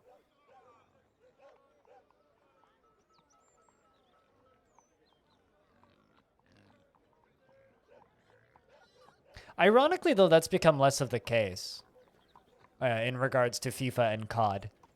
It's actually more likely they'll play FIFA and Fortnite now. That's kind of like the 2 games that people play. Maybe 15 years ago it was FIFA and COD. Now it's more FIFA and, well, the Call of Duty Battle Royale or Fortnite or PUBG, or it's generally like for your common people who own a system that don't play many games, it's FIFA and a shooter usually. Really? I heard the opposite. People seem to love Warzone. But I don't really think of COD as Warzone. COD is like the, you know, the normal Call of Duty multiplayer. All right, Candle Pixie, what can I get you to do? You like aluminum, bauxite, pictured jasper, coffee wood, amber, brown recluse spider silk, and the color slate gray pebbles and dresses, and asparagus for their delicious shoots. Their delicious shoots. That's an interesting one. We'll give you that. Weaving and clothes making. We'll give you. Armoring. Hunting and trapping it. I think the basic healthcare stuffs. And there you go. Good luck, Dwarf. Go pick up your stuff. Get to work. Get to work.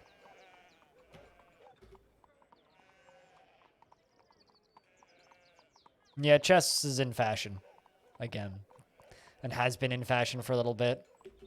I would say it's less because of Queen's Gambit and more just like perfect timing. People have been getting back into chess recently, at least within video game spheres. Although, ironically, I enjoyed Queen's Gambit quite a bit. I really liked that show. Didn't make me want to play chess at all. What it did make me want to do is stop drinking, though. To me, that was more a show about alcoholism than a show about chess. But chat, we've been kind of lurky today, but I'm going to ask for a round of beers, and if you happen to have sound commands, could you please use them? I'm going to go grab myself a sandwich. I shall be back in a couple of minutes. 'Tis me lunchtime. BRB.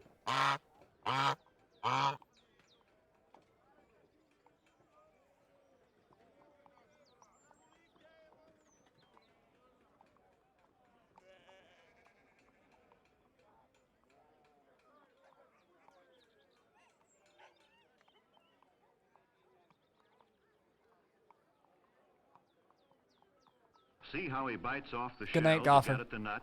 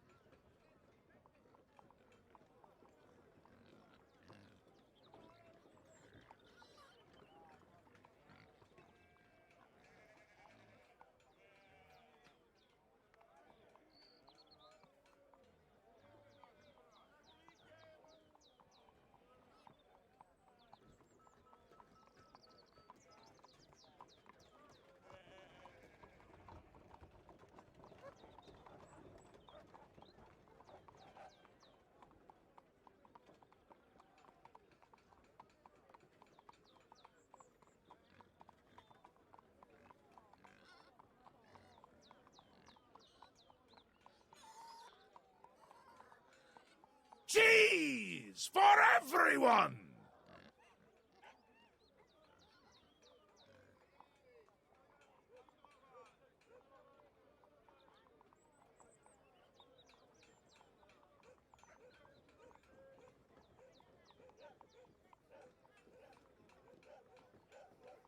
I return from my sandwich acquisitions.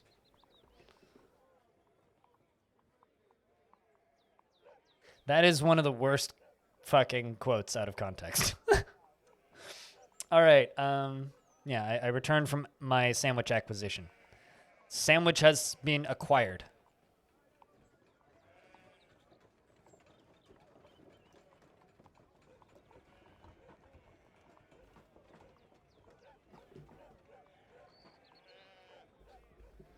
Thanks, guys, for the big round of beers, though. Cheers. Oh shit, someone got married? The militia captain Vin Sadi and the bookkeeper Simplex have gotten married. Congratulations.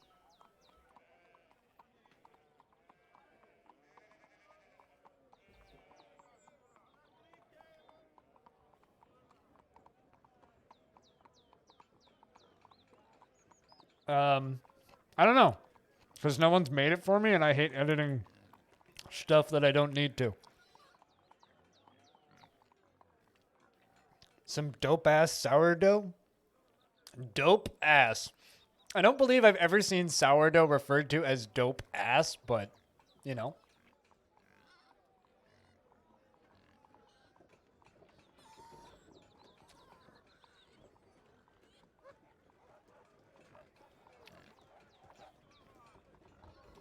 Chat, can I get a little bit of da-da-da-da-da-da-da-da in the chat? She felt love when getting married. 77 years old.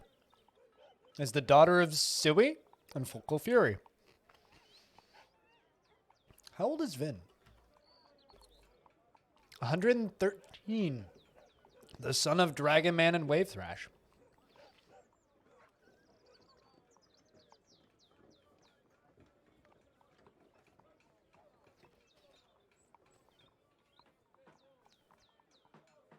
So Simplex is Sui's daughter, and Vin is Dragon Man's son.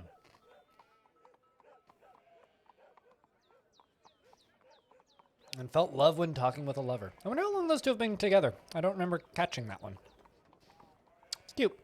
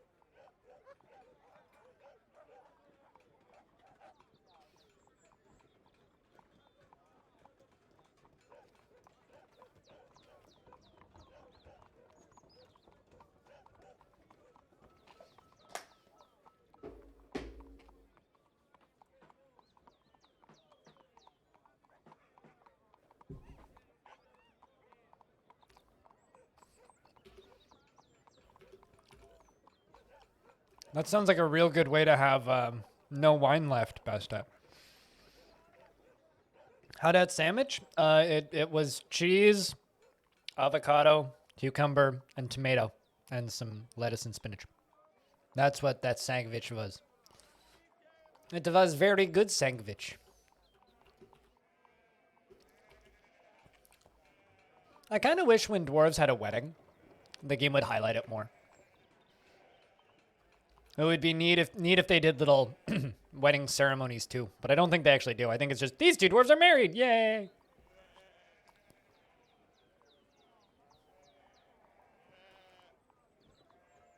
Which is actually like kind of difficult to do.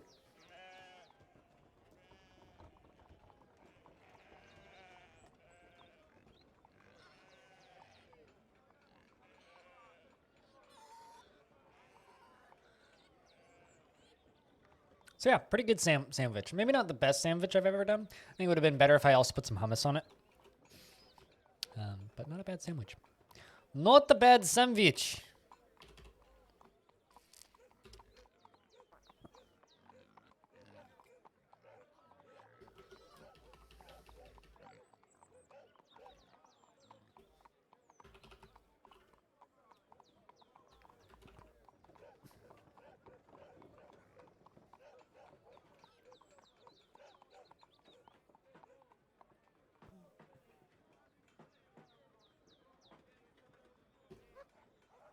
It's one of those things that RimWorld does where I'm like, man, it'd be cool if they could do that.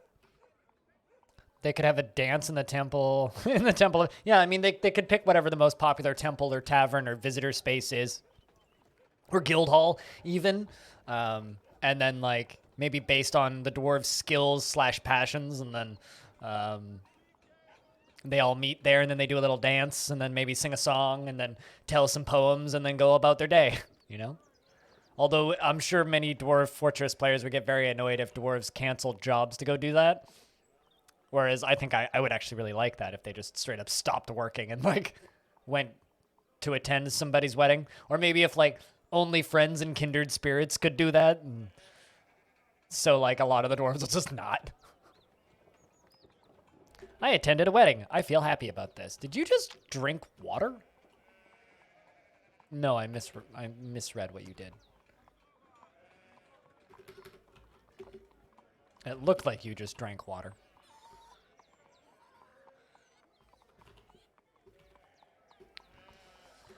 It would be neat if they'd do that, but third of obsidian. We're almost at year 203. Almost at year 203.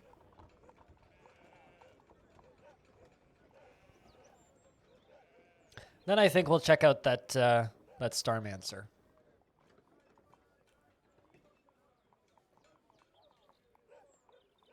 Is anybody else like super confused by like the Battlefield continuity naming schemes? Because every now and again I see a Battlefield game just like pop up, and I'm always just like super confused as to what the fuck it actually is. Wait, which one is this? Battlefield 1? That's Battlefield 3?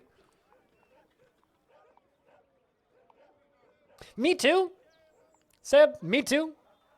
Or like maybe I could convince him to give me it so I could make a video about it. I don't know, man. I wish he... Yeah, there's also like 3 Battlefield Vietnams. Yeah, it's almost as confusing as Final Fantasy.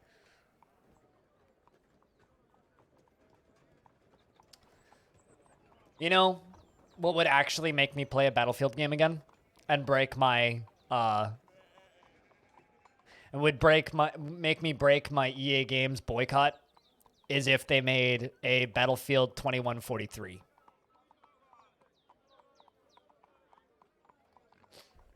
If they made a sequel to 2142. That would make me go back to Battlefield. Which interviews have you been rewatching, Seb? The ones from the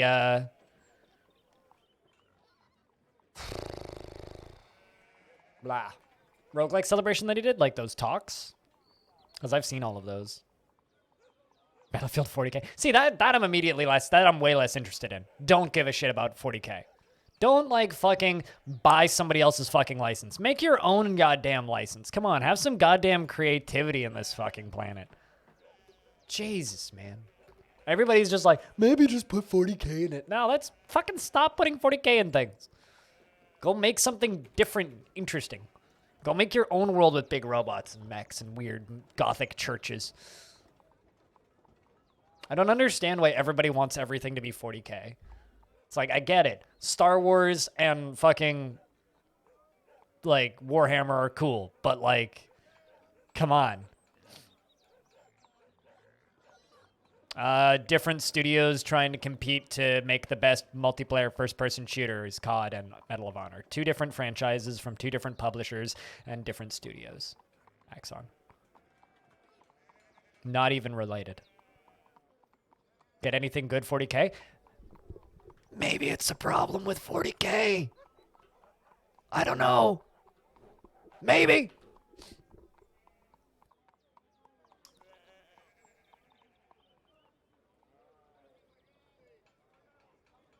It's because they license their shit out like candy to literally fucking everyone. That's why.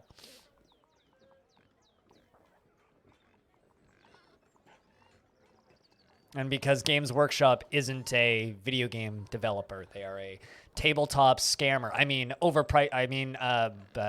overly expensive plastic toy seller.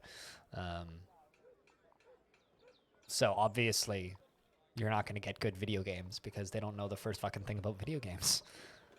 Every now and again they strike gold, but it's very rare.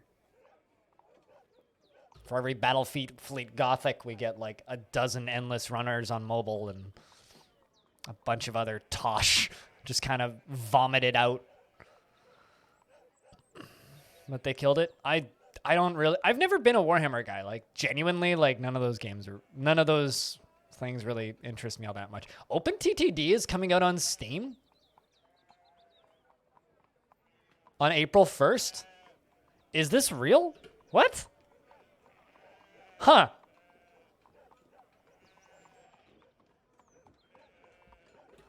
All right. That literally just popped up. I literally just refreshed Steam, and I just saw that. Huh.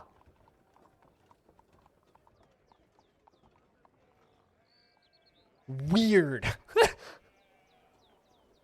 That is weird. Weird, man. Sup, audio?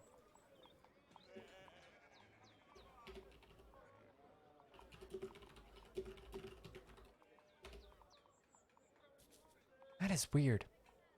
Done with work? Hopefully it was a good day at work.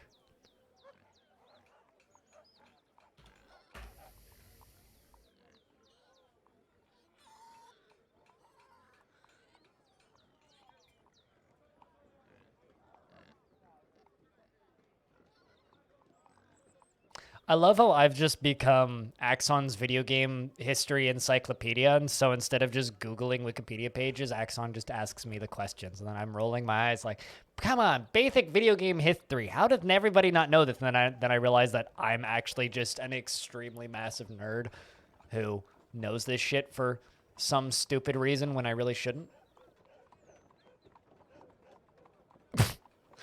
I just see, Hobo, Sandwich 1, Sandwich 2.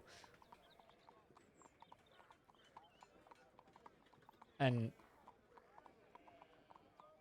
Sandwich! Sandwich! Chad, sandwich or sandwich? Which one's better? This one? Sandwich! Or this one? Sandwich! That's two. One Sandwich! or two? Sandwich! Which one's better? One Sandwich! or two? Sandwich! One Sandwich! or two? Sandwich! Two? Okay. That'll be added to the Patreon repertoire in a minute.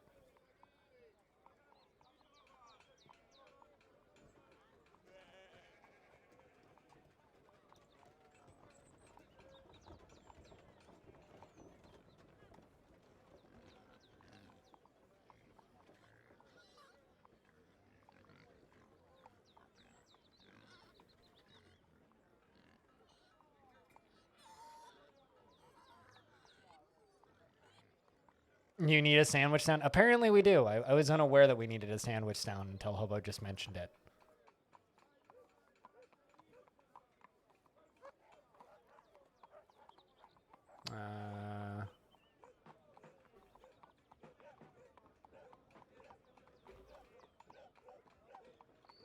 All right, should be in there. Good luck.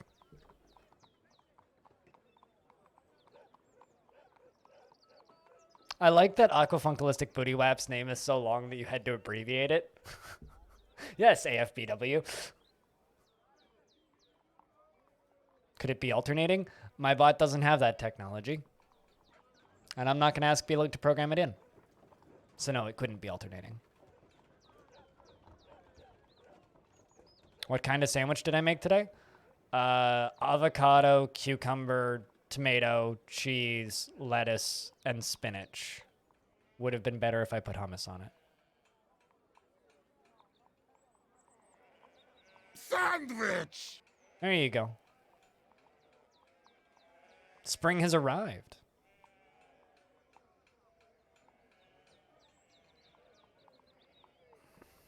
It's a little dry, which is why I think it would have been better if I put hummus on it.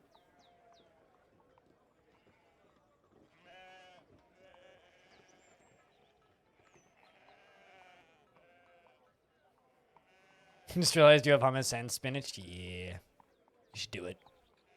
Do it. You know you want to.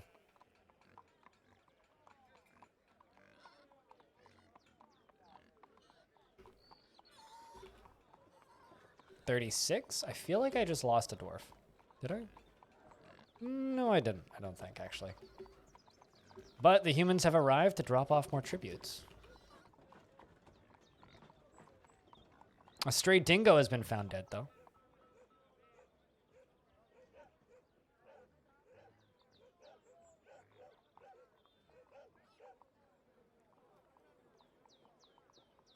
I mean, you know that's not going to do anything anyway, Songs.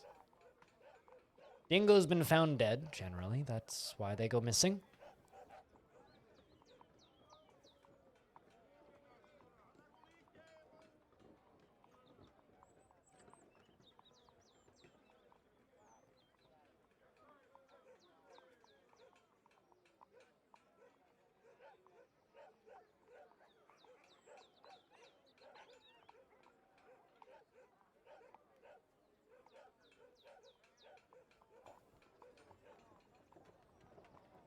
But yeah, I don't know. You can dream $7 a month on Patreon.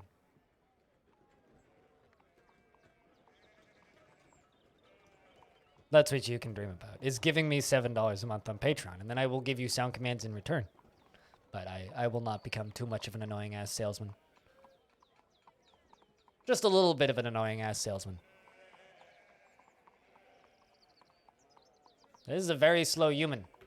It's taken him 5 days to get into the fortress. Spawned on the first day of the year. It's taken him 5 days. It's a big fortress. Takes 5 days to go around the outside wall. 6 days.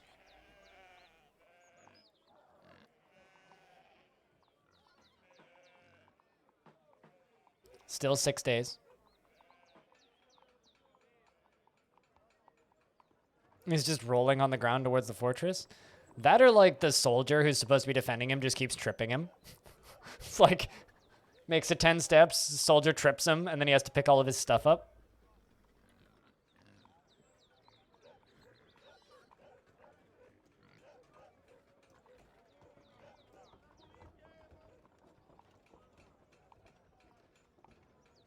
And done. They brought a horse. No wonder he was moving so slowly. He was carrying a horse. Like, no wonder the guy was walking so slowly. He was literally carrying a horse.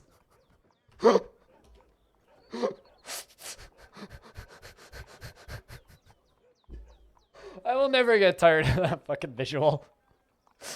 Just a fucking human just carrying a full-size horse. Just, you know, a horse.